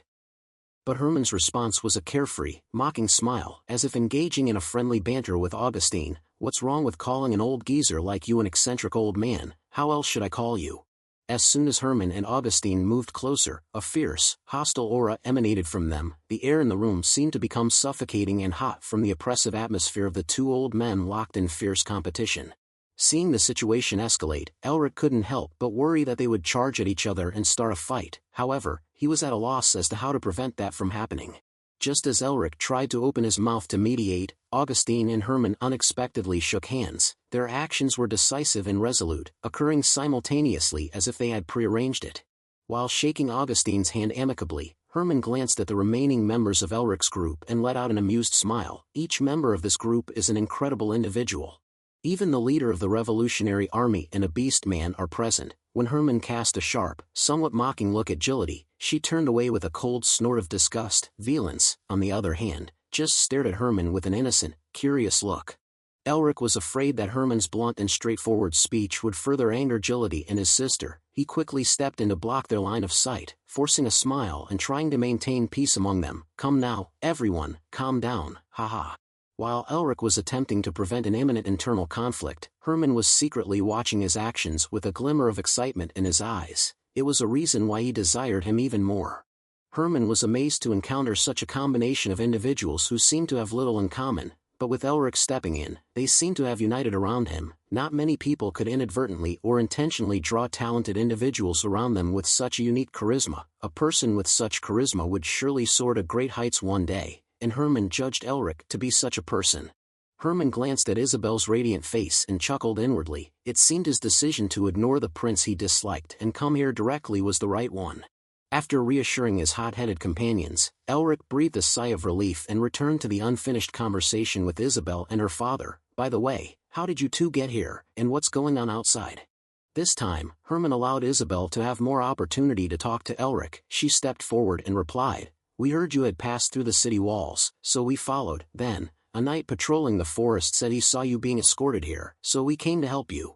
After secretly entering Anthropomorph, through their conversation with the beast men, Herman and Isabel learned that some humans were being held in the mansion. It was clear that it could only be Elric's group, so Herman's warriors were creating a commotion to distract the beast men, creating an opportunity for a rescue. Isabel looked out at the burning city outside and urged Elric, if we want to leave, now is the best time. Elric and the others looked at each other for a moment and then looked out the window. Even if it was coincidental, now was undoubtedly the opportunity for them to escape without any further complications. However, the main issue was Valence's decision. Elric glanced at Valence and exclaimed with implied meaning, thank goodness it wasn't the Fury tribe invading. Valence received Elric's silent gaze as if he were silently asking what they should do next. The young boy unconsciously shrugged, indicating his hesitation. At that moment, Elric carefully approached, knelt down, and sat at eye level with Valence once more. The best way to persuade, reassure, or encourage a child is to look them in the eye with genuine sincerity, like a peer. Elric gently opened his mouth and asked Valence directly in a firm tone, has your decision to leave this place changed? Valence's round eyes flickered for a moment. I want to leave, but if I abandon the kingdom in a time of crisis, my subjects will see me as a traitor, and the city will descend into chaos. Elric understood Valence's anxiety and the reason for his hesitation, so he didn't put any pressure on the young boy but silently placed his hands on his shoulders to encourage his resolve. Then, Elric stood up with a cunning smile, his eyes radiating a deep cunning. You don't have to worry about that, I just came up with a brilliant solution. While the city was plunged into chaos, everyone assumed that it was caused by the humans entering the city. The commotion happened shortly after Elric's group arrived, and the Fury tribe had not yet set foot here. This was especially true for Irina. Her impatience reached its peak when she heard reports that King Velance had visited the mansion where the humans were staying. As the captain of the royal guard, loyal to the king, she couldn't imagine the dangers that could befall her young sovereign. So, as a result, Irina gritted her teeth and swiftly moved with her comrades toward the mansion next to the castle. They planned to begin the mission to rescue King Velance in groups under Irina's command. However, there was hesitation among the royal guard. Some hesitantly asked Irina, Captain, shouldn't we be defending the city? However, Irina responded decisively, no, the highest priority of the royal guard is to protect the king. Irina stared intently at each soldier under her command and boosted their morale with a sharp tone. Our king is currently in the hands of those disgusting humans. Because it was Irina herself who had personally brought Elric's group into the city, she was consumed by a deep sense of guilt and regret. To atone for her mistake, Irina became even more resolute in her orders. Once we secure his safety, eliminate all of those humans.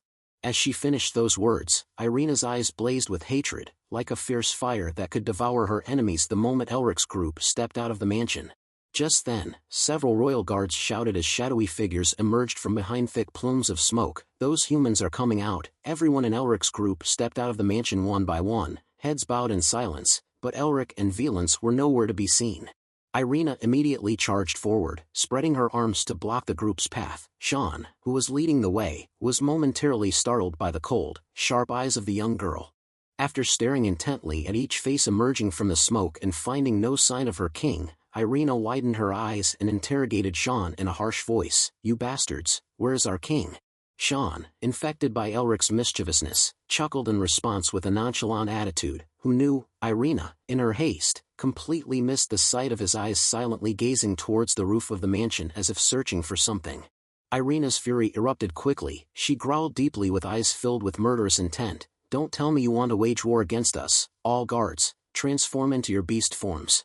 Following Irina's order, the members of the royal guard immediately unleashed their power. Human-like bodies began to transform into wolf forms, spreading a sense of bloodshed everywhere. All the members of the royal guard were Anthropomorpha's best warriors, so the energy they emitted together was quite impressive. Irina was the only one who didn't transform. Her actions were simpler than the others, but the sense of threat she generated was terrifying. She thrust her sword towards Sean's throat with an astonishing speed, causing him to flinch and quickly lean back. Irina glared with her pupils dilated with anger. I don't know what you're up to, but if you don't return the king to us immediately. However, Irina's threat was halted when a voice suddenly shouted from the sky. Stop right there. Everyone and every beast simultaneously looked towards the source of the sound. A figure stood on the top of the mansion. On top of the mansion was Elric, holding the captive King Velance under his arm. Elric shouted excitedly, his voice filled with a thrill as the royal guard's eyes grew panicked. If any of you dare to move, your king will be dead. Naturally, not only the royal guard, but the ministers, officials, and citizens who rushed over upon discovering the commotion were shocked. Your Majesty, what is that madman doing? You vile creature, take your filthy hands off our king. Even though the beast men were angry, they had no intention of approaching Elric's group carelessly. They were obviously worried that their king might get hurt, but Velance still felt uneasy. Sure of this bold action, the boy glanced at Elric and whispered, Are you sure this will work? Elric smiled mischievously and affirmed with a voice filled with confidence. Now everyone had seen the scene of the human with the body-strengthening art kidnapping their king. None of them would dare to do anything reckless. At this moment, Norris walked out with a cold face. He didn't even show any enthusiasm even though the king was in danger. To further add authenticity and suspense to this kidnapping act, Elric extended his free hand towards the beasts below, and a black smoke suddenly escaped from the seal on his hand. In a blink, the smoke condensed into a solid black mass, revealing a portion of you with a ferocious face and sharp teeth bared menacingly. Elric then shouted with a grand display of force, If you want to save your king, quickly clear a path for us. Velance cooperated perfectly, putting on a pitiful face, trembling as if terrified. For a moment, Irina thought of charging forward to attack, but she eventually held back the fury boiling within her. Even with just Elric and the body-strengthening art, he was already a formidable opponent. Now, with the added power of magic and his companions, the battle would become even tougher. However, unlike Irina's agitated appearance, Nauruz beside her remained calm. He leaned towards Irina's ear and whispered something, causing her expression to change abruptly as if it was a shocking piece of news. Irina clenched her fist and hesitated, contemplating what Nauruz had just told her. She knew protecting the king's safety was paramount, but if the royal guard couldn't do anything and retreated in this situation, it would be a great humiliation. After a moment of deliberation, Irina reluctantly commanded the royal guard, "Everyone, clear a path for them." Following Irina's shout, the warriors hesitated before reluctantly stepping aside to form a passage. Shame, humiliation, and anger were evident on their faces.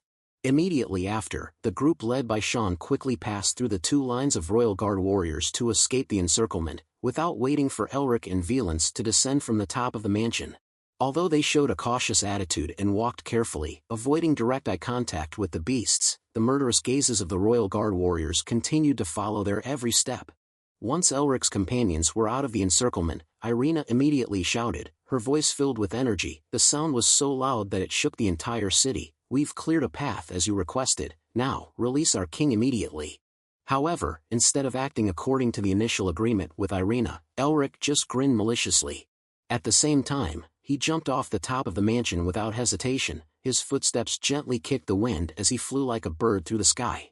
Although he didn't say it out loud, Velance had a fear of heights. The moment Elric leaped from the roof, the boy's hands and feet grew weak. Meanwhile, Elric let out his most evil grin, calmly saying something that would likely make Irina even angrier. "How can I trust you? I will release the king once I have safely left the city. Until then, don't even think about chasing after us. Of course, you shouldn't use any tricks or send people to secretly follow us either. You haven't forgotten that I'm a mage, right? If you chase after us, you know what will happen to him." With a thunderous shout, Elric, carrying Velance, disappeared from the sight of the beasts surrounding the mansion. Despite the members of the royal guard shouting that it was too dangerous for the king, Irina's determination didn't waver. Immediately after Elric and his companions left the place leisurely, the ministers and officials turned pale and jumped up. On the surface, they seemed like loyal subjects, but deep down, their hearts were burning with fear that Elric might tell Velance about their secret meetings. Soon after, before Velance could realize, he could see the boundary between the black snowfield and the city, where desolate sounds echoed. "Come quickly, we need to put out the fire first." The chaotic and disorganized scene of Anthropomorph entered the sight of little Velance. His fear of heights was instantly overshadowed by worry. For a moment, his mind was in turmoil. Noticing Velance constantly glancing back after they crossed the boundary of the city, Elric softly and kindly asked, "Do you want to go back?" Velance was startled and quickly waved his hand. No, I was the one who said I wanted to leave. I have to guide you to the flower temple." However, Elric patiently repeated his question. "Let's put that aside for now. What I want to ask is, do you want to go back or stay here?" Elric's gaze was fixed on Velance, as if this was the last chance for the boy to reconsider his decision. Velance's eyes flickered for a moment, confused as to why Elric would ask this when all they had to do was leave quietly. But he also honestly shared his thoughts with Elric. "The palace is filled with packs of wild cats waiting for a chance to devour me. Just thinking about it now makes me breathless. But my people are different. They always smile at me, welcome me warmly, and give me flowers. Even when the Eastern general arrived, with no food or clothes left, they still smiled brightly and told me that if we united, we would overcome it. They are all good people, but what if I leave them like this and abandon Anthropomorph? If I leave them in such a state of disarray, chaos will spread. What will happen if the Eastern general attacks at this very moment?" Velance's deep, sad eyes stared down at the ground, filled with intense worry, but he couldn't do anything else to change this. At that moment, amidst the slight commotion in the air, Mephistopheles lifted his head slightly. As he saw what was in front of him, he frowned seriously and reminded Elric, "Hey, I don't think you have time to chat idly like this." Elric quickly escaped the conversation with Velance and looked ahead. "Memphis, do you see something?" The moment he saw it, Elric also gasped in horror and his eyes widened. A natural disaster was rushing towards them, a giant black sandstorm. For a group who desperately needed to escape Anthropomorph, they had encountered a formidable obstacle. Upon hearing Elric call the approaching thing a black sandstorm, Velance finally snapped out of his hazy thoughts and looked up. He became extremely panicked and shouted in a stammering voice, No, that's the Eastern General." It was only then that Elric realized it was the disaster that had destroyed the north. It didn't just tear everything in its path to shreds, but also left behind ice and potent poison, turning the area into a graveyard. It was precisely because of this kind of sandstorm that the black snowfield was as desolate as it was today. Elric quickly stopped, gnashing his teeth in worry as he searched for a way to escape the danger. "If we get caught in it, we'll all be torn to shreds." However, it seemed the difficulties didn't stop there. Mephistopheles continued to call to Elric, "Hey, it's not over yet. Mephistopheles suddenly burst into laughter, as if he was enjoying what he saw. I think there are some other troublesome people coming with that twister. The moment he saw Mephistopheles' gleeful laughter, Elric instantly realized there was something even more worrisome waiting for him. He quickly channeled mana into his eyes and looked in the direction that Mephistopheles was looking. What is it? As soon as he saw the scene beneath the twister, Elric was struck with such a shock that he couldn't speak. He swallowed hard in horror. Talk about misfortune striking twice. There, beneath the twister sweeping across the land, Elric could see a group of about 1,000 warriors running right ahead of the storm. Clearly, they were marching towards Anthromorph, not fleeing in chaos to avoid the storm.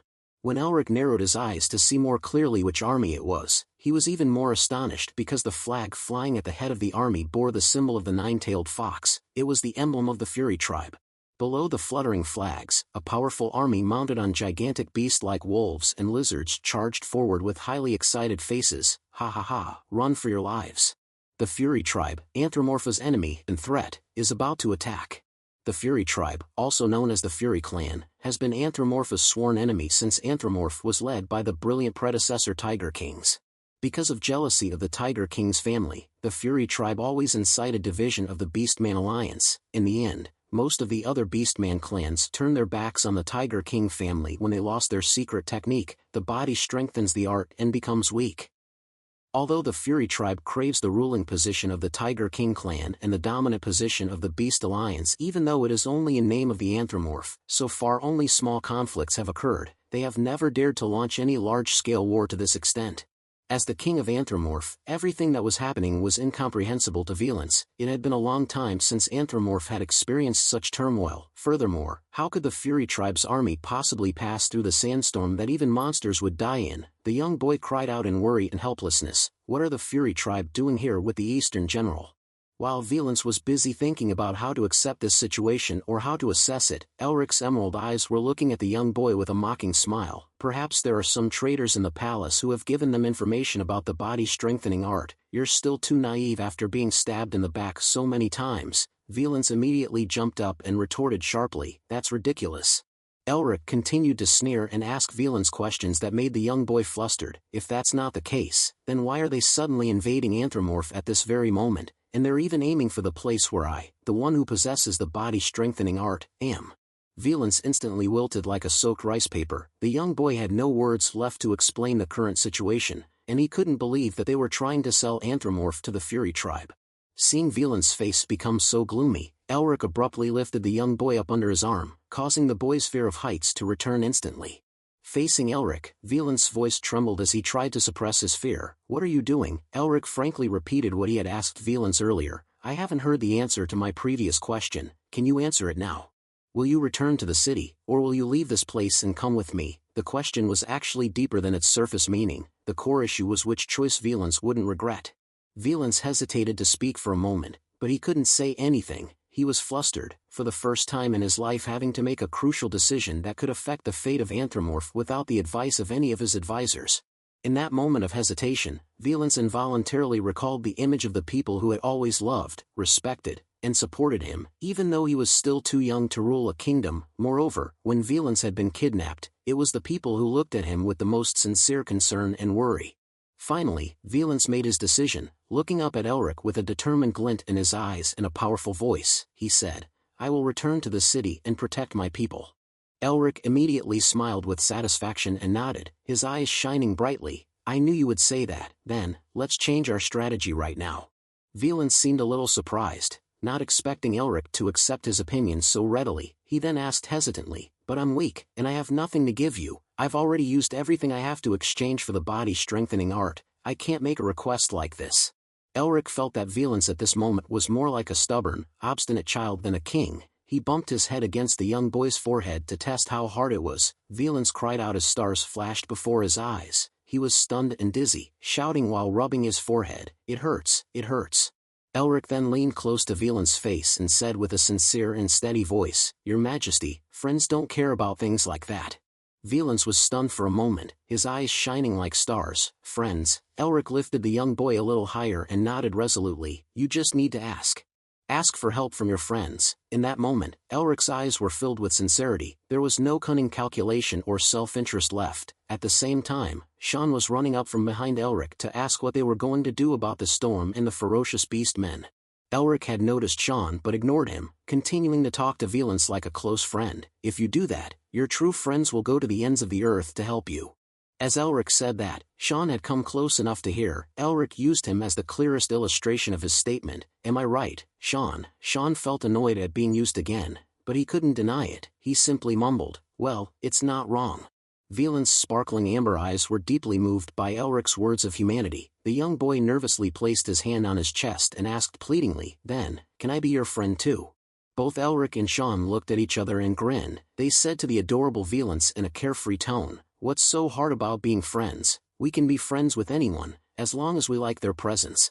Valence's gloomy face lit up as if sunlight had just shone upon it. For the first time in his life, he was making a friend, and it was also the first time someone was willing to help him without expecting any reward or credit. After a new relationship had been established, Elric quickly turned his attention back to the problem they were facing and said decisively, because our friend needs help, how can we turn a blind eye? Right, Sean, please convey this to everyone for me. The plan changed. Even though the sandstorm of the Eastern General and the Fury Tribe's army were approaching very close, Elric could still smile with confidence and without hesitation, because new strategies had been formed in his mind. Under the flag with the fox symbol, the Fury Tribe's warriors were still galloping very fast, their wolf steps pounding heavily against the ground. Each time their aggressive footsteps stomped down in unison, it felt as if the earth were shaking violently several times.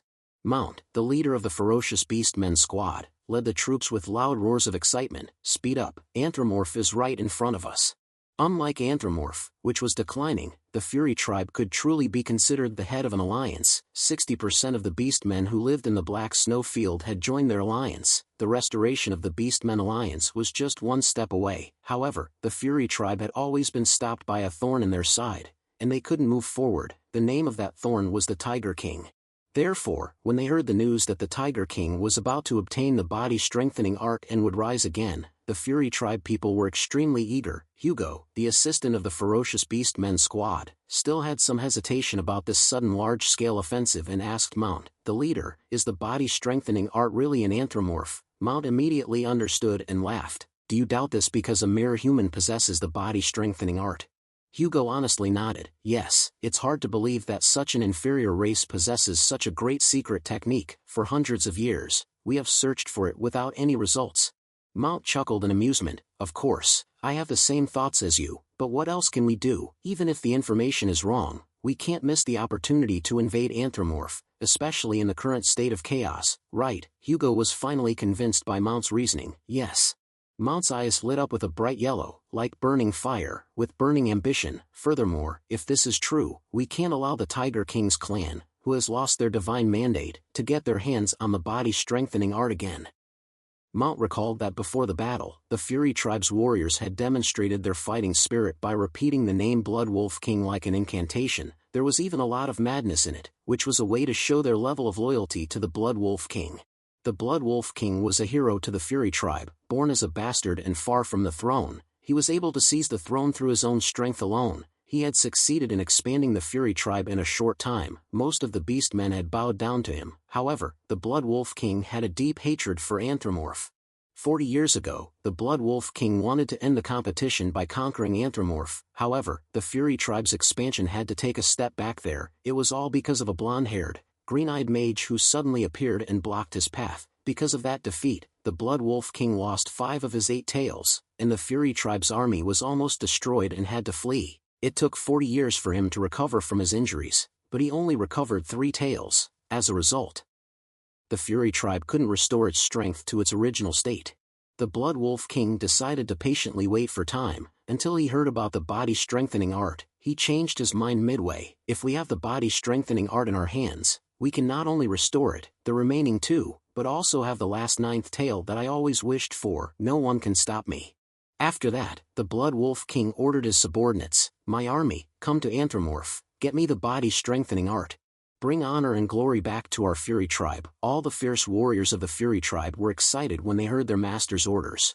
The Blood Wolf King roared with great excitement, once we do that, we will trample the world under our feet, and that is how this war began. The reason the Anthropomorph was not conquered all this time, it was because of the suspicion of the Blood Wolf King, who was extremely shocked by the previous defeat. But now that there is no longer a shadow of that mage on this land, there is nothing to worry about anymore.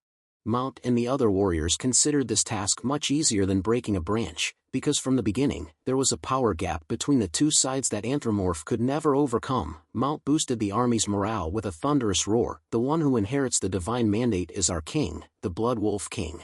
We must protect the blessing of the tales that have been bestowed upon us. With the Eastern general behind them, the Fury tribe's army became even more frenzied. Mount roared as the gate of Anthropomorph's city was in front of them. Brothers, charge forward and behead the Tiger King. For the Blood Wolf King, once again, the Fury tribe's warriors demonstrated their fighting spirit by repeating the name Blood Wolf King like an incantation that would bring them victory. As the territory of Anthropomorph was in sight, the eager army accelerated even more strongly, with killing intent pouring out like a storm. Charge forward and drink the blood of the enemy. However, as the Fury tribe's warriors were violently riding their mounts forward and laughing at the infantry following behind them, with a simple freezing spell activated from somewhere, suddenly, a ray of light struck the ground like lightning, but it created huge ice blocks of immense thickness and size in front of the riders. Just like that, the cold spread out over a wide area, covering the ground. In the blink of an eye, the riders tumbled to the ground because the ice surface was slippery. Shrieks rang out as the warriors' hands and feet were painfully impacted. The sight of hundreds of mounts and beastmen tumbling on the ice was truly astonishing, but the problem wasn't over yet. Before those who had fallen could get up, they were shocked to realize that a greater danger was approaching them uncontrollably. Those lying on the ground yelled out in helplessness, "Stop, stop," but the riders in the back row couldn't slow down. They stepped on the bodies of their comrades or were caught in the same slippery situation. As a result, the Fury tribe's front line immediately fell into chaos, with piercing screams echoing through the air. Blood poured out freely on the ice surface and quickly solidified, turning the ground black. The collisions and trampling on each other sent many eager warriors to death's door. The process of slipping, falling and crushing teammates is repeated about 2 or 3 times until the army behind has enough space to break quickly and not make the mistake of the group in front. Mount also stopped in time before colliding with his subordinates. He furrowed his brows in doubt, looking at the blocks of ice falling from the sky and his fallen subordinates. What just happened? Elric then appeared, his arm covered with glowing blue seals. Wow, what a lively party, isn't it? Sean accompanied Elric but grumbled reluctantly, why do only we have to fight? The last warlord to appear beside Elric was Hayes, with her gleaming golden warhammer. I think this is quite fun, she remarked. They stepped out from Anthropomorph, only 3 of them, but the powerful aura and energy emanating from them were nearly as imposing as a large army. For them, quantity didn't matter, it was about quality and strategy. Meanwhile, Augustine and Gility found themselves in a boring situation, having to return to guard Anthropomorph as per Elric's request. Unlike Gility, Augustine himself didn't want to get involved in worldly affairs, so he found guarding the gate of Anthropomorph acceptable. Unlike Elric, he wasn't interested in the beasts from the very beginning. Gility smiled contentedly as he watched the Fury tribe's army tremble after Elric's attack, then turned to Augustine and asked, "Are you really going to stay out here like this?" Augustine silently nodded as if in agreement, gradually expanding his magic field and carefully observing the battlefield, which was moving with the intensity of a storm. Far off in the distance, the enemy isn't as numerous as you think, he muttered. Of course, Augustine was prepared to intervene if things took an unexpected turn, but it seemed unnecessary. He calmly immersed himself in thought, stroking his chin. Elric asked us not to get involved in this, he murmured. Don't worry too much, Augustine mumbled, reassuring Gility, while continuing to look far ahead, where thousands of beastmen were charging towards Anthropomorph like a tidal wave. For Augustine, this would be an extension of Elric's test. He was filled with excitement and confidence in his student rather than anxiety. He was eager to see how this young man planned to entertain them.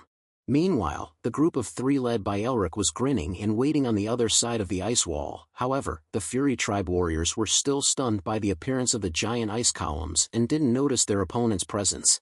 The Fury tribe beastmen were trying to regain their composure and reorganize their lines, but confusion continued to spread through their ranks like a wave. What happened? Has the Lord forsaken us? They wondered.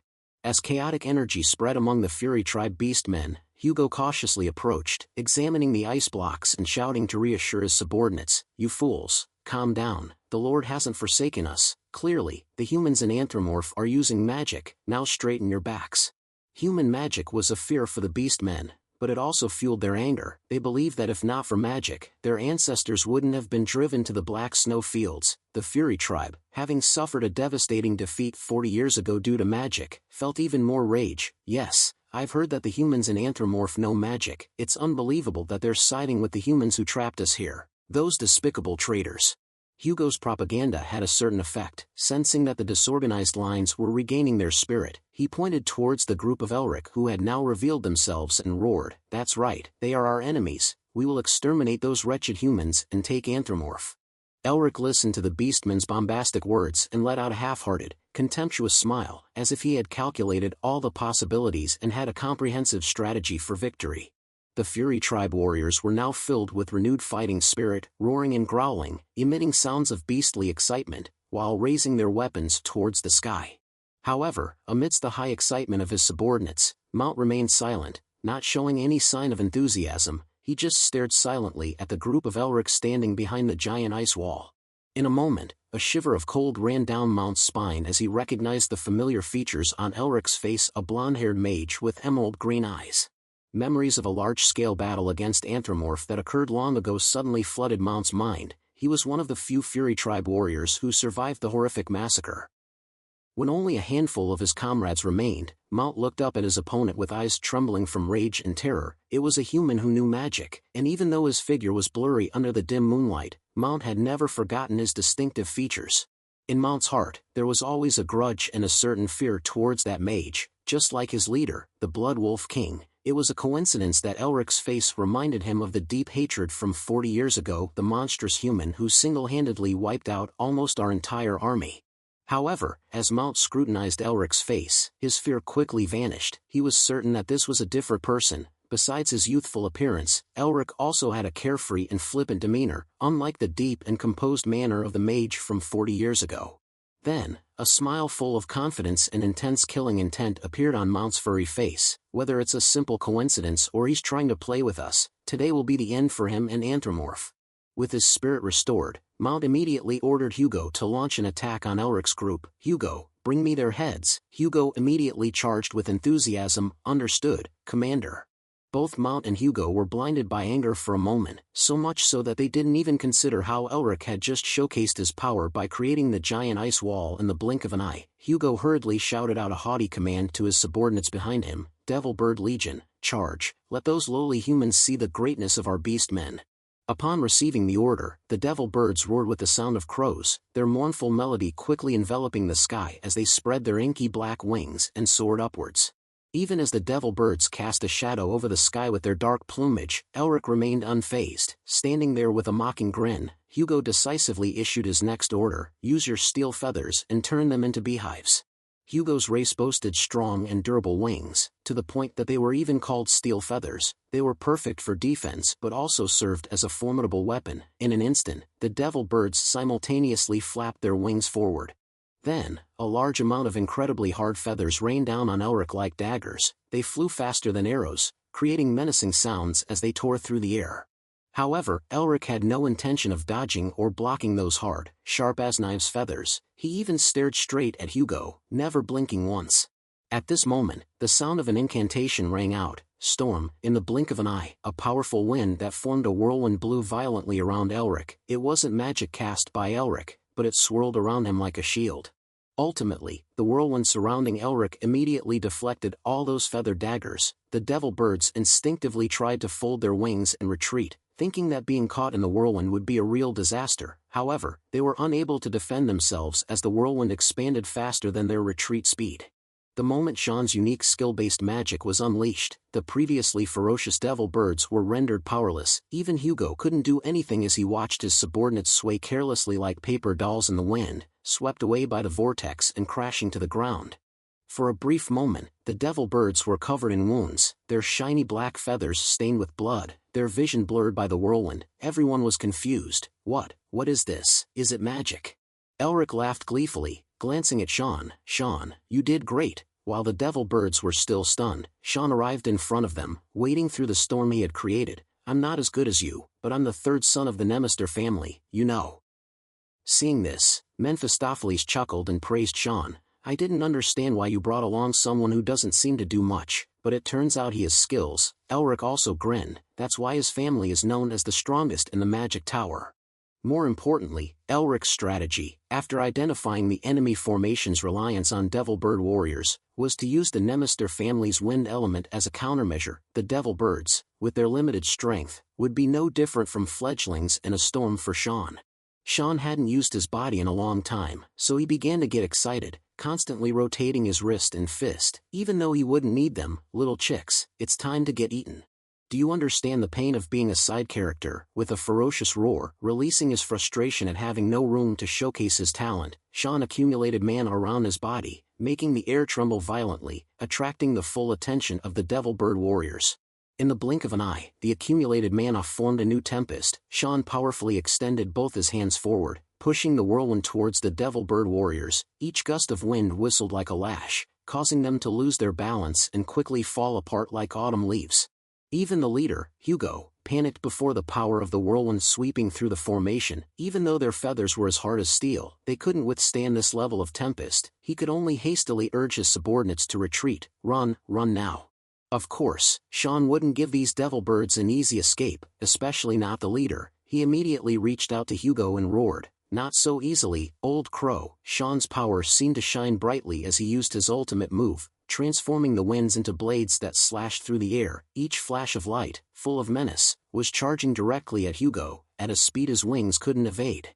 Just as the wind blades were about to explode and collide with Hugo's body, a warhammer the size of a human head suddenly appeared. It whirled through the air and effortlessly shattered Sean's wind blades as if they were fragile pieces of glass. The warhammer continued its trajectory after shattering Sean's attack. It flew directly at his face, but luckily, he managed to tilt his head to the side in time, avoiding it. As Sean looked down below, following the direction the hammer was thrown, he saw a herd of oxen ferociously gazing at him with the fiery spirit of raging bulls. The leader of the towering group let out a disgusting laugh when he saw Sean's annoyed face at being disturbed. "Weak things like that won't have any effect on us, Tauren." Right after that, the surrounding Tauren roared fiercely, crushing them, crushing the lowly humans. The buffalo-headed men excitedly stomped their feet and raised their axes to the rhythm of the shaking screams, "Move heaven and earth."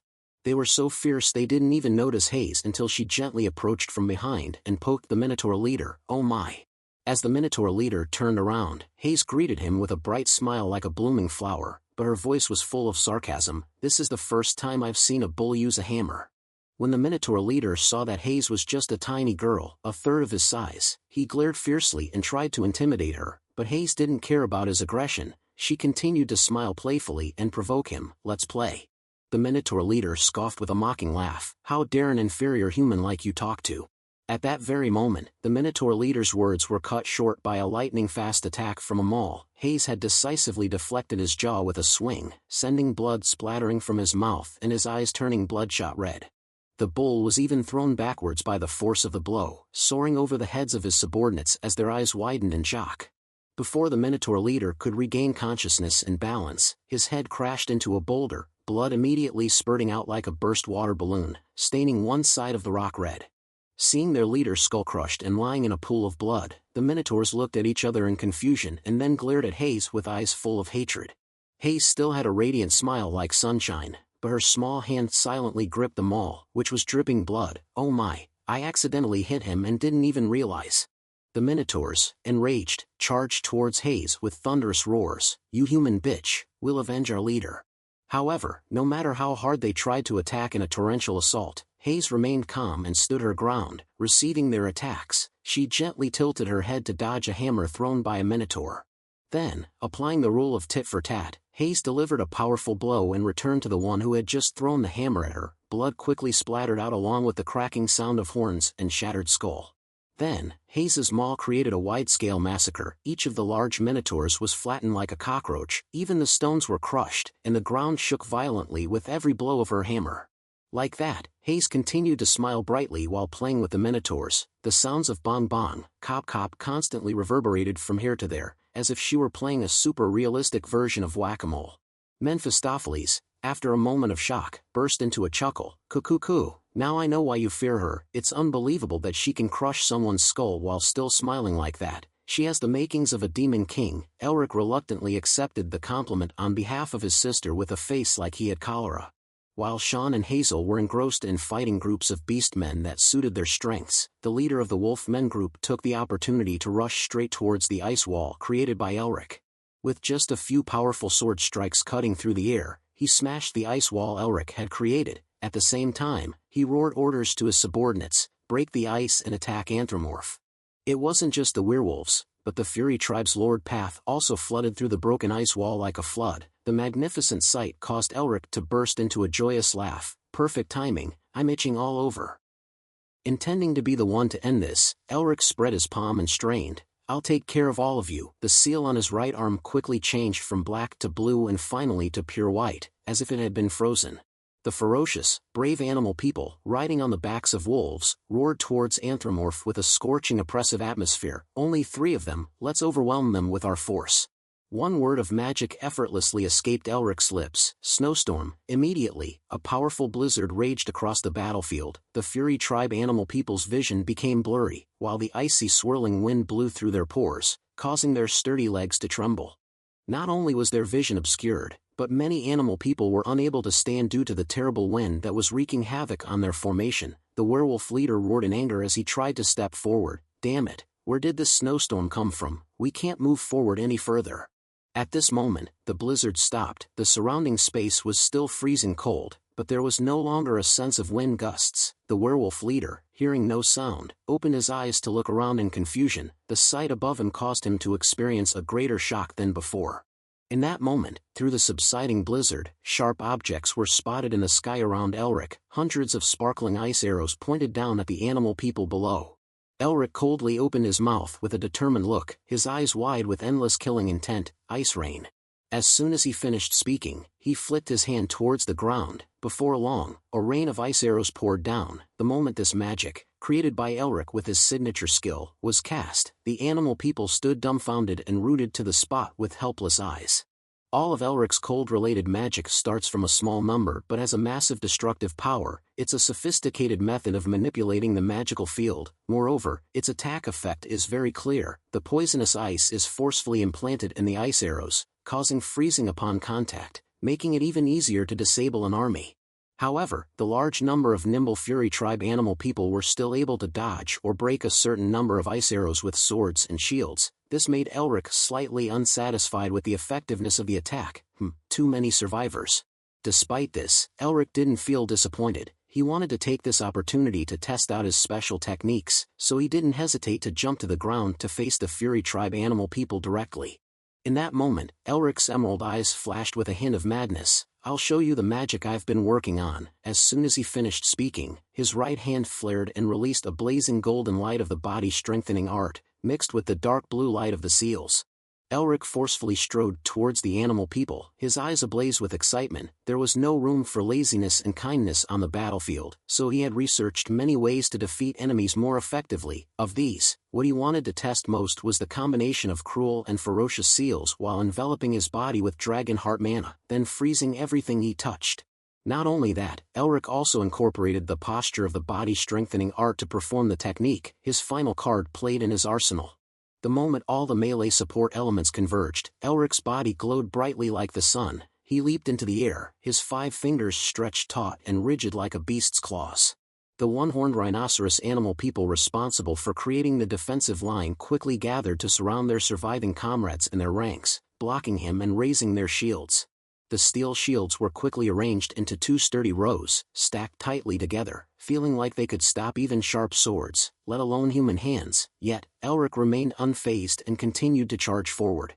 The body-strengthening art, Mighty Tiger Charge, was performed in a blink. Elric swung his 5 claws toward the animal people, mana unleashed and exploding in the air. The moment the 2 sides collided, the shields instantly froze. The entire barrier shook after a powerful explosion, and shattered into pieces like glass. The moment the one-horned rhinoceros defense was broken, Elric immediately glided through their formation, using his bare hands to inflict fatal wounds. Seeing the one-horned rhinoceroses collapse, unable to rise, Elric grinned with delight. This move is awesome. Suddenly, a powerful foot stomped on the ground, breaking the tough structure of the soil in the barren black snowfield with just his step. Mount's growling voice rang out, body-strengthening art combined with magic. You quickly realized that a powerful enemy had appeared and whispered to Elric, "He's a formidable opponent." Elric was also startled and surprised as he saw Mount at close range. His eyes widened in shock. Damn it, with that much energy emanating. He must be a tier 4 warrior, a monster master. Around Mount, there was an aura of terrifying, thick blood and violent killing intent burning fiercely in his eyes. After observing Elric and his unique techniques, Mount wasn't afraid but felt excited instead. He grinned, revealing sharp teeth like interlocking saw blades. "You're an interesting human." Mount narrowed his eyes with a glimmer of challenge shining in them. He spoke with a relaxed but deeply contemptuous attitude. "So, you're the one responsible for this mess." Immediately after he finished speaking, Mount's blade was raised, pointed at Elric with a flash of light running along the blade's body. Looking threatening, Elric was almost paralyzed when he saw the gray bear, who seemed to be nearly 3 meters tall. He sensed that the bear possessed innate strength and agility far exceeding his peers. A troublesome opponent has appeared. Elric clicked his tongue and sighed in his heart. If he weighed things carefully, this guy was clearly not an opponent he could easily defeat. It was a bit regrettable to lose a fish that had already taken the bait. But what could he do? People said you could create as many opportunities as you liked. He couldn't waste any more time here. Elric quickly made up his mind to retreat and return to Anthropomorph. He intended to disappear before Mount's eyes by blocking his opponent's vision with another snowstorm, but in a flash, he realized what he was trying to do and charged at him like a bolt of lightning. "How dare you run away from me?" The ferocious attack was so fast that Elric was momentarily stunned. However, he wasn't too worried because he believed that with the body-strengthening art combined with magic, there was nothing he couldn't stop. Immediately he swung his fist to confront the sharp blade descending. A deafening collision sound echoed, an energy explosion erupted as Mount's blade and Elric's fist clashed. The blade vibrated wildly as if it had hit rock, while Elric's hand also tingled like an electric shock. Mount's strength forced Elric to retreat 3 or 4 steps. He even had to kneel on one leg and put his hand on the ground to maintain his balance, but it was true that the blade couldn't cut through his hand. As Elric guessed, Mount's speed and strength were both astonishing, but if it continued like this, even if he could hold him off for a while, there wouldn't be time to deal with the ferocious army behind him. Meanwhile, Mount silently glanced down at his blade, and his pupils trembled in astonishment. His favorite blade was suddenly frozen, cracked, and chipped with a large piece visible to the naked eye. Although he had launched a surprise attack on Elric, now he had to experience a chilling moment. What would have happened if it had been his hand or foot that had directly hit that brat's fist? More importantly, Mount knew that only he could be Elric's opponent in this battle. To allow his subordinates to continue their advance towards Anthropomorph, he didn't hesitate to stomp his foot, releasing the blessed energy from the Blood Wolf King's tail. "It seems I can't let you go." As Mount's wave of energy, filled with terrifying killing intent, wrapped around Elric's leg, he felt his feet become heavy. Damn it, now I'm within his range, it's hard to escape using the teleportation spell. Immediately afterwards, Mount ordered Hugo, who was confused at the back, to lead the legion straight to Anthropomorph. "I'll chop this human brat's head off and then meet you later." As soon as he finished speaking, Mount grinned maliciously while staring at Elric with a provocative look. At this moment, behind Elric, the sun began to rise from the Anthropomorph gate as if urging the Fury Tribe beastmen towards the light, where they could build a bright future that they longed for. Receiving the commander's orders and the signal from heaven and earth, Hugo quickly flapped his wings towards Anthropomorph and shouted, "Savage Beast Legion, advance straight to Anthropomorph." In a blink of an eye, except for the beastmen who were fighting Sean and Hayes, the rest of the Fury Tribe warriors flooded past Elric like a tide. They directly ignored him and split into several groups rushing towards the Anthropomorph gate. Elric cursed bitterly in the dust cloud created by the beastmen's rushing footsteps. "Damn it, thanks to that bear, things have become complicated." On the contrary, Mephistopheles was even more amused by the complicated situation. "Kakik, you underestimate these beastmen. There was a time when even the demons wouldn't dare to provoke them." While Elric stood there, hesitant, with a troubled expression as if he had no solution, Mount was very relaxed and leisurely. To be more precise, he was very happy to be able to test the humans' level before expanding the invasion across the wall separating the black snowfield from the outside world. And he was even more excited when he thought about the possibility of capturing alive the wizard who had learned the body-strengthening art. Elric stared silently at Mount while muttering complaints to Mephistopheles. "It seems that even though the Fury Tribe has weakened, there are still powerful individuals, so that's why Anthropomorph has to build walls and always be vigilant against them." After Mount's subordinates ran towards the Anthropomorph gate, he opened his mouth again in an arrogant voice. "Finally, it's just the two of us now." Elric was forced into a position of readiness for battle. I need to defeat him as quickly as possible, no matter what. At this moment, a silent breath approached him from behind. The change in the atmosphere around Elric occurred in silence and so quickly that he was slightly startled when he detected it. Although he had only interacted with Herman for a short time, Elric could recognize the powerful aura that was freeing him from Mount's hold as the breath of the Blue Lion. The corner of Elric's mouth unconsciously curved upwards. Herman's arrival would completely turn the tables and put his plan back on track. Meanwhile, Mount was filled with resentment, so he didn't realize the appearance of a powerful figure behind Elric. He was busy muttering complaints with his hand gripping the blade, forgetting the humiliation he had to face 40 years ago. I have been training relentlessly day after day. Even though you're not him, I'll still tear you to pieces so that this sadness can subside. As soon as he finished speaking, Mount leaped towards Elric with his blade raised high above his head. Although the enemy had launched a new fierce attack, Elric still stood calmly, grinning with a mocking voice. Well, you're out of luck, you'll have to train for another 10 years. Mount became even more enraged, putting all his strength into the blade and roaring, how dare you mock me, you lowly human. At this moment, he had completely abandoned the intention of capturing Elric alive and just wanted to chop him to pieces. But the moment his blade came down, it was blocked halfway by a powerful force. Mount's ferocious face twisted, stiff for a moment. Herman suddenly appeared with his sword blocking the blade of Mount. After a few seconds, Mount growled, feeling tense because it seemed that an opponent with a higher level than Elric had appeared. You, who are you? Even while engaged in a fierce duel, Herman still politely stated his name, Herman Whale, or as you may know, the Blue Lion of the Empire. Immediately afterwards, he told Elric, who was still standing at the back, leave this to me, you just go and do what you need to do. Elric, without hesitation, ran towards the anthropomorph gate with a wide smile, thank you, sir. Meanwhile, Mount was completely held back by Herman. His eyes became sharp when he heard the identity of the Blue Lion. The Fury Tribe's ultimate goal is not anthropomorph, but the Great Wall separating it from the Empire. Of course, they had gathered a lot of information about the humans there, and the group that posed the greatest threat to the Beast Men was a group of warriors called the Lions. The Blue Lion was said to be the most upright among them. Mount probably agreed with that fact, but he didn't flinch or fear Herman because of it. On the contrary, he became even more aggressive because he wanted to prove the power of the Beast Men. You think just a mere lion can stand against a mighty gray bear like me? Even though Herman had not yet fully recovered, his aura and strength were truly amazing. He didn't hesitate to raise his sword with eyes full of oppressive aura. We must test it to know. Elric had run all the way towards Anthropomorph without looking back once. It's not that he didn't care about Herman's safety, but he simply had faith in his strength. At this moment, a loud explosion and the sound of metal clashing echoed behind Elric, signaling that the fierce conflict between Herman and Mount had officially begun. Although he was slightly startled, he didn't waste any time looking back. Elric was filled with faith in his heart that, even though he hadn't fully recovered his strength, the Blue Lion wasn't someone who could be easily defeated by a bear. While flying at full speed towards Anthropomorph, Elric took the opportunity to glance down at the ground to assess the battle situation at Hayes and Sean's location. If they can't handle those separated enemy groups, there will be another difficult problem for the overall situation. Fortunately, Sean and Hayes were still happily sweeping through the enemy like reaping machines in the harvest season. The battlefield, which was already chaotic because of Elric, became even more chaotic and uncontrollable in their hands. The bovine and avian people no longer had time to reorganize their battle lines.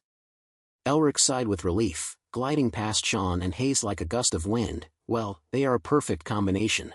However, the problem for the overall situation of the war was still there. Sean and Hayes couldn't stop the other Fury Tribe beastmen who were splitting into groups and running towards Anthropomorph. That was why, from the beginning, he wanted to gather them all together to deal with them easily. As Elric was considering the final option of asking his two masters for help, suddenly, flashes of bright swords cut across his thoughts. When Elric looked ahead, the warriors in blue uniforms were simultaneously charging into the battlefield. Although the situation could be dangerous, their faces didn't show any worry. The Blue Hawk Knights charged into battle with great enthusiasm, each with a serious expression as they swung their weapons and delivered fatal blows to the heads of the ferocious Fury Tribe beastmen. Elric couldn't help but be amazed and impressed. I heard that all the knights under the Blue Lion behave like that. However, Elric had thought about it a little too early. His brief stream of thought hadn't even ended when he heard the tearing laughter of the Blue Hawk Knights. They were so happy that they couldn't stop laughing throughout the battle. They even laughed as if they were about to die. Very few people knew the truth that except for Herman, the eldest in this sworn brotherhood. The Blue Hawk brothers were all reckless, fearless, and very fun-loving. Elric had the privilege of being one of the few people who witnessed the Blue Hawk Knight's craziness, but he was stunned by it. "Leave it to us, son-in-law, ha ha ha." The Blue Hawk Knights laughed heartily at Elric as he stood watching them. Elric hadn't even fully grasped their way of addressing him when he heard another friendly and excited voice. "That's right, we'll make sure none of them escape, even a single ant, son-in-law." Elric didn't dare to look into the eyes of the Blue Hawk Knights anymore. He had to turn his head away immediately, and he decided not to answer because a chilling feeling suddenly came over him after hearing them call him son-in-law so affectionately. It felt like he had just heard something very strange. Anyway, thanks to the Green Falcon Knights joining the battlefield, Elric only had to deal with the remaining ones, but when he looked towards the anthropomorph he couldn't help but feel dizzy in my heart. The simple reason was because the number of enemy soldiers approaching the anthropomorph was slightly more than Elric expected, and he did not expect that they had gone that far. Looking from above, it looked like a group of black ants crawling around covering the ground. More importantly, when Elric looked towards the gates of Anthropomorph, there was no sign of any military force or any official. It was as if the entire city was in hibernation, unaware of the enemy approaching their doorstep. He had given the Anthropomorph beastmen enough time to react to this sudden situation. Elric's heart began to burn with anger. What the hell were the beastmen inside Anthropomorph City doing? Why wasn't there even a single guard? Inside the Anthropomorph castle, a heated argument was taking place. The news of the Fury Tribe's legion approaching had thrown the officials into chaos. It had been a commotion since the body-strengthening art emerged, and now with the external crisis, it felt as if the entire fortress was being shaken. The ministers were all eagerly putting forward their opinions. Now was not the time for debate. We had to formulate a plan immediately. The rabbit-eared minister grumbled in annoyance. "Do you think we can stop the Fury Tribe by going out there and talking to them?" The minister immediately reacted harshly. "So what do you mean just sit there and watch?" When the situation reached its peak of tension and everyone became deadlocked and could not come up with any other solution, the mouse-eared minister suddenly walked out into the middle of the hall. Without hesitation or reservation, he put forward his opinion decisively: surrender. The leopard-eared minister immediately shouted, protesting the insane idea. "Minister of the Interior, what the hell are you saying?" The rat-eared minister replied in a harsh voice, "What else can we do? If you have a better idea, then speak up." The leopard-eared minister, steadfast in his loyalty to the Tiger King and Anthropomorph, tried to persuade everyone, "We must fight to protect this city, even if it means risking our lives." As the heated debate flared up again, the cowardly rabbit-eared minister was swayed by the rat-eared minister's words and stood up, saying, "I agree with the Minister of the Interior." The rat-eared minister, seeing this, lifted his chin smugly. "See." Then, other voices of agreement came from the mouths of the cowardly officials. "Me too. I don't want to die like this." "That's right." The leopard-eared minister watched in agony. He stared at the cowardly group with horrified eyes. "You're insane." At that moment, it seemed as if a civil war would erupt before they could figure out how to deal with the Fury Tribe. "Look at the situation. Are you going to put all the citizens in danger? Do you think they'll leave our people alone? If we surrender, we'll all become food for those beasts." Norris had listened to everything but remained silent with his eyes closed. At that moment, a wolf head tattoo appeared on the back of Norris's neck. It emitted an evil aura and quickly enveloped his body. Finally, Norris opened his mouth with a stern voice that made the other officials jump and fall silent. As all the tense eyes focused on Norris, he calmly stepped out into the middle of the hall and said with a nonchalant attitude, "I have heard all of your opinions." Norris smirked and glanced at the rat-eared minister as if they had colluded beforehand. He nodded nonchalantly. "I think the Minister of the Interior is right." The leopard-eared minister was almost paralyzed at that moment. He looked at Norris, his pupils shrinking to the size of a pea. The shock was immense because Norris was the person Velance trusted most, and the leopard-eared minister had placed his last hope in him. The meeting didn't end there. Norris continued, his voice firm. "Those who agree with the Minister of the Interior, step over here." Within a few seconds, everyone stood behind Norris, leaving no one on the leopard-eared minister's side. The sight caused the leopard-eared minister to tremble in despair. "Prime Minister, what the hell are you doing?" Norris was the Prime Minister and the Minister of Finance, and at this moment, he began to use the supreme power of a Prime Minister with decisive eyes, summoning the Night Legion. The Night Legion quickly surrounded the hall. It was a secret organization that specialized in suppressing traitors by hiding throughout the Beastman Alliance to protect the Tiger King's power. However, everyone thought it had disappeared when the Beastman Alliance dissolved and the royal power was on the verge of collapse, but it was still active, and it was actually run by Prime Minister Norris. The leopard-eared minister looked at Norris with a face full of pain and despair. He tried to call out to him again, hoping to awaken a bit of his loyalty to the Tiger King, but it seemed useless. When he became so desperate that there was nothing left to hold on to his faith, the leopard-eared minister finally erupted in anger, criticizing Norris with tears. "Do you really want to abandon the king and your people like this? When did you become such a villain?" However, Norris didn't argue or explain to the leopard-eared minister. His eyes turned blood red, filled with a terrifying murderous intent. Then, Norris spoke in a deep voice, but with a resonance so profound that almost no one around him could hear except the Night Legion. "Kill those traitors." At that moment, the leopard-eared minister fell into a state of extreme panic as Norris's murderous gaze stared at him. The atmosphere in the hall became gloomy and silent for a moment until there were thudding sounds as if something had fallen and was rolling on the floor. Back to the situation outside Anthromorph, thousands of the Fury Tribe warriors were charging towards the city like a flood. The beast men became increasingly excited, roaring with the sounds of monsters as Anthromorph came into view. Even though Mount and the Vanguard groups had been separated, the Fury Tribe's expeditionary force continued to charge straight towards Anthromorph without looking back. However, they lacked military discipline, battle formations, or even a stable command system. They were only concerned with capturing the city, continuing their advance, speeding up, eliminating the Tiger King, and sweeping through the city. All their orders were aimed at wiping Anthromorph off the world, more precisely, eliminating the Tiger Clan and everything related to it. Only then could the Fury Tribe shine brighter. But once again, the burning desires of the crazed beastmen were stopped by a simple incantation, and a sturdy ice wall crashed down from the sky. This time, the scale of the ice wall was larger and thicker. It was molded into square blocks stacked on top of each other and extended for hundreds of meters. The Fury Tribe beastmen hurriedly braked and tried to shout to the eager riders behind them to stop. As the beastmen were still looking at each other in confusion, Elric let out a mocking laugh, drawing their attention. "Oh, you stopped just in time this time, huh?" Then, before the astonished and bewildered eyes of the beastmen, he lightly jumped down from the top of the ice wall. Elric's landing looked very gentle, but its power was beyond the beastman's imagination. As soon as his foot touched the ground, mana erupted like a tsunami, knocking down dozens of beastmen standing around him. The Fury Tribe warriors were stunned by Elric's power as a large amount of fog blew towards them after his jump. More importantly, the grandeur of the ice wall was what confused them the most. Elric slowly walked beneath the towering ice wall, dozens of meters high, radiating a chilling cold. He chuckled playfully at the bewildered beastmen. "I was a little disappointed because I hadn't played enough with the bear earlier, but now you and I can have some more fun." The beastmen were dumbfounded for a moment before they began to panic like headless chickens. They lowered their ears and tails, whimpering and asking in a mournful voice, "How did that human get here? Don't tell me he defeated Leader Mount."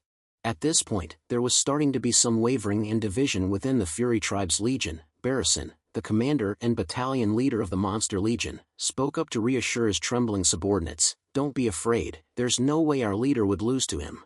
This gazelle seemed wiser than his appearance. He easily came up with a convincing argument for his anxious subordinates. "That human brat is just a coward running away from our leader." Then, he raised his sword and pointed it threateningly at Elric. Barrison's encouragement had a significant effect. The terrified beastmen quickly regained their aggressive spirit, raising their weapons towards Elric. "Kill him, that's right, we'll tear him apart and take the city." To defeat the massive army, Elric needed to make each of them feel confused and discouraged. He decided to show off the lost technique of the Tiger Clan once again, something that all the beastmen would fear. Elric's eyes became sharp and bright, filled with killing intent, like a tiger staring intently at its prey. This was also when the third technique of the body-strengthening art was about to be activated, Black Tiger Treachery. In a blink of an eye, the mana surrounding Elric's body transformed into the form of a black tiger and stomped its heavy foot down on the Fury Tribe warriors who were now terrified like lambs. The beastmen, consumed by fear, froze in place with expressions of horror.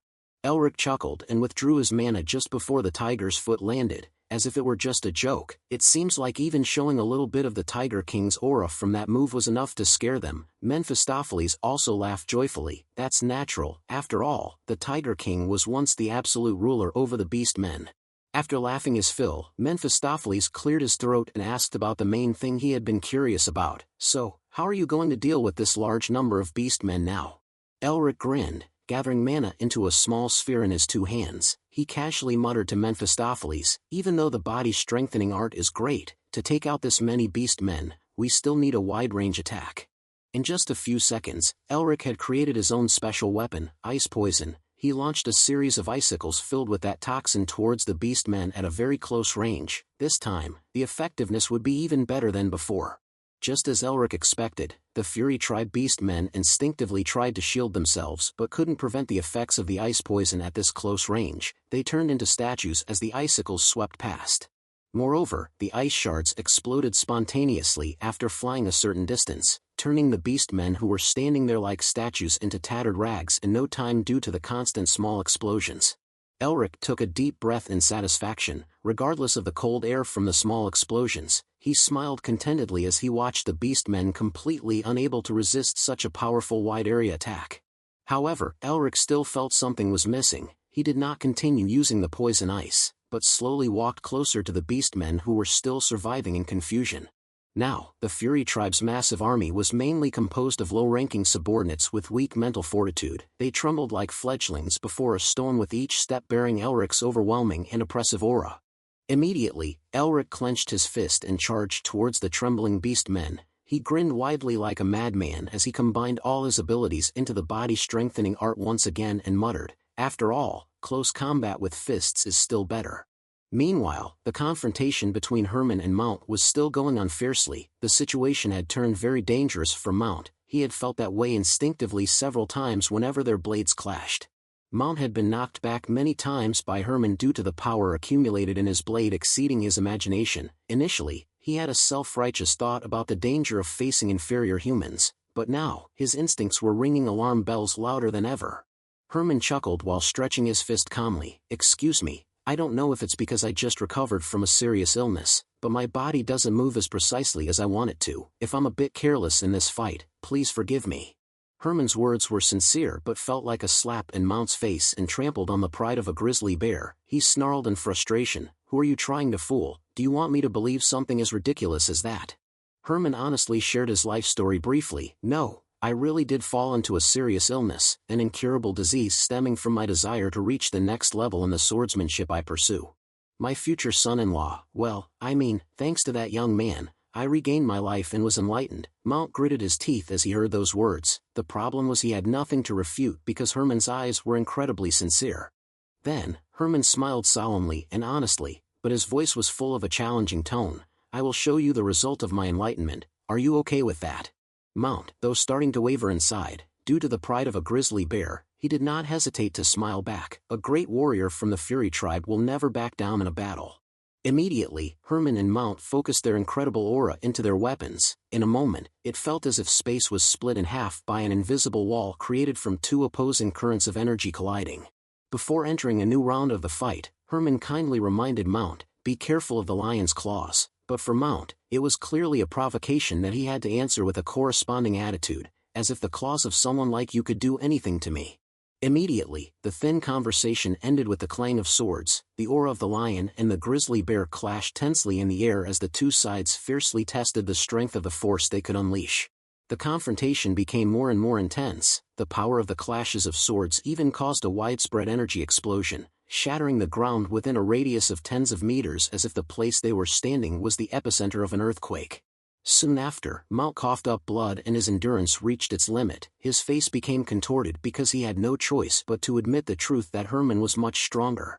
While Mount's entire body was covered in wounds, Herman did not have a single scratch. Although he was also tired, he showed no signs of exhaustion. In fact, he looked relaxed and even very happy. Herman burst into laughter as he looked at Mount covered in blood. What a great battle! For a moment, the thought of withdrawing his troops flashed through Mount's mind, but he quickly dismissed it because it was obvious that Herman would not let him escape. He could only bitterly admit, humans, truly, are amazing. Although he did not say it, Mount's eyes were now filled with fear of Herman. He decided to give up resisting and looked up to the sky to sigh. "The Blood Wolf King, this subordinate apologizes for failing to complete the mission. This subordinate hopes your plan will succeed." As soon as he finished speaking, Mount pulled out a small cannon hidden in his armor. "If we can't win, then dying together isn't a bad idea." Herman wondered if it was a bomb or not, so he quickly swung his sword towards Mount, hoping to finish him off or at least cut off his hand before he could do something reckless. However, as Herman's sword pierced Mount's body and cut across his abdomen, the electric spark successfully ignited the fuse of the cannon. and he had just in time raised his hand to prevent the cannon from being affected by the blow. Immediately, a spark of fire burst out of the cannon and shot up into the sky at a speed that Herman could not stop. A thunderous roar shook the sky, followed by a red mist spreading out with countless small sparks. Herman narrowed his eyes and looked up, realizing it was a signal flare, not a bomb. Whatever it was, he felt self-reproach because this flare must have a profound meaning for the Fury Tribe beastmen. I was too late, I can't stop it. The flare blazing brightly in the sky attracted all eyes on the battlefield. Both humans and beastmen stopped their actions. Elric's mind instantly started racing. Of course, it would be easier to figure out how to deal with it if he knew the meaning of it, and it would be even more beneficial if it was a signal to retreat, but it seems it's not. The beastmen looked up at the flare with sorrowful eyes, but without fear. They murmured among themselves, "Leader Mount, he has fallen, he has issued his final order." In the next second, their eyes turned blood red, filled with killing intent. They turned their heads towards Elric, as if they were trying to confirm with their eyes that nothing could stop them anymore. The Fury Tribe beastmen roared in unison and started running towards Anthromorph like horses with broken reins. Without any tactics or strategy, we are ready to sacrifice our lives, for the Blood Wolf King, for the Blood Wolf King. Elric looked at the beastmen going insane and did not know what to do. What the hell? The beastmen did not have any discipline or even a commander, but they could unanimously charge forward, ready to fight to the death with their roaring demands to conquer the city of Anthromorph for the Blood Wolf King.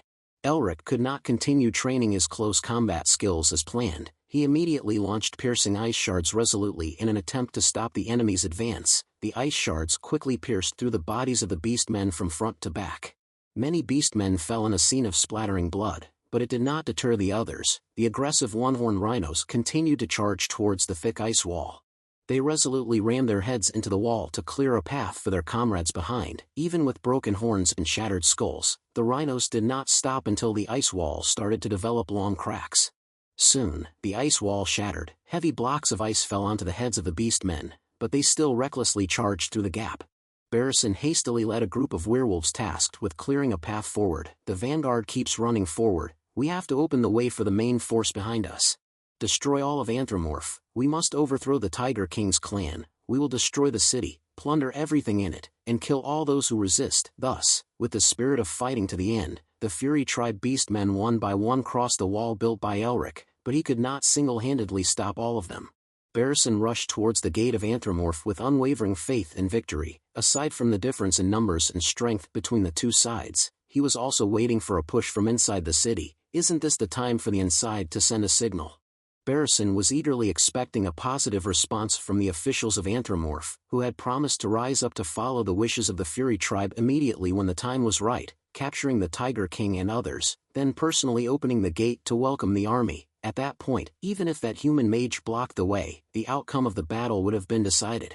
Of course, the uprising of the officials supporting the Fury Tribe might have failed. However, even if that were the case, the strength of Anthromorph would be correspondingly reduced due to civil war. The city's collapse would be much easier. Seeing something fluttering on the city wall, Barrison exclaimed excitedly, "There it is! The flag is raised on the city wall, a sign of victory."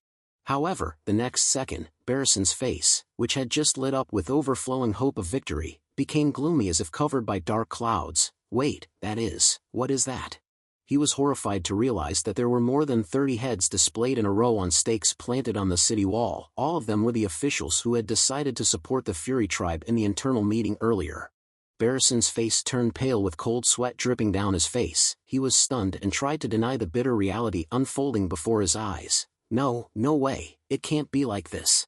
The Fury Tribe warriors who were charging behind Barrison also stopped when they saw the horrific scene of beheadings. They were confused. They looked at each other and then looked up at the city wall with apprehensive eyes. Below the dangling heads, Prime Minister Norius stood there, his hands clasped behind his back, and calmly shouted loudly, "All the cowards have been executed." While the Fury Tribe beastmen were panicking, not knowing what to do in this ironic situation, Norius continued to issue his orders. "Oh, warriors of the Tiger King, heroes of Anthromorph. Let no traitor from the Fury Tribe be able to invade this land." Immediately following Norris' order, the Anthromorph warriors standing on the walls raised their bows in unison and stretched the strings in their hands. It took only a few seconds for a rain of arrows to pour down on the Fury Tribe's beastmen like a downpour. The sound of the arrows tearing through the air became clearer than ever as the enemy was engulfed in a heavy atmosphere of crisis. Barrison didn't even have the intention to turn and flee, because he knew there was another big obstacle behind him, Elric and his comrades, so he simply looked at the arrows with a resigned curse. Damn it. In a blink of an eye, the first volley of arrows took the lives of dozens of Fury Tribe beastmen simultaneously. The remaining beastmen began to scatter and panic like ants in a storm. They could only try to save their own lives. Unlike the invasion, the Fury Tribe Legion's retreat was more chaotic than ever. The rain of arrows continued to pour down but did not last long, because the anthropomorph themselves did not have enough strength to chase after the fleeing beastmen. After stopping the Fury Tribe's force and the whole anthropomorph city was on the verge of victory, a gentle voice rang in Elric's ears, Melvinger. Velance was escorted back by Irena. The little boy looked up at the wall full of human heads and shivered with a chill. What's going on? Why is the Prime Minister helping us? Elric replied calmly, as if it was nothing out of his plan. You ask about that. I made a deal with him, Elric chuckled, glancing at Norris on the wall with a cunning look. Although there have been some variables in the course of the war, it seems this general plan has been laid out by him from the beginning. Or to be more precise, all of this is just a game played by Elric and Prime Minister Norris. Going back to the evening at the Anthropomorph Castle's annex, when Norris was the first to visit Elric's room and made the proposal, please sell me the body-strengthening art. As soon as he saw Norris' insidious smile when he made that proposal, Elric felt extremely disgusted and secretly laughed in his heart. Oh my god, even the Prime Minister is doing this too. It's unbelievable that you can't trust anyone in this kingdom. Before Norris could offer any further persuasion, he suddenly changed his gaze, looking at Elric with seriousness and even hints of sincerity. Before we discuss this specifically, I have a few things to show you. Can you come out with me for a while? Norris said, immediately getting up as if he wouldn't give Elric a chance to refuse this invitation. The sudden action made Elric slightly surprised. Before making a decision, Elric glanced at Velance, who was hidden behind a secret door of the room and was enchanted to hide. Just like his ancestors, Elric wanted to build a good long-term relationship with the Beastmen, but that could only be done gradually after building mutual trust. Although the Beastmen were somewhat naive, they still needed to be careful because they were the force that had once threatened the northern part of the Empire. Therefore, Elric had to be careful in every action to prevent the relationship from breaking down before it even began. Realizing Elric's gaze, as if asking for an opinion, Velance didn't hesitate to signal for him to do as he pleased. Of course, even Velance was wondering why Prime Minister Norris would change his loyalty, but the little boy couldn't come out or do anything else at this time.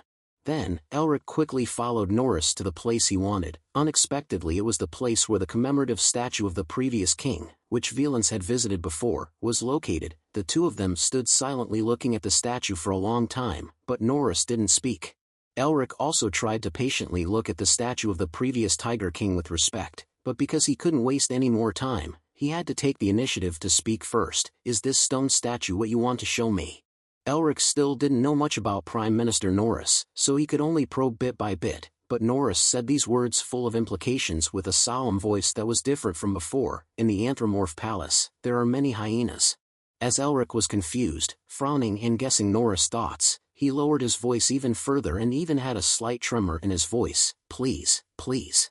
Protect our king from them. Elric couldn't help but be surprised at Norris' contradictory words. It seemed that the man standing in front of him now was not the person who had been discussing the deal with him a few minutes ago.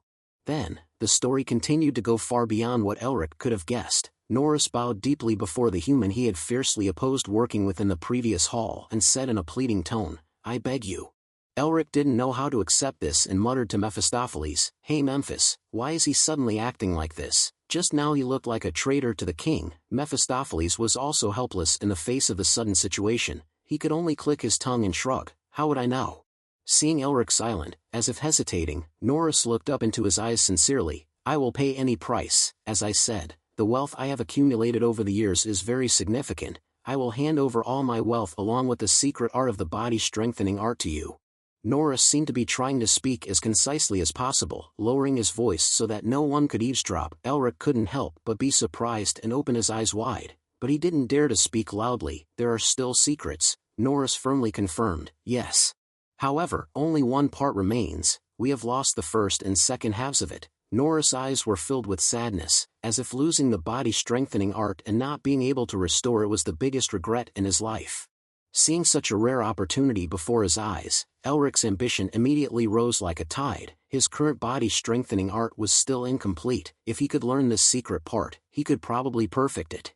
However, in Elric's heart, there was also a mixture of doubt about Norris' reasons for doing all this. He didn't agree to the deal with him immediately, but cautiously asked, "Why do you trust me with this and with the king? I'm a human, the one you despise the most in the world." At that moment, Norris unexpectedly chuckled, a warm appearance that was different from his previous rigid image. He calmly asked Elric back, "You know that, you look a lot like your grandfather." Elric took a deep breath in surprise and couldn't say anything. Although he knew that his ancestors had always wanted to build a good relationship with the beast men, he didn't expect that one day he would find traces of his respected grandfather here. Then, as if to add to the persuasiveness of his words, Norris described Elric's grandfather while walking towards the pedestal of the statue of the previous Tiger King, his golden hair and emerald green eyes. We called them emerald eyes. It means eyes that are sparkling, clear, and beautiful like jade. Usually, people born with such eyes will make the world sparkle, Norris said while putting his hand on the pedestal of the statue and seemed to be searching for something. After a click sound, a stone at the foot of the statue suddenly sank, as if it was a mechanism leading to a major secret that no one but Norris knew. After a series of powerful tremors that made the whole room shake, a series of clinking sounds came from the wall on Elric's left, as if rocks were bumping into each other. 7-colored light poured in as a giant door slowly opened from the side wall of the room. Norris stood in that radiant light and continued talking in a nostalgic voice, "The person with those eyes will bring light and hope to the whole world." Elric was dazzled by the dazzling light from the other space behind the secret door for a moment. He instinctively covered his face and squinted, but his curiosity still urged him to try to look deeper into where that brilliant light came from. As Elric's eyes began to get used to the dazzling light, the scene gradually became clearer and it made him even more surprised. On the newly opened window frame, the image of Ustin Melvinger, no less in size than the statue of the previous Tiger King, appeared. It was shining brightly with millions of colorful pieces of glass. Norris looked up at the window frame with a deep thoughtful expression. "That's your grandfather. There is a very beautiful sparkling gem inside him." Elric was stunned for a moment, gazing at the magnificence of Ustin, which was depicted so elaborately even in such a desolate land, a magnificent sight he had never imagined. As Elric looked closely at the image of young Ustin, he also wore a burlap around his chest, although it wasn't depicted in detail. But people could still recognize that it was the same shape as the burlap that Elric was wearing on his collar. At this moment, even Elric was surprised by the great similarity between himself and his grandfather. Norris slowly walked towards Elric and continued to tell the story, like a legend about Ustin that he himself had witnessed. "He wore the same necklace as the one you were wearing and came to this castle. He came alone and helped us unconditionally." Elric touched his necklace with emotion and felt a strong connection, as if Ustin was present here. Gazing at the bright window frame, Norris continued to tell the story while smiling nostalgically. "How could the Tiger King lineage, which seemed to have been cut off, continue to exist? It's all thanks to your grandfather, and this city might not have existed in the world anymore if it wasn't for him." When we asked him why he did that, do you know what he said? By this time, Elric couldn't guess anymore and curiously tilted his head to look at Norris. "What did he say?" Norris smiled brightly at Elric with the warm energy of an old father. "Because we are friends." When we asked him why we were friends, he said that the Melvinger family has always been friends with the beast men. Elric heard this and then exclaimed as if he had just remembered something. Norris chuckled at Elric's reaction. "You knew, didn't you?" Elric pondered for a moment. "I know Melvinger always wanted a good relationship with the beast men, but I didn't think it had reached the level of friendship. I remember seeing it in the family records, but I'm not sure." Norris clicked his tongue, providing a concise answer to Elric's concern. "The friendship between Melvinger and the Tiger tribe began 300 years ago, so we were very surprised when your grandfather suddenly appeared and said that he also considered us as his friends. He even said," Norris paused, his voice faltering as if he were choking back memories of the past 40 years, days that were still vivid in his mind. Norris was reminiscing about that time, when the Blood Wolf King's army stormed Anthromorph, aiming to completely eradicate the Tiger tribe's bloodline to seize dominance, but then, they were beaten by Ustin, forced to flee in a rout, retreat, get out of Anthromorph immediately. Under a night sky as beautiful as a cluster of twinkling stars gathered within their sight, Ustin and Norris stood silently on Anthromorph's wall, watching the fleeing Fury tribe beastmen with light hearts. Suddenly, Ustin's voice choked with emotion as he turned to Norris. "I'm sorry, I was too late." At that moment, Norris was so stunned that he was completely speechless. It was a moment he would never forget. Back then, Norris thought, people say Ustin Melvinger is like a star, and it shines so beautifully that it's almost blinding. Later, Norris heard rumors from the human territory that Ustin had actually been called a starlight mage by humanity. Norris recounted with a voice full of emotion and deep gratitude. Then, your grandfather left without taking anything from us. It was a moment that I will idolize for the rest of my life. How could I not know who you are when you look exactly like that benefactor?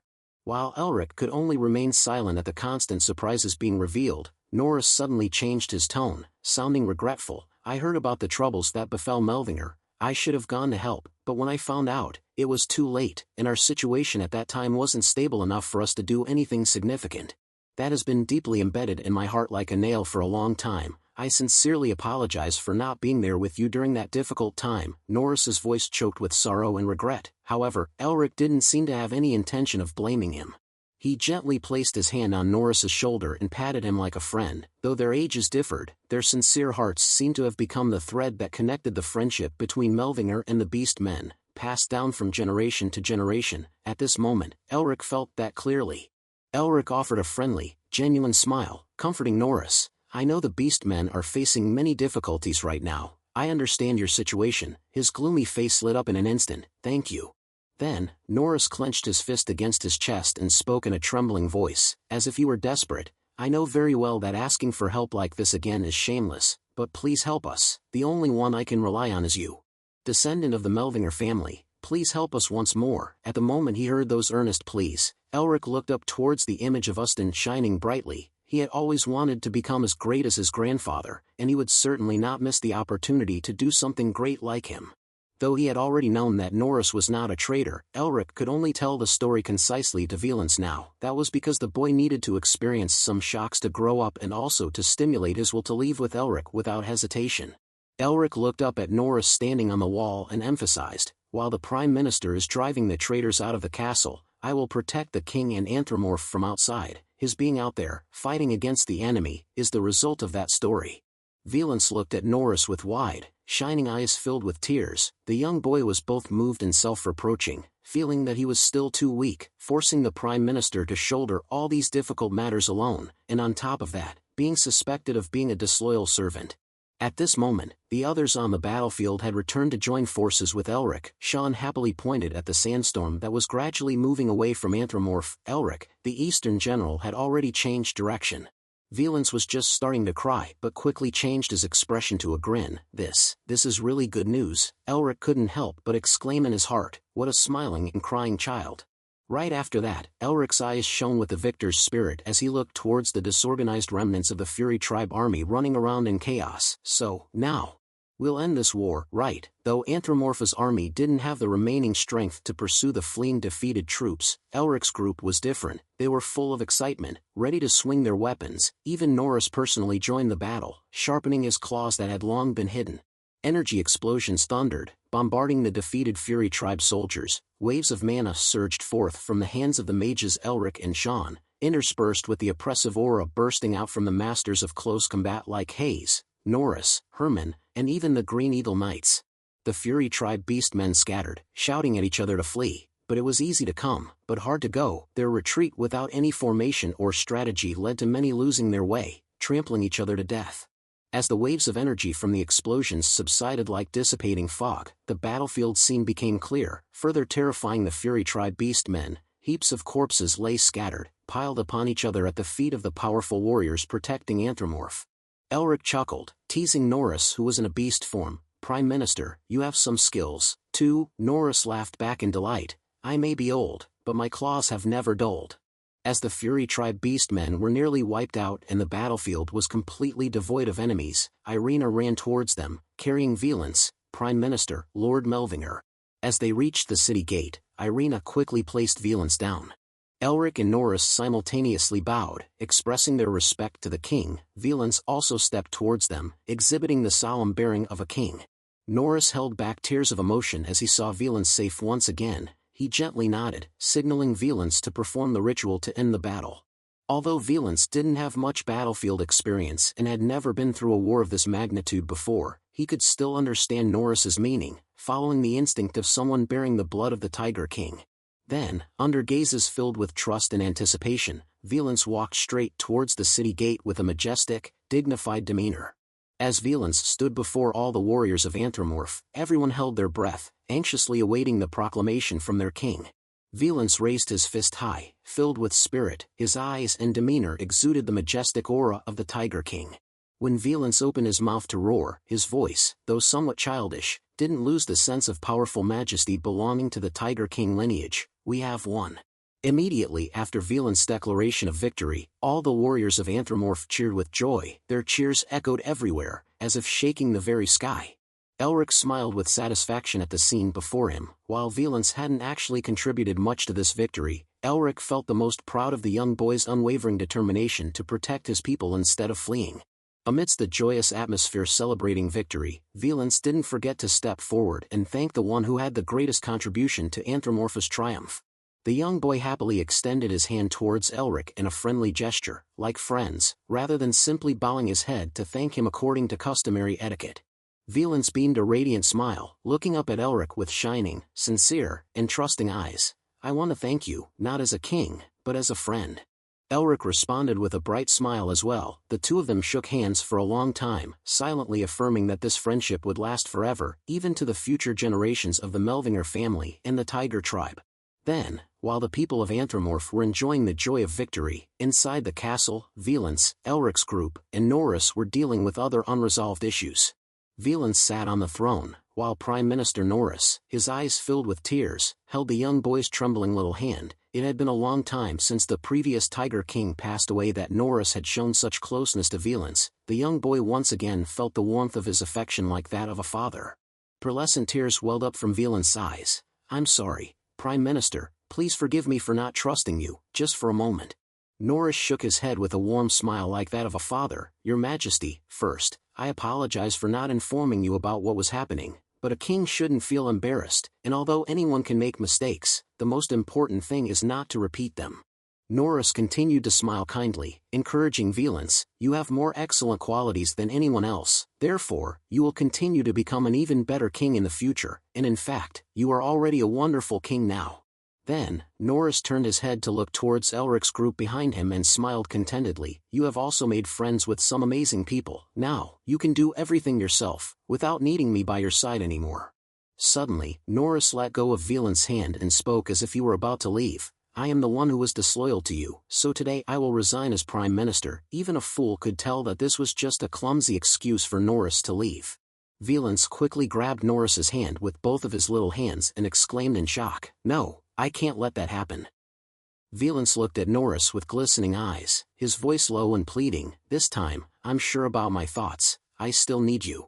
Please live long and stay by my side to help me," Velance pleaded, his voice filled with such desperation that it moved anyone who heard him. After all, he was still too young to stand on his own 2 feet as the ruler.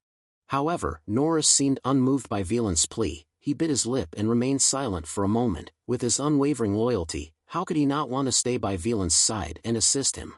To be more precise, Norris wanted to live long enough to see the day when Anthromorph prospered again as it once did, and to witness King Velance reclaim the glory of the Tiger King lineage. But tragically, what broke Norris's heart was how he could tell the king that he wouldn't be able to see those things. How could he explain to Velance that he had reached his limit and would be gone by the time Anthromorph regained its glory? Norris had calculated meticulously to pave the way for Velance's ascension. He not only succeeded in eliminating the threat from the Fury tribe, but he also purged the kingdom of traitors. Of course, the Fury tribe would continue to attack many times in the future, but Anthromorph's resounding victory would inspire the entire kingdom to become stronger in the future. If there was any problem left, it was the shadow of death that constantly loomed over Norris. Norris's mind was thrown into confusion when the wolf tattoo on the back of his neck suddenly emitted demonic energy. He knew his limits better than anyone and decided it was best to keep this secret from Velance. The boy had already suffered so much loss, he didn't need to be burdened further. While Norris was lost in his gloomy thoughts, Elric's voice suddenly broke the silence. "Why did you choose to side with demons?" Norris immediately stiffened, realizing that his secret had been exposed. Velance, confused and bewildered, urged Elric, "The Radiant Duke, what are you saying, demons?" Elric calmly nodded and recounted to Velance what Mephistopheles had explained to him. For some unknown reason, a demon had latched onto Norris's heart, resulting in a process of assimilation. Because of this, Norris's lifespan was rapidly dwindling, and his body would soon be overtaken by the demon. Elric's revelation shattered Violen's joy of victory, causing his pupils to tremble. But Elric wasn't finished. He continued to question Norris. Isn't that the reason why you couldn't fulfill the king's request to stay by his side for a long time? Back when Elric's group first encountered Norris in the castle's grand hall, Mephistopheles had noticed an unusual energy radiating from him. Mephistopheles was absolutely certain that Norris was a demon. Elric, startled, turned his head back with deep skepticism. The Prime Minister is a demon. Mephistopheles pondered for a moment before clicking his tongue. To be more precise, he's infected. Imagine it as being inside him. It seems like the demon tried to steal his body, but failed. It ended up wrapping itself around his heart. Over time, it seems the assimilation has become a reality and is corroding his body, so it's safe to say that he's now a demon as well. Elric was utterly shocked to hear Mephistopheles say this. Imagining a demon capable of transforming into a powerful beast-man sent chills down his spine. After the truth was revealed, Norris remained silent. He couldn't help but feel irritated that Elric had thrown cold water on the young Violence, but he couldn't refute, rebuke, or deny the truth. Understanding Norris's thoughts, Elric patiently repeated his question in front of Violence, pushing Norris to reveal the truth. How did you encounter those demons? He was worried that if he only spoke with Norris alone, he would continue to conceal the issue. Norris finally spoke, letting out a heavy sigh. When I was young, I was obsessed with power, and after the previous Tiger King passed away, I no longer saw any hope for Anthropomorph. So, I started thinking that I had to gain power somehow. Just like the previous Radiant Duke saved Anthropomorph, I wanted to save Anthropomorph as well, Norris recounted, clenching his fist. He seemed to regret his rash decision, but also not entirely because it was a sacrifice for his noble ideal. Finally, they arrived at the information that Elric and Mephistopheles had been waiting for most eagerly. Norris said that at his most desperate moment, he had stumbled upon the demon tree, a strangely shaped tree that bore fruit infused with demonic energy. Both Mephistopheles and Elric were stunned and their eyes widened. Demons were creatures born from the unknown and the illogical, so it wasn't surprising where or how they originated. The demon tree was one of the most well-known demon-spawning entities, but from what Elric knew, the Melvinger family had destroyed most of the demon trees on the continent. Norris shook his head bitterly. I don't know why it's still there. Maybe your family didn't check the Black Snow Field. Elric looked at Norris with concern. So, you ate the fruit from the demon tree? Norris recounted with a bitter tone. Yes, I ate all the fruit from it to gain power. I'd heard somewhere that if you could become a beast man, your strength would definitely increase. And I did become stronger. After consuming all of them, I received the terrifying power of demons, but I regretted it later. What had taken shape in my heart is devouring my life force and growing bigger. As you've seen, I've almost been assimilated by this demon. Even now, it's still looking for an opportunity to devour my spirit. My mind will soon be consumed by it, and then a real demon will be born. In that moment, Norris's eyes sank deep in despair. He spoke his intention with pain. I don't want to become a demon, that's why I want to leave this place and die silently. If that happens, this damned demon will lose its host, suffer, and fade away. After hearing the whole story, Violence couldn't hold back his tears. Prime Minister, how can you say such a thing? But Norris had made up his mind and spoke with determination. Your Majesty, that's the only feasible option. Everyone felt concern and pity for Norris, but they didn't know what to do about it. Only Elric spoke up with excitement. If there's a way to cure you, then, what will you do? Elric grinned with confidence, as if everything was part of his plan, and another negotiation was about to begin. The first to react excitedly to Elric's proposal was Violence. Elric, can you really do it? I'll give you anything you want, please cure him. Violence's heart was racing with hope. Of course, Norris ignored Elric's offer and bluntly advised him, if you're going to do something pointless, please forget about that idea. If it goes wrong, we'll be in even bigger trouble. However, Elric hadn't missed a glimmer of hope in Norris's words. He glanced at Mephistopheles and questioned him about his cure. You're certain about this, right? Mephistopheles crossed his arms and snorted. If I'm wrong, I'll eat my hat. The treatment, according to Mephistopheles, was simple. Pour a massive amount of mana into Norris to drive away the demons. However, the key point was that due to the close connection between the demon's souls and Norris, it was necessary to carefully control the magic to break each link individually. Elric was sure he could do it if he had enough time, but the problem was Norris's already weakened body might not be able to withstand it for long. Since he didn't know how the demons would react when separated from Norris, Elric needed someone with overwhelming power to forcibly subdue them. He quickly looked towards the strongest mage present. Well, there's only one way.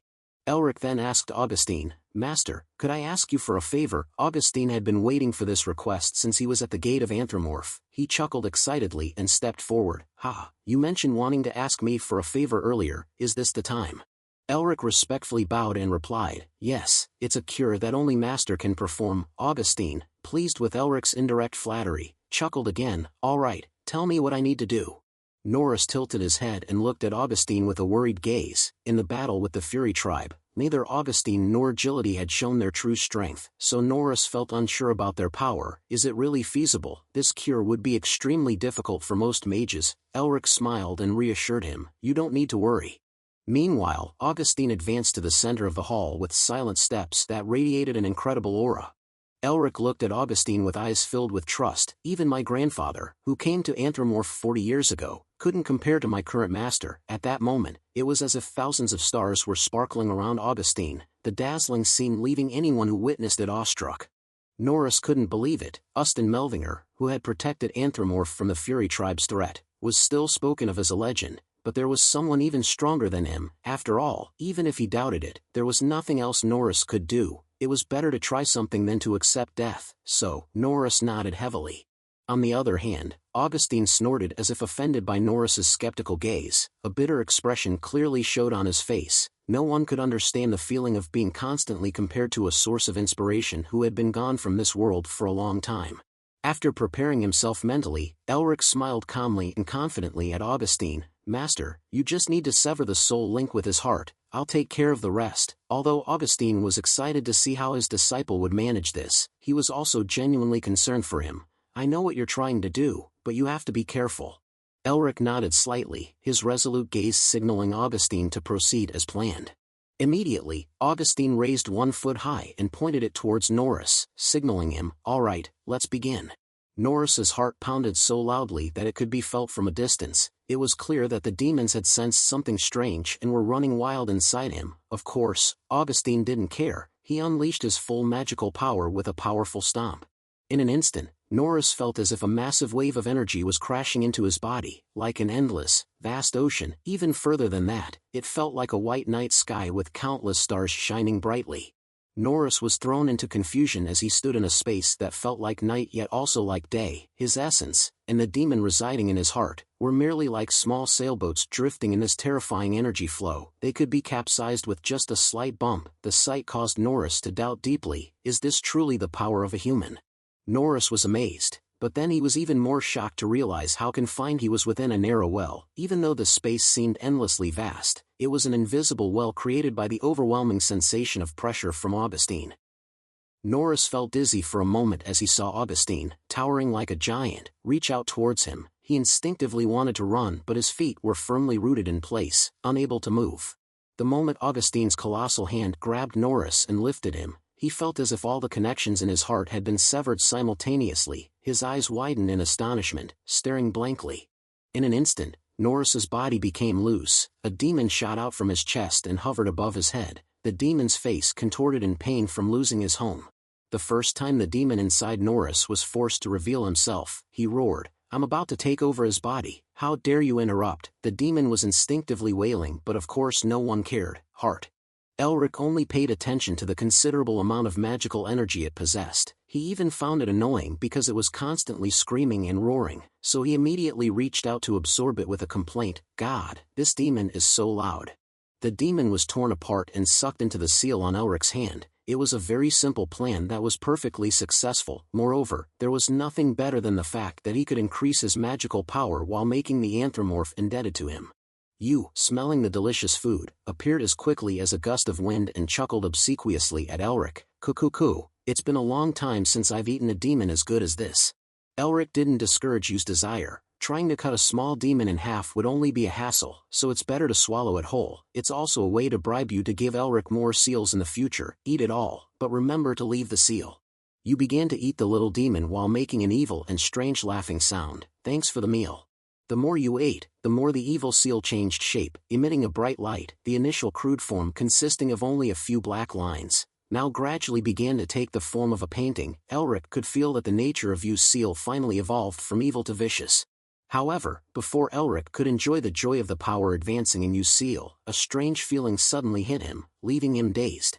Elric was suddenly sucked into the seal of original sin, a hazy space of only two colors, red and black. He walked in a daze, not knowing what was going on. He tried to stop Mephistopheles, wondering if he was up to something, but strangely, he couldn't do anything. At that moment, Elric saw Mephistopheles' presence faintly in the dim light. He was standing on a mountain peak and Elric felt like he was looking into a mirror, not another person. Many fragmented scenes flashed by. Elric couldn't tell what was going on. Gradually he realized it was Mephistopheles' past before being sealed. In those scenes, Mephistopheles was always on a battlefield filled with dry bones and blood. He let out a strange laugh, but Elric somehow felt that the laugh was pathetic. Mephistopheles was at the peak of the demons, but the voice he spoke with sounded more resentful than proud. All the unknown and absurd things in the world stem from me. I am Mephistopheles, the demon king of original sin. After his declaration, Mephistopheles again burst into a wild laugh that seemed to tear apart the gloomy space stained with death, but his face was deeply filled with melancholy and sorrow. Elric began to feel an invisible connection between his soul and the mark of original sin, which until now had felt so distant. He could even see Mephistopheles past. The distance between them was gradually being filled. The problem is that Elric just absorbed demonic energy as usual, but for some reason this happened. Even though the fragmented scenes made him unable to understand what was happening in front of him, it seemed like these were the things Mephistopheles went through before being sealed. Elric watched everything from above, a little dizzy as he saw Mephistopheles present on a battlefield full of blood and corpses. Below there were still living demons roaring and screaming, shaking the earth and sky. The corpses of the dead demons were piled up on top of each other, dried up into a cliff under Mephistopheles' feet. The living demons continued to charge forward as if they were dissatisfied and wanted to fight him to the death. Mephistopheles, after observing the demons below with a haughty gaze, began to act. He jumped off the cliff lightly as if he were walking on air. After a few leisurely steps, Mephistopheles began to accelerate and charge forward like an arrow. In his hand, the blade with the mark of original sin was shining brightly, full of threats. Demonic energy flowed out like fog surrounding him. With a contemptuous sneer, Mephistopheles mumbled curses at the demons at his feet. "You stupid fools." But strangely, Elric felt as if besides arrogance, there was also a hint of bitterness in those words. Right after that, Mephistopheles suddenly accelerated and changed direction. He charged straight down from above with his blade cutting through the wind like a rocket falling from the sky. His eyes flashed with intense red killing intent and demonic energy spurted out like a fountain. In a blink, Mephistopheles landed. As soon as the tip of his blade collided with the ground, it caused a deafening explosion. The surrounding rocks within a 50-meter radius were all blown up. The crowd of demons in chaos were also blown away. The small demons couldn't withstand the terrible power of the explosion. A large number were blown to pieces by the pressure. Others standing close to the center of the explosion were immediately incinerated. After landing in a grand style, Mephistopheles quickly unleashed a devastating sweep. He swung his blade non-stop, cutting through the air. The blade flashed brightly, bringing with it a frightening, burning killing intent. Each slash of the blade brought down the small demons. They looked no different from helpless insects in a storm. Mephistopheles continuously swung his hand, ceaselessly cutting from one side to the other. The more he killed, the more bloodthirsty he became, roaring, "You think you can kill me with just that much power?" The small demons continued to fall like straw under the blades soaked in demonic energy of Mephistopheles. Elric couldn't help but shudder at the bloody massacre of Mephistopheles. Even though he was a demon slayer, he was still stunned by his relentless killing. The small demons were no different from lambs before the tiger's mouth. Other than screaming, they couldn't do anything to resist. In Elric's heart, a feeling of terror involuntarily surged. He had temporarily forgotten about this because he always acted like an evil spirit lurking near him, but this was Mephistopheles' true original appearance, the greatest and most noble demon king. Indeed, under Mephistopheles' hand, those demons, even if they outnumbered him and were larger in size, were no different from straw scarecrows, easily cut down by him. His appearance while killing the demons who opposed him was strangely noble. Moreover, he didn't know why, but Elric felt that he could sense Mephistopheles' emotions, as if he was looking into a mirror, but in the mirror was Mephistopheles, not himself, and the feeling was deeper than what could be seen. At this time, Mephistopheles let out a strange laugh. It was a crisp and resonant laugh full of pride, but Elric felt deep inside that laugh there was something truly pathetic. As if Mephistopheles didn't want this to happen, all this slaughter and the sight of blood spreading at his feet was not his own will. He acted this way simply because it was his destiny from birth. It was an instinct that had eaten deep into his bloodline, which he couldn't stop or fight against. The sinner committed crimes as naturally as breathing, because even his living and breathing was a sin. Sin was the reason he was born, the fate he had to endure, it was also the responsibility he had to bear. That's why Mephistopheles is the lonely demon king known as Original Sin. Even though that status gave him power surpassing all other demons, deep in his heart, he was never happy about it. After wiping out the demons at his feet like stepping on ants, a thick stream of demonic energy flowed out of Mephistopheles' body and formed the appearance of a true demon with outstretched black wings and a face no longer human. Mephistopheles' essence was revealed in the form of a giant demon illusion: wolf head, goat horns, wild boar fangs and eagle wings. All parts were stained with death, soaked in blood and demonic energy, making anyone tremble in fear. Instead of delving deeper into the scenes of Mephistopheles' past, Elric was suddenly awakened by a voice echoing in his head. "What are you looking at?" Mephistopheles' furious face appeared right in front of him. He must have realized that Elric had just looked into his past. Very quickly, Elric was pulled out of the imaginary space and gradually, reality returned. At the moment when the connection between Elric and Mephistopheles was gone, he began to feel dizzy. While Norris had fallen to the ground and completely escaped the demon's control, Elric slowly felt a sickening fatigue in his body. His breathing became rapid and his stomach churned as if he was about to vomit. Seeing Elric pale while rubbing his chest repeatedly because his stomach was churning and about to regurgitate, Augustine immediately asked with a worried expression, "Elric, what's wrong? Are you not feeling well?"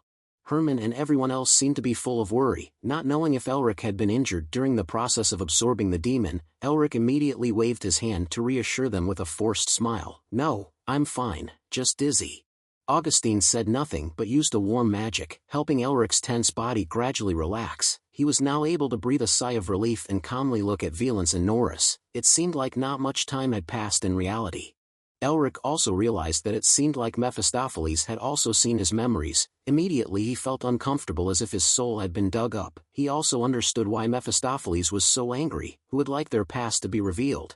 Even though he had calmed down, Elric was still very tense. What the hell just happened? After you seal absorbed the small demon, Mephistopheles' seal suddenly reacted without any warning.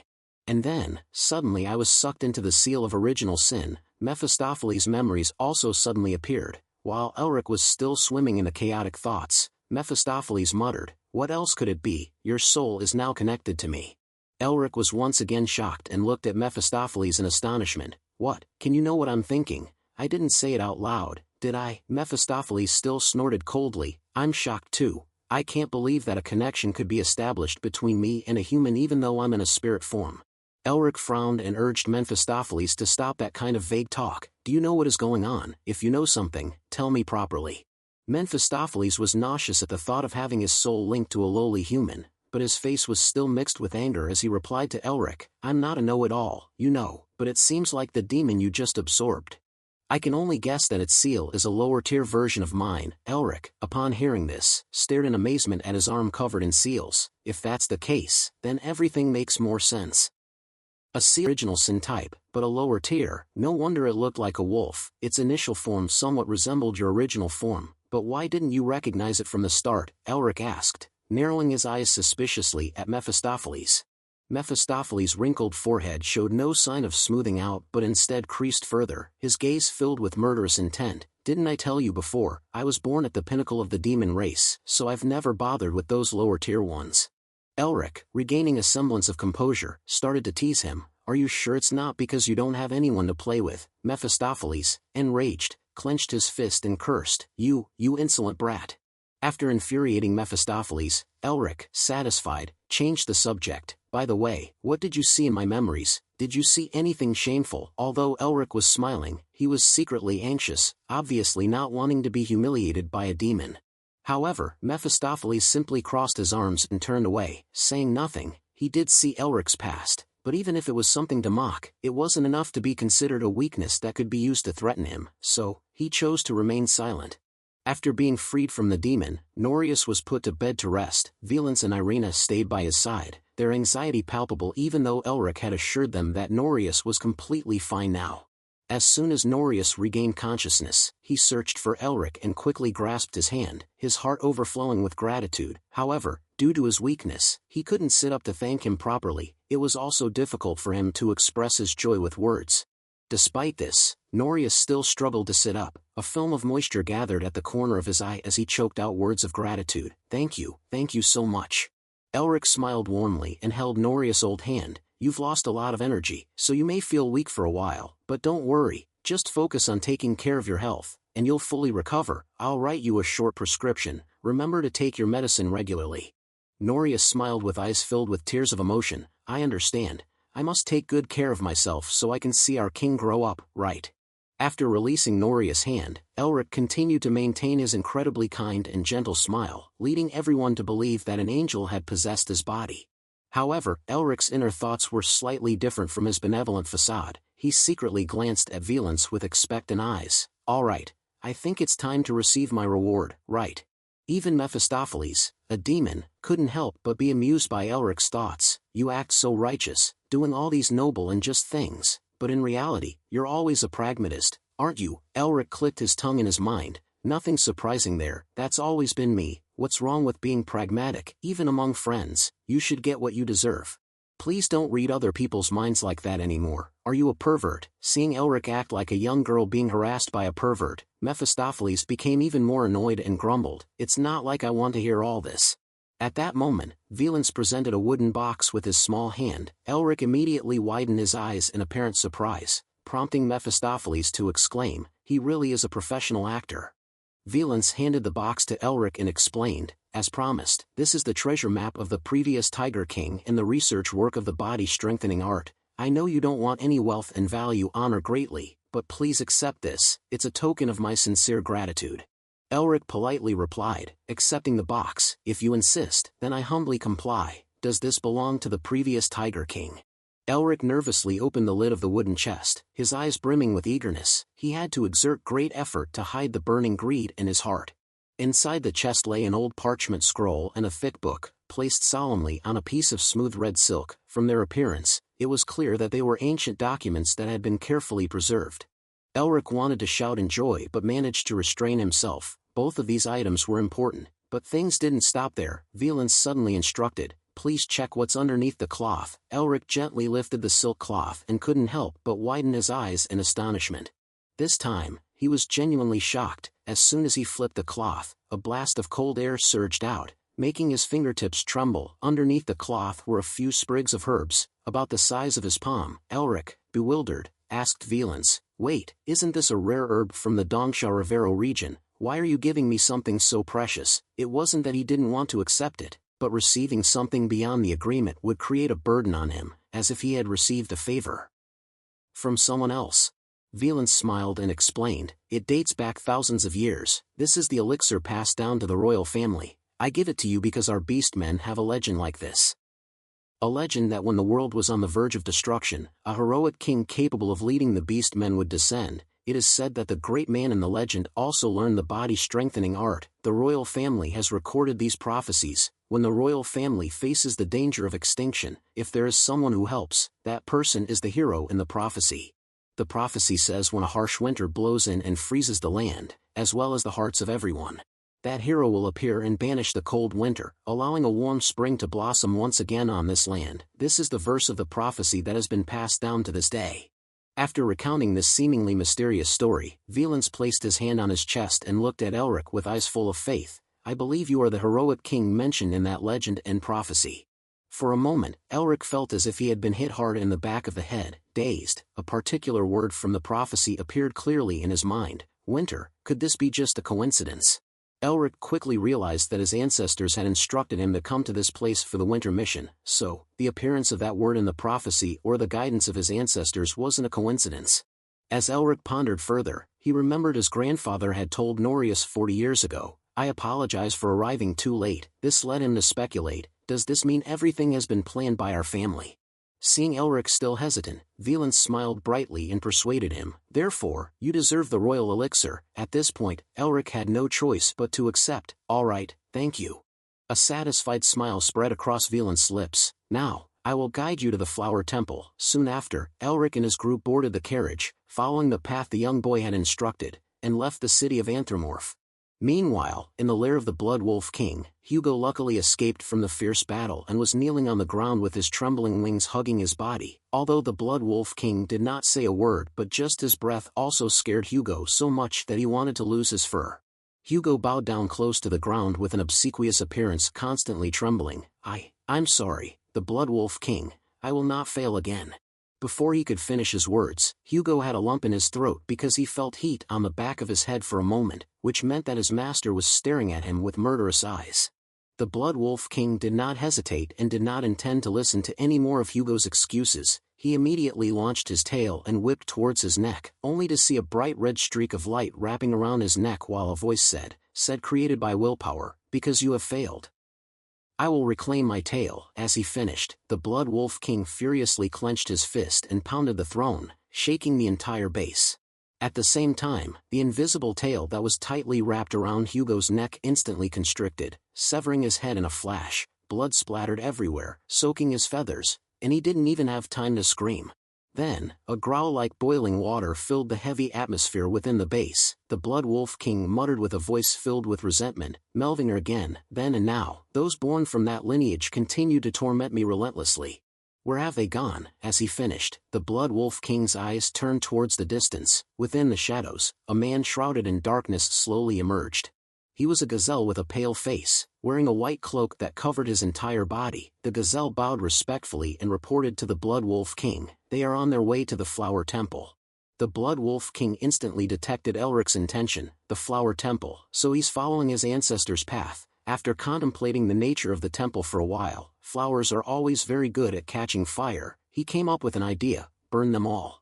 Burn them to death along with the temple. The gazelle, upon receiving the order, bowed his head and accepted the responsibility of carrying out this plan without saying another word. Then, the Blood Wolf King let out a sinister laugh. His laughter was so loud that the base, large enough to accommodate hundreds of people, shook along with it. Loud cheers erupted from his bloodthirsty subordinates. On the road across the black snowfield, for some reason, Elric felt that the path he was about to take would be similar to the one his grandfather had taken 40 years ago. He had no concrete evidence, but his intuition told him so. No matter how gloomy and cold the outside space was, inside the carriage was a warm and spacious environment. Like a villa, it even had 2 floors with separate bedrooms for each person. The power of magic was truly astonishing. Ever since he saw Gillity's white tiger, Velance had been constantly issuing commands like training animals, but no matter how hard the young boy tried to display the authority of a tiger king, the white tiger remained indifferent, snorting disdainfully. This made the young boy furious. "How dare you ignore the orders of the Tiger King?" Thus, the 2 tigers chased each other around, creating an amusing spectacle that made Sean burst into laughter. It seemed that only Velance and the white tiger were enjoying the journey like a trip, without worrying about anything. After a while, the free Sean began to notice Elric standing in a corner talking to Isabel and her father. They were whispering to each other, making him curious. There are many rumors about Isabel's beauty, but now that he meets Sean in person, he has to admit that she is truly beautiful. Seeing Elric and Isabel chatting with Herman smiling brightly, Sean becomes even more excited to speculate about their relationship. In their relationship, Herman also seemed very satisfied with Elric, making Sean more curious about the story of the 3 of them. Then, Herman suddenly placed his hand on the hilt of his sword with a cheerful laugh. "Ha ha ha, well. Have you ever considered learning swordsmanship?" Elric was taken aback by Herman's suggestion. Although he was exploring and trying to perfect the body-strengthening art, swordsmanship was a completely different aspect. Elric frowned in doubt, asking Herman back as if he didn't understand the reason behind this strange idea. "Swordsmanship? You don't forget that I'm a mage, do you?" Herman sincerely expressed his thoughts. "You have the ability to learn all kinds of martial arts very quickly, even improving the body-strengthening art. To put it mildly, you are a prodigy, and I think swordsmanship would be very helpful for your body-strengthening art." So, Elric carefully pondered Herman's idea. As he often had a preference for researching and learning all kinds of martial arts on the continent, he was also quite interested in swordsmanship. However, he wasn't sure if the body-strengthening art had any similarities to Herman's swordsmanship. Recognizing Elric's hesitation, Herman convinced him with a firm tone. "I think swordsmanship will also be necessary when you use the body-strengthening art. Why don't you try learning a few basic techniques from my swordsmanship? Just as Herman was about to say a few more convincing words with his eyes sparkling, Augustine suddenly interjected their conversation with a voice as hard as rock. "Don't be so hasty." He thought Augustine wasn't paying attention, but it turned out he had heard the entire conversation between Herman and Elric. He immediately glared fiercely, and the air inside the carriage quickly heated up as if boiling steam was spreading from Augustine. The Green Falcon Knights felt the danger and immediately stopped their conversation, turning around with their weapons at the ready. "Yes, what's going on?" But Augustine's pressure continued to spread like a storm. At that moment, Agility focused his eyes on the Green Falcon Knights and warned them, "You better stand still." They were forced to stop in a state of tension, not knowing what Agility was going to do. Suddenly, a few insects landed on the necks of the Green Falcon Knights. Their intuition told them that this wasn't simple. They cautiously glanced at the tiny bugs on each other's necks and couldn't stop speculating. As soon as the bugs landed, they began to swell up, emitting a faint rumble as if something inside them was boiling. On the other side, Agility grinned and continued his threats. "Just one wrong move, and your heads will explode." As he finished, a terrifying murderous aura flashed in Agility's bright yellow eyes. In this moment, he was immensely proud to be a beast king who dominated all creatures in a magnificent way. Then, Agility and Augustine stood side by side, creating a tremendous pressure that enveloped the carriage. "Should we do it? The wind outside is howling fiercely. I think disposing of the bodies wouldn't be difficult." Even Velance, the Tiger King, was so scared by Agility's presence that his tail fur stood on end, his skin turned pale, and he hurriedly hid in Haze's arms, trembling. Although she wasn't afraid of these two strange old men, the pressure they exerted was truly overwhelming. Isabel also worriedly hid behind her father. Seeing this, Herman lowered his voice and calmly tried to persuade Augustine and Agility, "Please calm down, there are children here." At the same time, Herman gestured to his brothers not to act rashly. Augustine and Agility simply stared at Herman with emotionless faces. They were furious because there was an unspoken rule between martial artists and mages that had been in competition for centuries. No matter how desirable a rare prodigy was, if they belonged to one side, the other side would never touch them. Of course, there were some rare exceptions, but everyone tended to avoid touching talents who had reached a certain level. Yet, Herman intended to break this unspoken rule right in front of Elric's master. This could be considered an insult, and it wouldn't be strange if he was attacked. However, considering that causing chaos in the carriage might affect the children, Agility finally ordered the insects to temporarily retreat. The Green Falcon Knights could finally breathe a sigh of relief. Meanwhile, Elric was still silently lost and thought about Herman's suggestion. After the tense atmosphere temporarily subsided, Herman bowed to Augustine. "My proposal wasn't intended to take away your disciple. As I said, your disciple has a completely different fighting style than a normal mage. Perhaps it's because of your teachings, or maybe it's because of the Melvinger family tradition. But one thing is certain, whether it's swordsmanship or the body-strengthening art, if he continues in this direction, he might make a big difference, don't you think?" Although Herman had said this, his persuasion didn't work. Augustine's eyes still glowed brightly. "It sounds reasonable, but do you think I don't see your trickery?" Immediately after that, a huge wave of energy surged forth from Augustine's glowing eyes. He had no trust in Herman whatsoever, even though Herman was known to be an upright and great blue lion. No matter how polite Herman is, he's still fundamentally a lion, a wild and ferocious lion. In the moment of being tamed, the lion couldn't hold back and revealed its nature as a ferocious beast. He roared with a fierce aura. "Oh ho! I heard that old people are usually afraid of this and that. Are you afraid that I'll steal your student away?" At this time, Carl was still calmly driving the carriage, completely unaware of the chaos unfolding inside. Then, suddenly, with a bang, a carriage door shattered, and a tremendous wave of energy gushed out like a broken water pipe, causing the two horses to panic and rear up. If Carl hadn't been an exceptional driver, the entire carriage would have overturned. Augustine and Herman both jumped out, and a fierce battle began. Augustine relentlessly pursued Herman, constantly waving his hands to cast his magic with a vacant expression, while Herman backed away to maintain a safe distance. Although Augustine was old, his fighting power was extraordinary, exceeding that of a young man. He swung his hand to attack Herman while muttering, "You damn rascal. Today, I will tame you from a lion into a kitten." Immediately afterward, the dark elf arm grafted onto Augustine's right arm glowed and then turned black. Its size became enormous, swooping down on Herman as if it was swatting a mosquito. Herman took a deep breath, accumulating energy into his sword. This was a necessary restriction because his body still hadn't fully recovered from the dreadful illness. However, his attitude remained incredibly relaxed, and he laughed. "Heh heh heh. Such a petty old man, When Herman accumulated enough energy and opened his eyes, a fierce aura ignited in them, like a pride leader entering a territorial competition.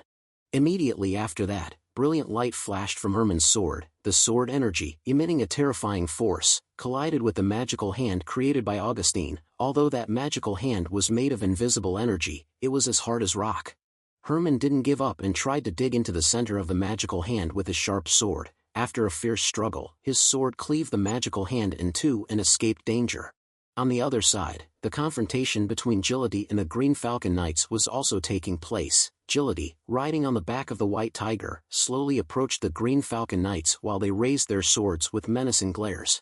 Gilady's bright yellow eyes glowed again as he mocked his opponents. The Falcon Army, perhaps I should tame you as well. The White Tiger, under Gilady's command, also growled, baring its fangs and claws with intense energy. The Green Falcon Knights, of course, couldn't tolerate Gilady's insult. They all raised their weapons, jumping and attacking towards Gilady. Hunting monsters is our profession, don't you know that? A riot spread in all directions. The ground trembled violently. The entire area was plunged into chaos after just experiencing the bombing of the Eastern General. Amid the resonance of arguments and deafening explosions, Carl, sitting in the driver's seat, could only stare at them with his mouth agape. Mephistopheles shook his head as he watched the chaotic battle unfold. I don't understand why they're fighting each other over you. What a mess. Actually, in human history, there are very few cases of masters competing to take on a disciple, because they usually live a solitary life. A brazen answer immediately came out of Elric's mouth while he flipped his hair with a cool pose. What can I do? I'm just too extraordinary. It's exhausting, you know. Mephistopheles nearly vomited when he heard those cringeworthy words. He looked at Elric with a disgusted expression, but Elric didn't care at all. Seeing Elric using voice transmission again instead of communicating through thoughts, Mephistopheles narrowed his eyes in confusion. You're using voice transmission again. Elric clicked his tongue in response. Isn't it a bit creepy to just read someone's thoughts? Mephistopheles nodded. I agree with you on that point. Elric nonchalantly shrugged. So, let's just keep it this way. Then, in fact, they both found it inconvenient that no matter what they were thinking, the other person knew. Instantly, like a ghost. Fortunately, they were now accustomed to the new link and could control their thought connection. They would only connect their thoughts when necessary. While Elric and Mephistopheles reached a peaceful agreement, the argument between Augustine and Herman became even more heated. Elric is my student. Don't try to pull him away. You're about to go 6 feet under, and yet you're becoming more selfish. Why? Mephistopheles sighed upon hearing the insults. Are you just going to let them fight like this? Seeing those two old men fighting is starting to make me creeped out. Elric had thought for a long time about what to do with Herman's suggestion, and finally, he came to a decision. Immediately, he used pressure magic to intervene in the chaotic battlefield between Gilady and the Green Falcon Knights. Of course, both Augustine and Herman felt the pressure Elric exerted. They immediately stopped fighting because they knew he had something to say. Elric first tried to persuade them, calming everyone's tense mood. Everyone, please calm down. As everyone looked towards Elric with anticipation, he said decisively to Augustine and Gilady, I will learn swordsmanship. Elric did this because after being sucked into the Sin Seal the last time, he realized he was almost completely drained of energy. If he wanted to advance further in his journey to conquer the seal, his magic-blocked body was an obstacle. He concluded that his physical body wasn't strong enough to contain the mark of the Sin Seal, so he decided to learn swordsmanship. Of course, Elric's decision shocked his two masters. Although they were somewhat disappointed, Augustine and Gilady agreed to sit down and calmly listen to the reason why their student demanded such a sudden change in direction. Faced with Elric's determined gaze, Augustine and Gilady both felt a sense of crisis. Why? We still have many things to teach you. That's right. I still have techniques stronger than Shadow Eyes to teach you. Elric began to persuade his two masters. I want to learn because I want to become stronger. Due to the family tradition, I will have to continue fighting demons, and I think it would be better if I knew more attack methods.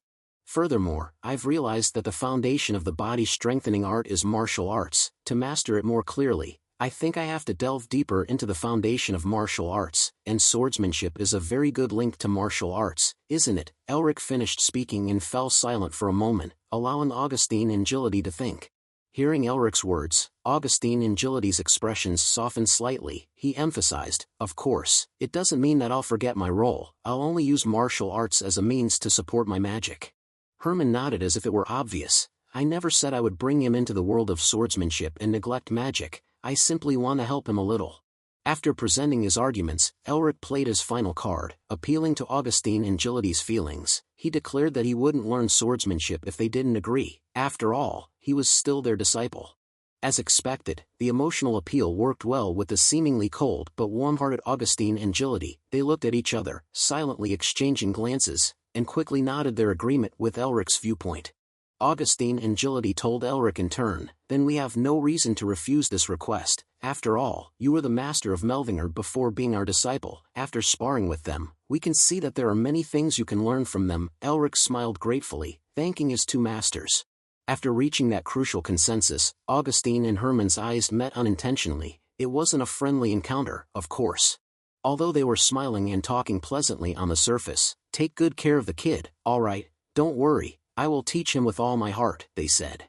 However, behind that facade, they were subtly challenging each other. Hermann, gleefully, thought, "Old man, it seems I've won," while Augustine, annoyed and sarcastic, muttered, "I'll only let you win this once, little cat."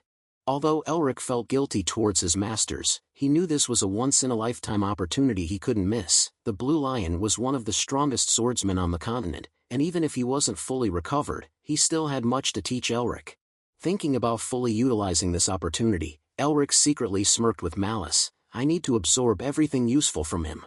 From then on, Elric started listening to Hermann's lectures on basic martial arts whenever he had free time. After grasping the fundamental theory, he began practicing. However, after only half a day of training without using the body-strengthening art, he was drained of energy, vomiting rainbows. Elric collapsed on the ground, his face pale. "I might die at this rate," he thought. Mephistopheles, standing beside him, couldn't help but laugh loudly, mocking his weak body.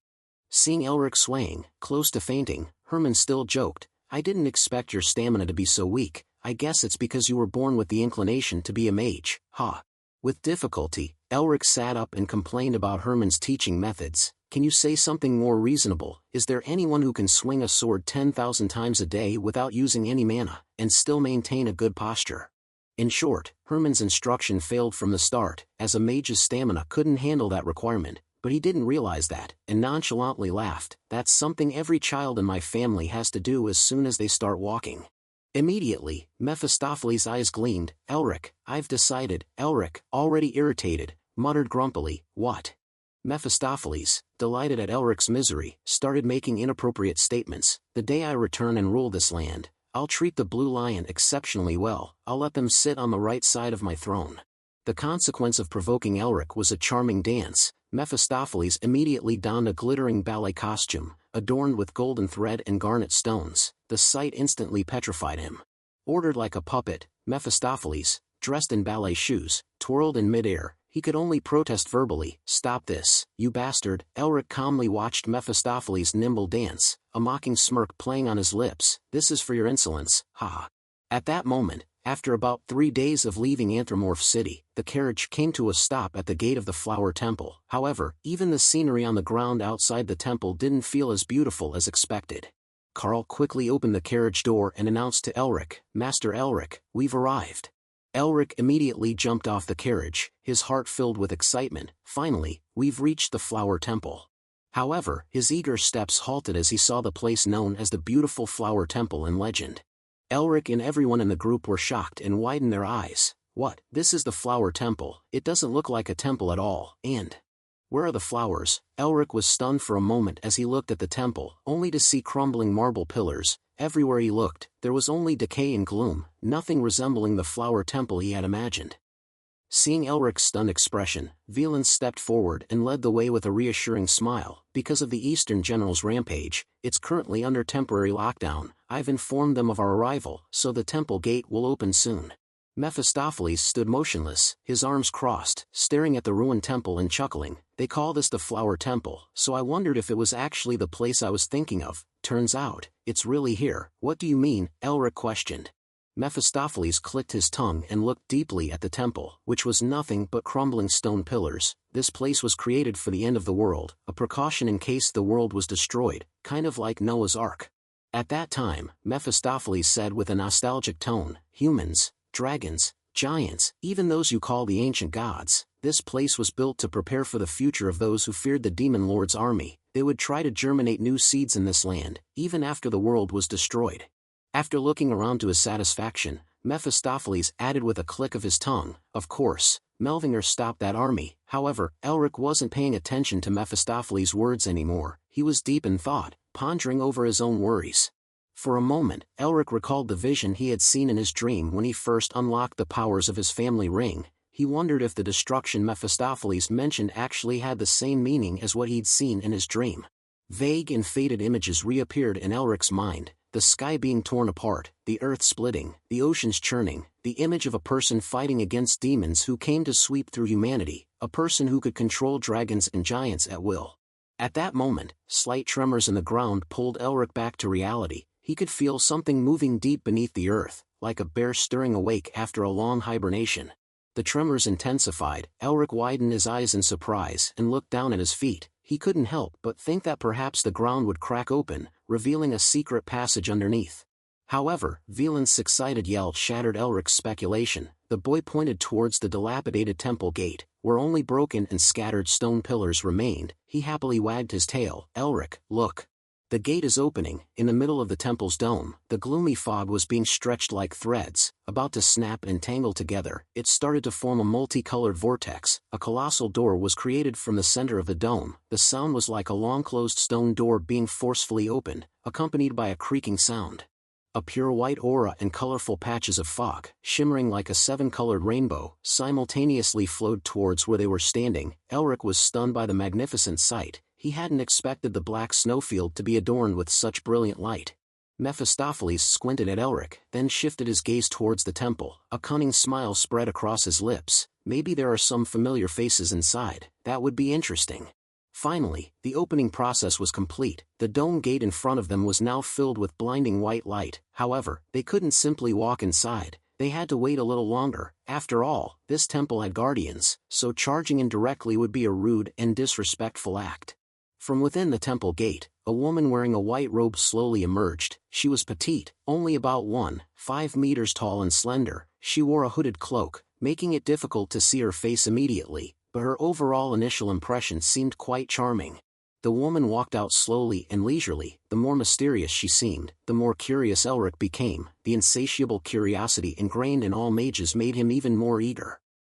Finally, the girl revealed herself, her eyes half closed. She nodded slightly, greeting the unfamiliar group. "Nice to meet you. I am the landscaper, guardian of the flower temple. My name is Huniatriquas. It's a bit difficult to pronounce, so just call me landscaper." After those words, the girl calmly opened her eyes. They were different from those of ordinary humans, as she had vertical, moss-green pupils, like the eyes of a reptile.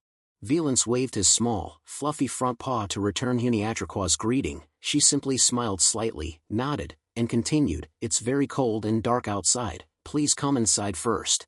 After Huniatriquas turned and silently walked inside the gate, Veland and Elric looked at each other and nodded, gesturing for the other to go first.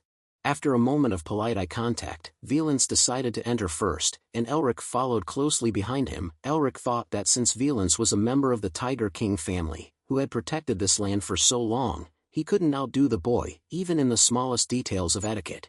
Elric and his group followed Huniatriquas through the blindingly bright gate. Because of the intense white light, they couldn't see what awaited them behind the door. Would it also be a scene of ruins like outside? Fortunately, the scene behind the gate was completely different from outside. It was a landscape with many small hills scattered along a vast plain. A cold wind was blowing fiercely, but grasses and wildflowers were still blooming on the hillsides.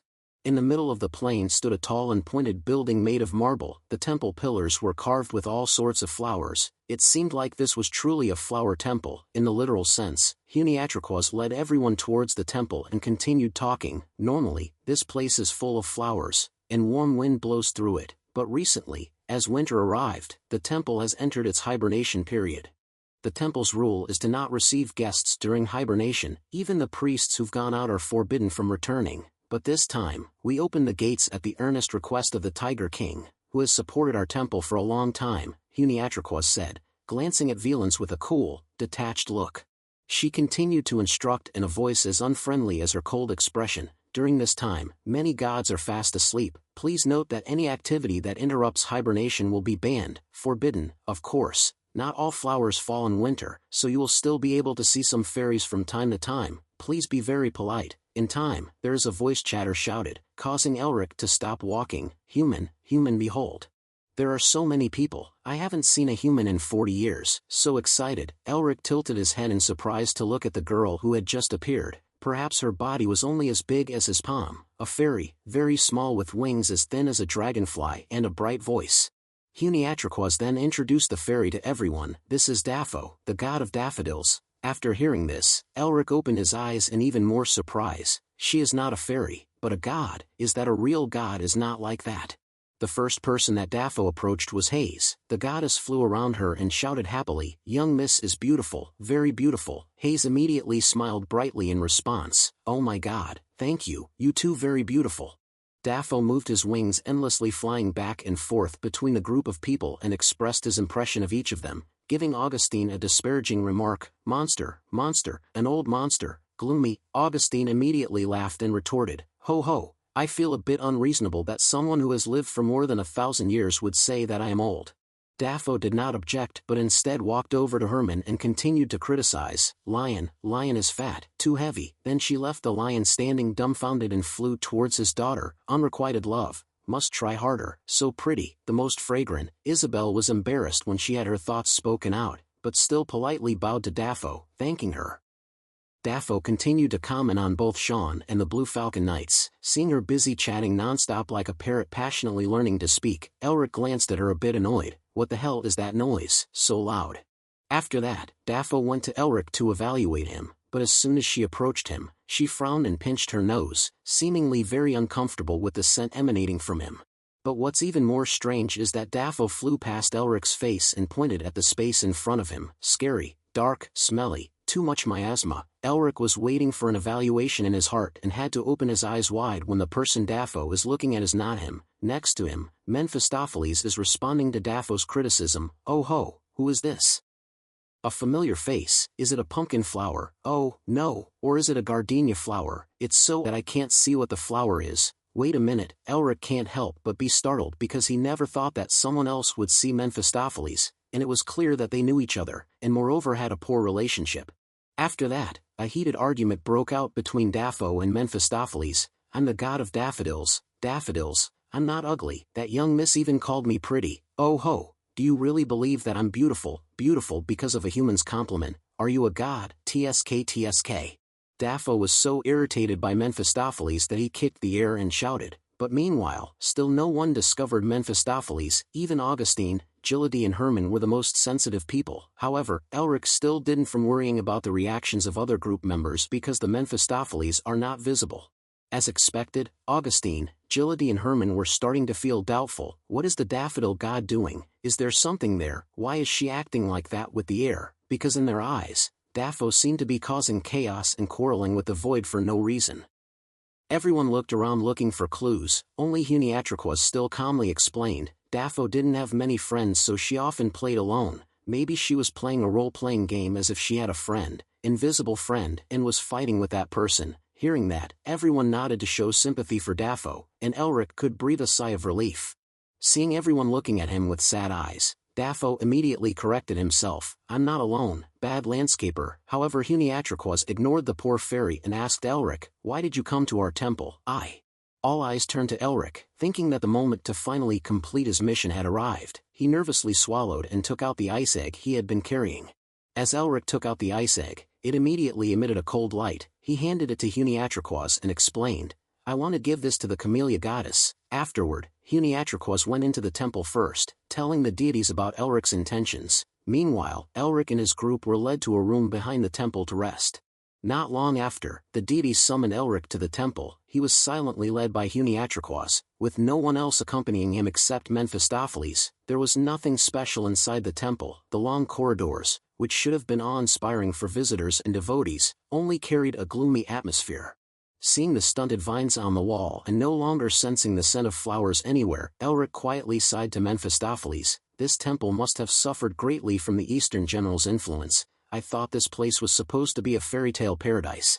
Mephistopheles clicked his tongue and sighed. "A ship built to prepare for the destruction the demon lord was trying to bring, yet it's powerless against a mere winter. Such an absurd notion. I told you, the Eastern General is something I have never seen in my era. Back then, there was indeed a snow-covered field, but it wasn't as gloomy as this. You have to admit, the Eastern General has done something noteworthy. Elric immediately pressed him. Then why has the Eastern General been able to rampage for so long?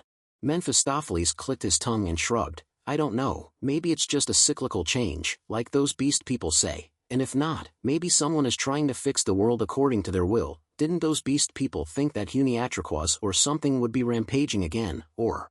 Mephistopheles stopped, his eyes flashing sharply as he glanced at Elric. Perhaps this is related to the arrangement of your family or something. Isn't everything a little too coincidental? Everything seems to be waiting for your arrival, right from the first time you came to the north. It made me wonder if your crafty ancestors might have orchestrated this. Elric was stunned and widened his eyes upon hearing this. Elric quickly realized that Mephistopheles' conjecture was correct. After all, Otto represented winter, and he had mentioned an arrangement before. If so, things would be more complicated than he imagined. However, Elric had no further clues, so he could only put this issue aside for now. Just then, as they reached the center of the temple, Huniatriquas stepped in front of a large stone door and pushed it open. We're here. Elric curiously glanced inside before entering with her. The space seemed gloomy and there was no scent of flowers, even though this was the heart of the temple. Inside the room, hundreds of sets of tables and chairs were arranged in a spiral, looking majestic, yet, only a few people were sitting in this vast temple. Normally, it could hold several hundred people. The faint presence of the deities gave the impression that this place was like a flower garden about to wither. It was clear there was a problem, but Elric was distracted by the flower deities' continuous questions. Who are you? Why are you here? What do you seek from Camellia? Why do you want to give her the ice crystal sphere? All the flower deities except Daffo relentlessly questioned Elric, as if he were highly suspicious. Elric, of course, knew how to answer them. However, the problem was that the Camellia goddess wasn't here. This meant something might have happened to her. Could it be the same situation as the other absent flower deities? In any case, Elric had to introduce himself before answering the deities' questions. He solemnly placed his hand on his chest and declared, I am Elric Melvinger. Immediately, a faint scent of flowers seemed to emanate as the flower deities excitedly flew towards Elric. Melvinger, blonde hair and blue eyes, we're friends. And, how many years has it been? After 1,000 years, you fool, only 40 years. That's right, Ustin, yes, but why are you here? Have you come to keep your promise? Elric wondered what promise they were referring to, but he wanted to confirm with the deities first. My grandfather visited here, right? The deities continued to smile brightly. Yes, he visited this place. Ustin was our friend, so, why are you here? Elric immediately took out the ice egg and explained, I came because my ancestors instructed me to give the ice crystal sphere to her. Can I know where the Camellia goddess is? For a moment, the scent of flowers vanished, as if reflecting the deity's true emotions. The atmosphere settled, and everyone hesitantly lowered their heads. That, Camellia. Afterward, the flower deities led Elric to another room located in an area with more windows, allowing sunlight to flood in. However, this place, which resembled a greenhouse for nurturing plants, was filled with small chests that looked like a graveyard, with a series of coffins neatly arranged. Elric felt his mind go blank for a moment as he realized that these were indeed coffins. While walking, he stopped abruptly in shock when he saw the name he was searching for etched on a coffin lid. The flower deities also stopped and looked towards the coffin inscribed with the name Camellia. They solemnly said, Camellia has withered. Elric felt a sharp pain in his head. If this was true, it would be a major issue. Otto had said that if Elric delivered the ice crystal to the Camellia goddess, a second arrangement would be opened, but if she was dead, the agreement couldn't be fulfilled. He had come all this way for that purpose, and would it all be in vain? Elric couldn't help but impatiently press the deities. Was it because of the Eastern General? The flower deities replied dejectedly, yes, it has been around for too long. Every time the Eastern General arrives, the sky is covered, there's no rain, the wind is cold, and even the ground freezes. Flowers don't bloom on the dry, decaying soil. Winter is prolonged, cold, and hungry. The sun doesn't shine here. Spring doesn't come, summer has closed its eyes, autumn has passed, so, everything is withering. It's not just Camellia, everyone is like that. The remaining winter flowers are also becoming like that. We'll soon be like that too. Elric couldn't help but collapse and sit down next to Camellia's coffin. For the first time on this long and arduous journey, Elric felt so helpless. He trembled, bitter and frustrated. If I can't give the ice crystal to the Camellia goddess, then this trip was pointless. In that case, I won't be able to rebuild my family. As Elric was struggling and clenching his lips, unwilling to give up, Mephistopheles chimed in with some mockery. I can't believe these self-proclaimed deities can wither just because of a mere winter. What a pathetic sight. The flower deities, seeing Mephistopheles' obnoxious demeanor, couldn't hold back their anger and shouted, Demon King, be quiet, this is not a place for you, we only allowed you to enter because of our friend, we don't want to see you here. Mephistopheles growled at the flower deities with an extremely furious tone, you are nothing compared to me, how dare you, the flower deities retorted with equally sharp tongues, what, are you talking about the past again, begging for the past, useless, truly useless. As Elric was feeling discouraged, something suddenly flashed in his mind. Elric took a gamble and opened Camellia's coffin lid, thinking to himself, the deities didn't say death, they only said Camellia has withered. A withered flower doesn't necessarily mean it's dead, because the flower is just part of the plant, perhaps the deities of those withered flowers left behind seeds. As Elric opened the coffin lid, there were indeed seeds inside. That's right, flowers don't bloom continuously. When winter comes, they hibernate like spring flowers and wait, they will sprout and bloom when spring returns. So, the seeds of the withered flower deities are still here, they just lack the conditions to promote the flowering process. Elric carefully placed the ice crystal sphere next to Camellia's seed. As Mephistopheles had explained before, the ice crystal was the essence of winter, only formed in the depths of snow-capped mountains covered in perpetual snow. In other words, it was a divine egg. Because Camellia was a winter-blooming flower, there wasn't a better flower pot than the ice crystal sphere. However, just placing them side by side wouldn't be of any use. He couldn't carve the ice crystal and stuff the seed inside. Elric decided to promote the reaction between the seed and the ice crystal using the power of magic. As he reached out towards the seed, Elric chanted the absorption spell, and an incredible change immediately took place. The ice crystal, which was emitting a faint light, suddenly became dazzling. Immediately, white frost flowed out of the ice crystal and permeated the Camellia seed. At the same time, black magic flowed back from the seed towards the ice crystal. The light surrounding them spread more and more. Gradually, the light of the ice crystal was being absorbed into the Camellia seed and began to fade. In return, the light of the seed spread even more powerfully. It also emitted a strong floral fragrance. The flower deities, overwhelmed by the brilliant light emanating from the Camellia seed, ceased their pointless argument with Mephistopheles. They and Elric all watched the seed intently, without blinking, as the Camellia seed, which had been frozen for a long time by the cold of the eastern general, finally began to thaw. After absorbing all the essence of the ice crystal and pushing the cold within itself onto the ice crystal, the Camellia seed suddenly cracked open. Elric was overjoyed, as his guess seemed to be correct. Soon after, a strong and healthy seedling could be seen emerging from the cracks. The flower bud grew larger and larger. As the stem thickened and leaves sprouted in a short time, it became a small sapling, and then it was time to bloom. The Camellia flower bud bloomed open, its intoxicating fragrance and vibrant red color spread everywhere, filling the greenhouse with the aroma of camellia. At the same time, a massive surge of power was unleashed. The Camellia goddess appeared in her most vibrant colors, floating above the coffins. She slowly opened her eyes as if waking up from a deep sleep. Her fragrance stunned Elric, making him speechless for a moment. Camellia wore a soft, scarlet dress, as delicate as the petals of a camellia at its prime. She looked around, wondering how she could open her eyes again, but upon seeing the face, identical to the one she had met 40 years ago, she quickly understood the situation. Camellia flapped her pale red dragonfly wings and targeted Elric. You've come, just as promised, Melvinger. Camellia was truly a beauty among all the flowers. She had a very mature voice, unlike the other flower deities who sounded like children. Her smile, after fully discarding the remnants of her dreamy slumber, made her appear somewhat cold and provocative. Elric felt there was something to note in the word promise, so he asked Camellia directly, I am Elric Melvinger, grandson of Ustin Melvinger, can I ask what the promise is between you and my grandfather? Camellia fluttered her pale pink wings and flew at eye level with Elric, but just as she was about to answer his question, the chirping of the other flower gods suddenly interrupted. Oh, Camellia, it's Camellia, Camellia is flying. Camellia, it's been a while since I last saw you, I miss you so much. Did you sleep well? When the other flower gods gathered around the Camellia god, they told many stories. However, Camellia seemed uncomfortable with the noise. This noise, and show your attitude towards the other flower gods. Hey, listen. Everyone be quiet. I'm talking about something important, so please be quiet. So much time has passed. Why are you all so noisy all day? When Camellia's anger erupted, all the chirping sounds of the other flower gods were silenced. In an instant, all the flower gods bowed their heads in silence with a look of remorse. This scene made Elric feel that the other flower gods had become small before the camellia god.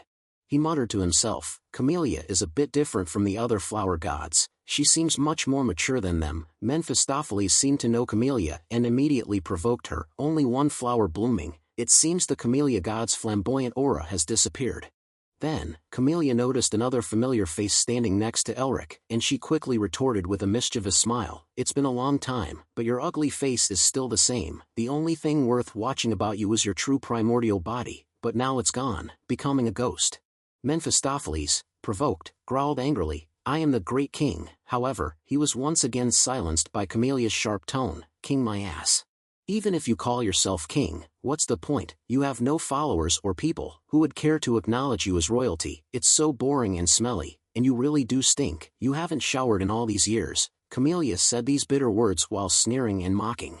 Elric suddenly felt that smile was a bit familiar, like the way Otto usually talked. Mephistopheles couldn't even score a point in the battle of words against Camellia's cold, venomous words, and he could only tremble his fists. Then she smiled brightly and turned to talk to Elric. "You just said your name is Elric, right? It's a beautiful name." Elric bowed politely to Camellia. "Thank you." Camellia continued to express her concern. "How did you wake me up?" Elric smiled proudly of his intelligence and explained, "I felt there was a demonic aura hidden within the cold energy that your seed was infected with. So I thought I could wake you up by letting the ice crystal absorb that cold energy. As you see, it worked." Camellia nodded, seeming satisfied with the simple explanation that showed Elric's keenness. Then she glanced at him from head to toe as if giving him a review with an amused expression. Blonde hair and blue eyes. With a face like that, you're handsome, you're intelligent, handsome, and have a slender physique, but you have nice muscles too." Elric politely bowed his head to thank Camellia for her compliment once more. But unexpectedly, the end of that string of compliments was a question beyond imagination. "I like you a lot. Would you consider marrying me?" For a moment, Elric's whole body seemed to freeze, wondering if he had misheard what Camellia just said. Only after hearing Mephistopheles' muttering did he realize he had heard correctly, but he didn't know how to answer. Meanwhile, Mephistopheles pouted and sneered at Camellia. "Again, you're always the same, flirting with anyone with an attractive appearance." Camellia immediately silenced him with another sharp string of words. "Your inferior attitude of always interfering with others is still the same, right? This has nothing to do with a dog-like ugly guy like you, chewing and spitting, so stay away." Mephistopheles got angry again, but Camellia completely ignored him and looked at Elric again with soft eyes, asking, "What do you think? An opportunity like this doesn't come twice, because women are very proud and cold creatures. There has never been a case where they were rejected and still extended a helping hand." Elric smiled bitterly. Normally he would have answered, "What are you talking about?" But this time his opponent was a god. He felt like he had to accept her proposal, like a frog standing before the mouth of a snake.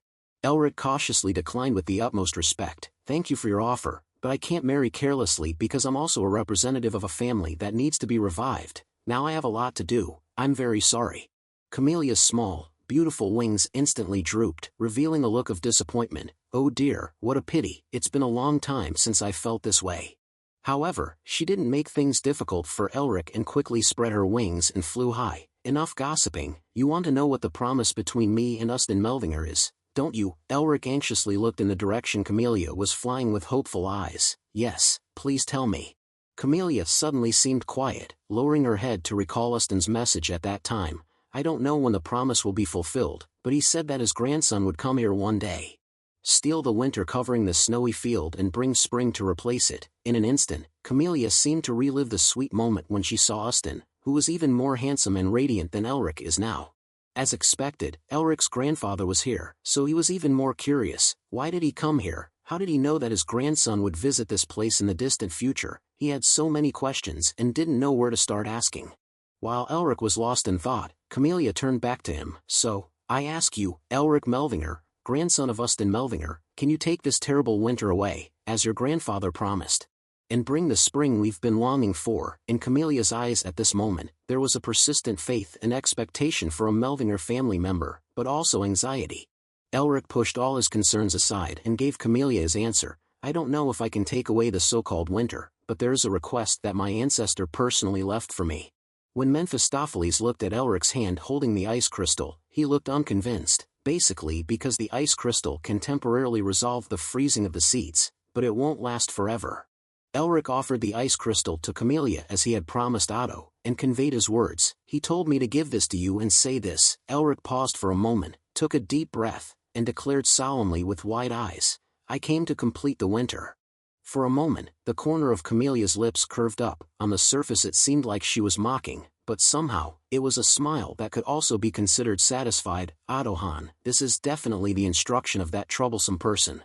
From Ustin to Otto-han, perhaps it was a flow that connected all of this into one. Then, Camellia suddenly flew higher, above Elric's head, forcing him to look up at her. She clasped her hands together in a circle and blew something like magic into it. From now on, you, go to that place. And learn how to take the winter away. See you later. As soon as Camellia finished speaking, yellow pollen immediately scattered, along with the strong fragrance of flowers, quickly enveloping Elric. The scenery around him began to change, all the gods disappeared, even Mephistopheles disappeared, his vision seemed to be spinning, he couldn't help but look around wanting to ask more about what was happening, but the events unfolded too quickly for him to ask anything. The emerald part of the necklace Elric was wearing exploded into a brilliant light and made his body disappear instantly in the blurry light, a phenomenon similar to the first time he knew about his ancestors' arrangement. When Elric's vision cleared, he was in a completely different world, like a paradise filled with the fragrance of camellia and other flowers. The warm golden sunlight stretched out, bringing life to all the branches and blades of grass. Elric quickly realized he was once again trapped in the virtual world left behind by his ancestors, but this beautiful scene captivated him. It had been a long time since he felt this way.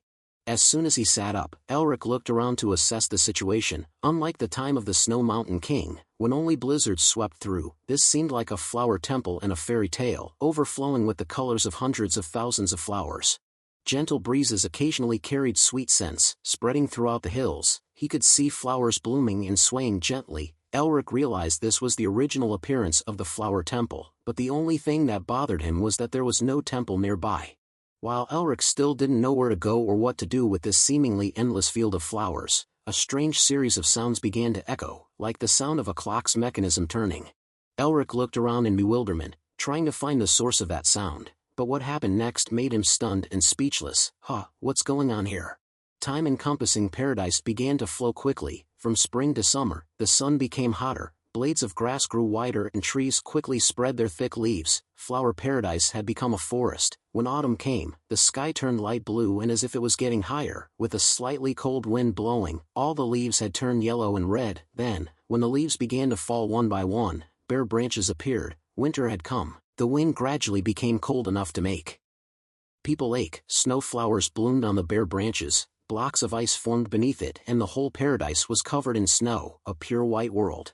That was the cycle of the seasons, and no one doubted it, but a strange wave of cold suddenly swept through, and the world that was once paradise had become a world filled with death. Instead of the fragrance of flowers, a stench spread throughout the garden, the blue sky turned gray, and the warm sunlight never returned. Elric watched the scene alone, then turned his head towards the familiar voice he heard from behind. This is the Black Snow Field.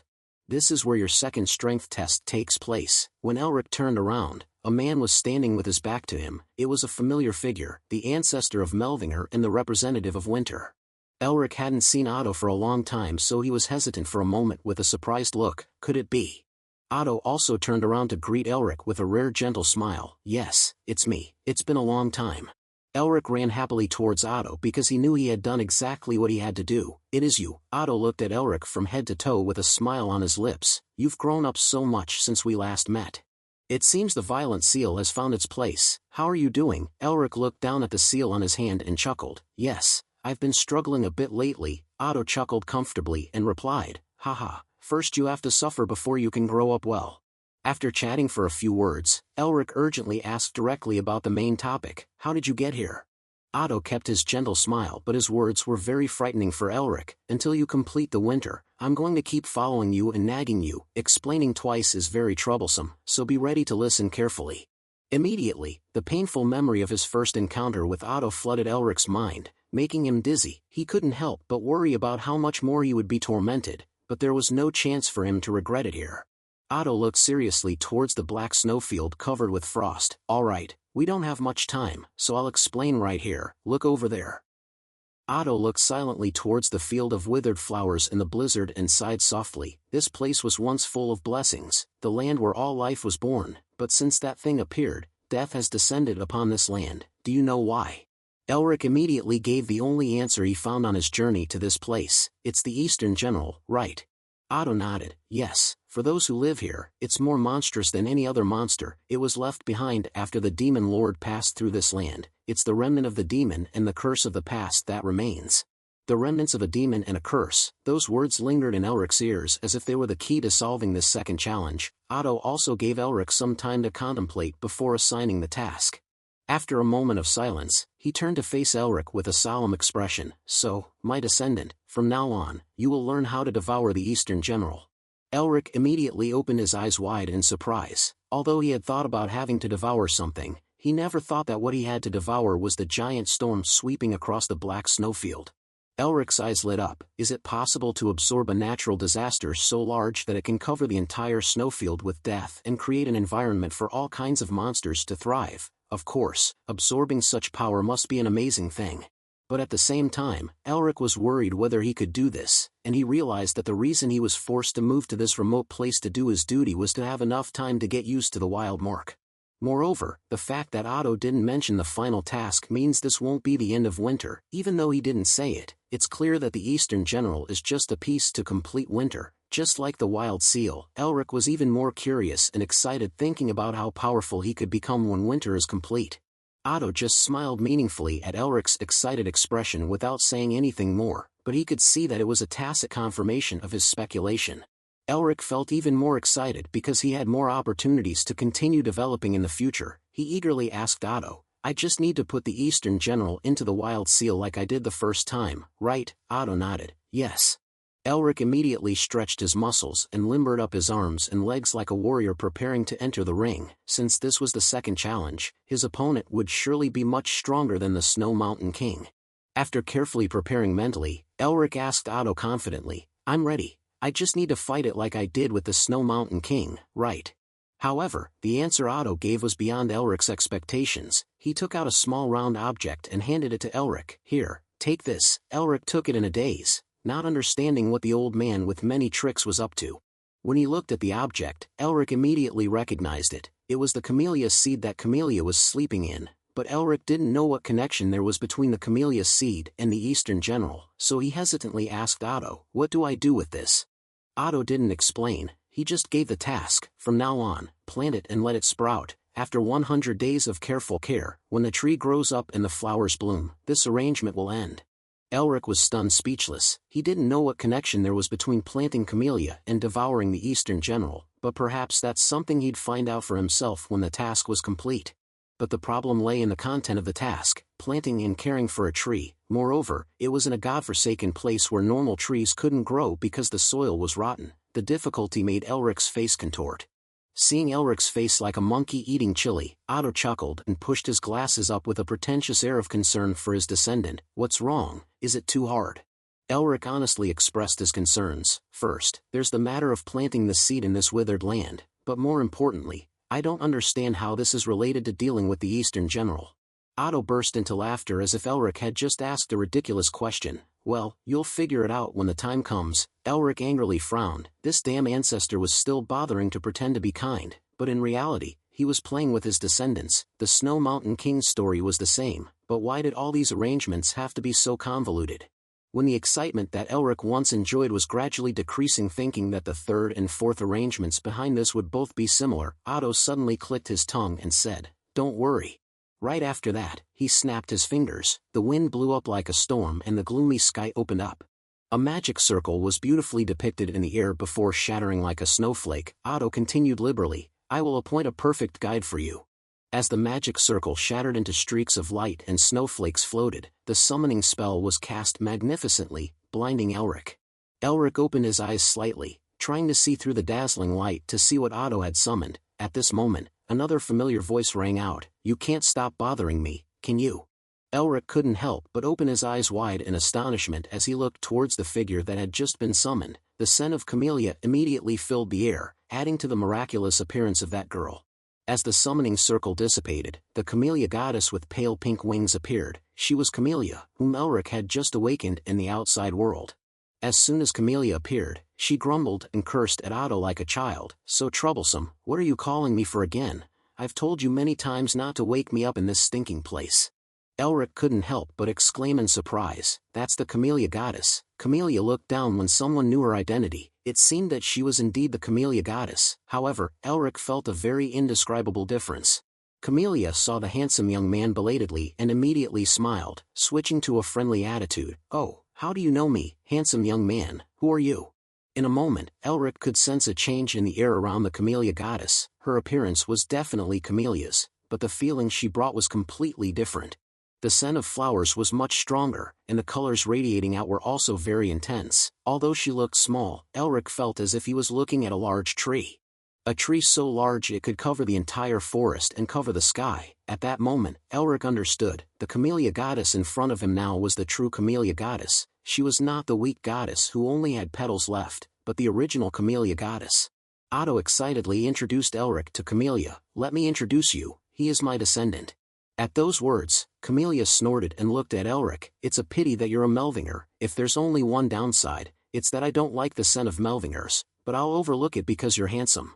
Do you want to marry me?" Elric was speechless at Camelia's actions. Her temper was exactly the same as the Camellia goddess he had awakened. They were definitely the same entity. Immediately after, Elric could feel a change in the air around Camellia. Her eyes glowed brightly with a menacing feeling. "Oh my, Elric Melvinger, you already rejected my proposal once, didn't you?" Elric could only laugh it off, silently screaming and sighing in his heart. Does she have a connection to Camellia in the outside world to know this exactly? After teasing Elric and making him flustered, Camellia chuckled and circled him. "Humph, well, it's fine. It's very difficult to grow a camellia tree. Are you sure you can do it?" Elric nodded resolutely. "I'll do my best." Then Camellia seriously set a limit. "I'll simply be here to observe and give you advice. As for the planting, it's completely up to you, and only you." Elric cherished the camellia's seed in his hand and looked at it with sparkling eyes full of expectation. "That's enough." It was Otto's turn to step forward with a stone tablet in his hand and give Elric instructions. "My descendant, as Camellia said, you can plant the tree according to her advice. She will also guide you on all the remaining matters related to the challenge." Then Otto gave Elric a slightly square stone tablet, with no special features except for the symbol representing the family drawn on top. "This is a communication device. With it, you can check the tree's condition in real time. You'll gradually discover its other uses." Having finished his words, Otto smiled again, but Elric felt there was something very ominous about his smile. So he tried to ask a question, but Otto stepped back before he could ask and cast the spell to calculate the time of the challenge. "All right, I hope you succeed." After a long, wind-tearing sound, the previously silent space started to emit a clicking sound like a clock gear, signaling the beginning of the second arrangement. After Otto disappeared without a trace, Camellia began to meticulously explain to Elric what he had to do. "The Demon Lord's Curse, also known as the Frozen Land, first appeared 400 years ago. You must obtain the materials and items I tell you and use them to take care of the tree." Elric vaguely looked around to check the situation first. As the real-life black snowfield was fraught with danger, he wondered if the environment inside this space was better than the outside world. Seeing no monsters around, Elric felt a little reassured and asked Camellia, "What do I need to do first?" Camellia looked down at the pitch-black ground and said, "Find soil to plant the seed, a good place for germination, but this place has the same environment as the real-life black snowfield." Elric thought for a moment and came to a simple conclusion. Purifying a piece of land would probably be faster than spending time searching for a suitable place all over this black snowfield. We only have 100 days. As Elric tried to understand the surrounding terrain and choose a suitable location, the roar of a flying monster appeared from the sky, diving towards him. When Elric looked up, it was a large, monstrous creature with bird wings, a raven beak, but mammal-like legs. Moreover, its ribs were exposed, even allowing him to see through to the other side. As the bizarre bird flew in to tear Elric apart, Camellia belatedly reminded him, "You need to be wary of the monsters too." Luckily, Elric quickly dodged out of the way in time. Elric hovered in the air, facing the flying monsters that emerged one by one from all the bushes, as if they had been waiting for him for a long time and were now in need of filling their empty stomachs. The monsters launched themselves towards Elric, gnawing like starving demons. He didn't flinch at all, only feeling annoyed that he had to waste time on them. Elric furrowed his brow, clenched his fist, and unleashed his magical power. The energy emanating from the raging seal mixed with his magic, forming a violent snowstorm that spread in all directions. The flying monsters were swept away by the snowstorm in the blink of an eye. Inside the roaring vortex, there were ice shards filled with poison that were constantly being recreated and launched towards the monsters. The flying monsters sensed the danger and tried to retreat hastily, but they lost their bearings and were instantly frozen solid when they were hit by the poison ice shards. A few more ice shards pierced the already frozen monsters, causing them to shatter like fireworks exploding across the sky. At the same time, Yu's shadow stretched out and sank its jagged teeth into the strongest monster in the pack. The greedy shadow swallowed the leader and chewed it up, crunching it into pieces. As the seal on his hand glowed brightly, Elric smiled contentedly. Even though the power of the seal only increased slightly, I didn't expect this place to have a monster buffet for me. Seeing that spectacular display, Camellia smiled contentedly and flew to Elric's side. You are very capable, truly the kind of bearing a Melvinger should have. Then, she spread her hands towards the barren field of rock and ice, urging Elric, now, where do you think you can find a suitable piece of land on this vast snowfield?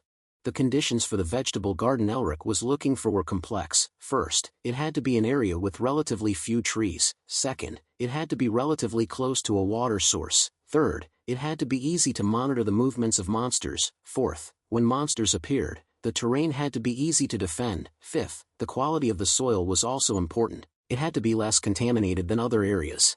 Elric suddenly had a thought about a place that might be helpful and asked Camellia, if we are in the period 400 years ago, wouldn't Anthromorph be around here? Camellia burst into a joyful laugh. Oh ho ho, that's right, I think this period is when they are about to build the city. However, even though this place is only 1,000 square meters, it's still very spacious, and the terrain 400 years ago will be very different from the current terrain in reality. How do you intend to find Anthromorph? Elric grinned confidently and declared, it's not as hard as you think. Right after that, he sprang up into the air to get a panoramic view of the terrain and make it easier to navigate. According to Elric's reasoning, since things like canyons and hills don't change much after 400 years, if he used those as landmarks and estimated positions and distances, he could roughly determine the location of Anthromorph before it was built. Elric quickly determined his flight path and followed the terrain features he still remembered about Anthromorph. Elric had passed through certain mountain ranges. In a moment, a vast plain emerged, with its back to the canyon. It was a place with few trees and relatively little stench. He was almost certain about his guess. This is it, this must be the place.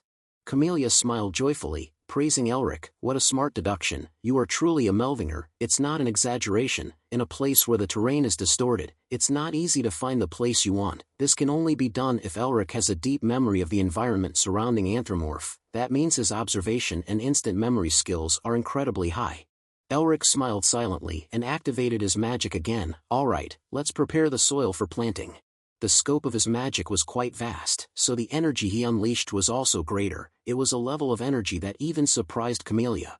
A brilliant light flashed, obscuring Camelia's vision for a moment. A blizzard roared in, chasing away or killing the monsters in this land, pushing back all the remnants, leaving only the large tree roots for defense. After Camellia opened her eyes, Elric smiled proudly and looked at her. This is enough to plant a tree, right? Camellia was overwhelmed by the scene that changed in the blink of an eye. I don't think it's just enough. The quality of the soil is quite good, and most monsters can't get close to this place anymore. Elric carefully surrounded the land with ice walls to prevent other monsters from entering. These ice walls also act as a barrier to block snow and wind, allowing the land in the middle to have a balanced atmosphere. After seeing the magic circles using the dragon language engraved inside the ice walls to strengthen their defenses, Camellia looked at Elric again with eyes full of admiration. I knew he was a Melvinger. But for a human to be able to use the dragon language so perfectly, I'm even more attracted to him. While Camellia was staring at Elric, he still smiled proudly and landed on the land he had just renovated. He didn't know that behind him, Camellia was revealing a bewildered expression. Oh dear, what should I do with him? Elric planted the seed in the ground, watered it with the water he had filtered multiple times until all the demon energy was gone, and waited excitedly. While waiting, he looked at the garden he had spent the whole day tending to with pride. Suddenly, the stone Elric kept in his chest pocket trembled, and a brilliant light erupted from its surface. Elric eagerly pulled out the stone immediately. Looking at the stone's reaction, he thought, I think I've succeeded. Camellia was also curious and came closer to see the results of their first day's work. However, when he saw the words on the stone, Elric was instantly stunned. After the light on the stone was distorted, it began to transform into letters. Mission failed, return to day 0. Elric and Camellia couldn't assess the situation and were stunned as the clicking sound of gears gently sent them back to their starting point in a blink of an eye. They both faced a situation they never thought they would encounter. Elric looked at the tea god with a vacant expression, knowing that all his efforts for the day had become useless. We have to start over again. Even Camellia laughed bitterly, but she didn't forget to grumble and criticize Otto. This is all because of that perverted old man, Otto-han, right? Only he would do something so bizarre. Elric swallowed his bitter words, recounting, throughout the first test, I had to go back to the beginning whenever I died. This time, we started again when the mission failed. Camellia clicked her tongue and shook her head sympathetically. That old man is truly strange. Elric continued to ask her, do you know why we failed this time? However, Camellia had absolutely no clue, so she could only shake her head. Because this is the Black Snowfield, there are countless reasons why planting might fail here. Elric fell silent for a moment. Just that one reason is enough to encompass everything, there's no need for any other reason. Then, Camellia flapped her pale pink wings and reached out towards the void beside her. A purple-pink aura appeared in midair. Camellia then stepped towards the newly opened space portal. Anyway, it seems like the initial guidance is complete, so you can do the rest yourself, right? Elric was taken aback and widened his eyes. Where are you going? Camellia laughed and replied, I'm going to the place Otto has arranged, and it's separate from this world. I need to sleep to recover my strength. Anyway, whenever there's a problem related to plants, I'll appear and help you, so don't worry too much and focus on what's in front of you. Elric suddenly remembered that he hadn't received any information about the fertilizer for the camellia tree, but Camellia had already disappeared. Elric sighed and looked down at the black snowfield again. Alright, I guess I need to figure out the cause of this failure first. Elric lay down with his legs crossed and pondered. The stone had been restored to its original state, and the characters had disappeared. Elric only remembered that it required him to go back to day 0, but it was unlike the countless revivals in the challenge with the Snow Mountain King, as the scenery just now had been rewound like a film instead of changing abruptly. Paying attention to that detail, the questions in Elric's mind began to be answered to some extent. Even if Otto had a malicious side, he wouldn't rewind time and scenery just to play a prank. There was something in the garden that he didn't even notice, and Otto must have wanted him to pay more attention. Thinking this, Elric suddenly sat up. Elric quickly moved to the anthropomorph and began to activate his image label to examine the surrounding space more deeply. There was no time to waste, he needed to focus. Elric had spread a lot of magical energy throughout the area, aiming to find what he had missed using the image label. Although the soil and water had been purified, it might be that the soil wasn't suitable for the camellia, or perhaps there was some kind of monster whose existence he was unaware of. After scanning the image label horizontally across the ground without finding anything unusual, Elric changed his exploration method, deploying a mana field to scan vertically. There might be something deep underground, so he continued digging down until the mana field collided with something large and hard like a rock foundation. Elric tried to scan through it with his mana, but he couldn't penetrate it. It was shapeless, but very hard, and its presence felt increasingly evident. At that moment, the ground beneath Elric shook violently as if there was an earthquake. Rocks bounced and clattered against each other, filling him with anxiety. Suddenly, the ground exploded. Thankfully, Elric was able to cast his flying spell and soar high into the sky. As he looked down, he couldn't help but curse, damn it. From beneath the earth, a monster of immense size and length emerged. It was a death worm, ranging from 30 meters in length to a maximum of 50 meters. Its mouth was enormous, capable of swallowing other monsters in one bite. Its 3-meter-long body was covered in sharp spikes and poisonous slime, making it difficult to approach. This was a level 3 monster, extremely difficult to handle even with a group of 3 or 4 six-circle mages.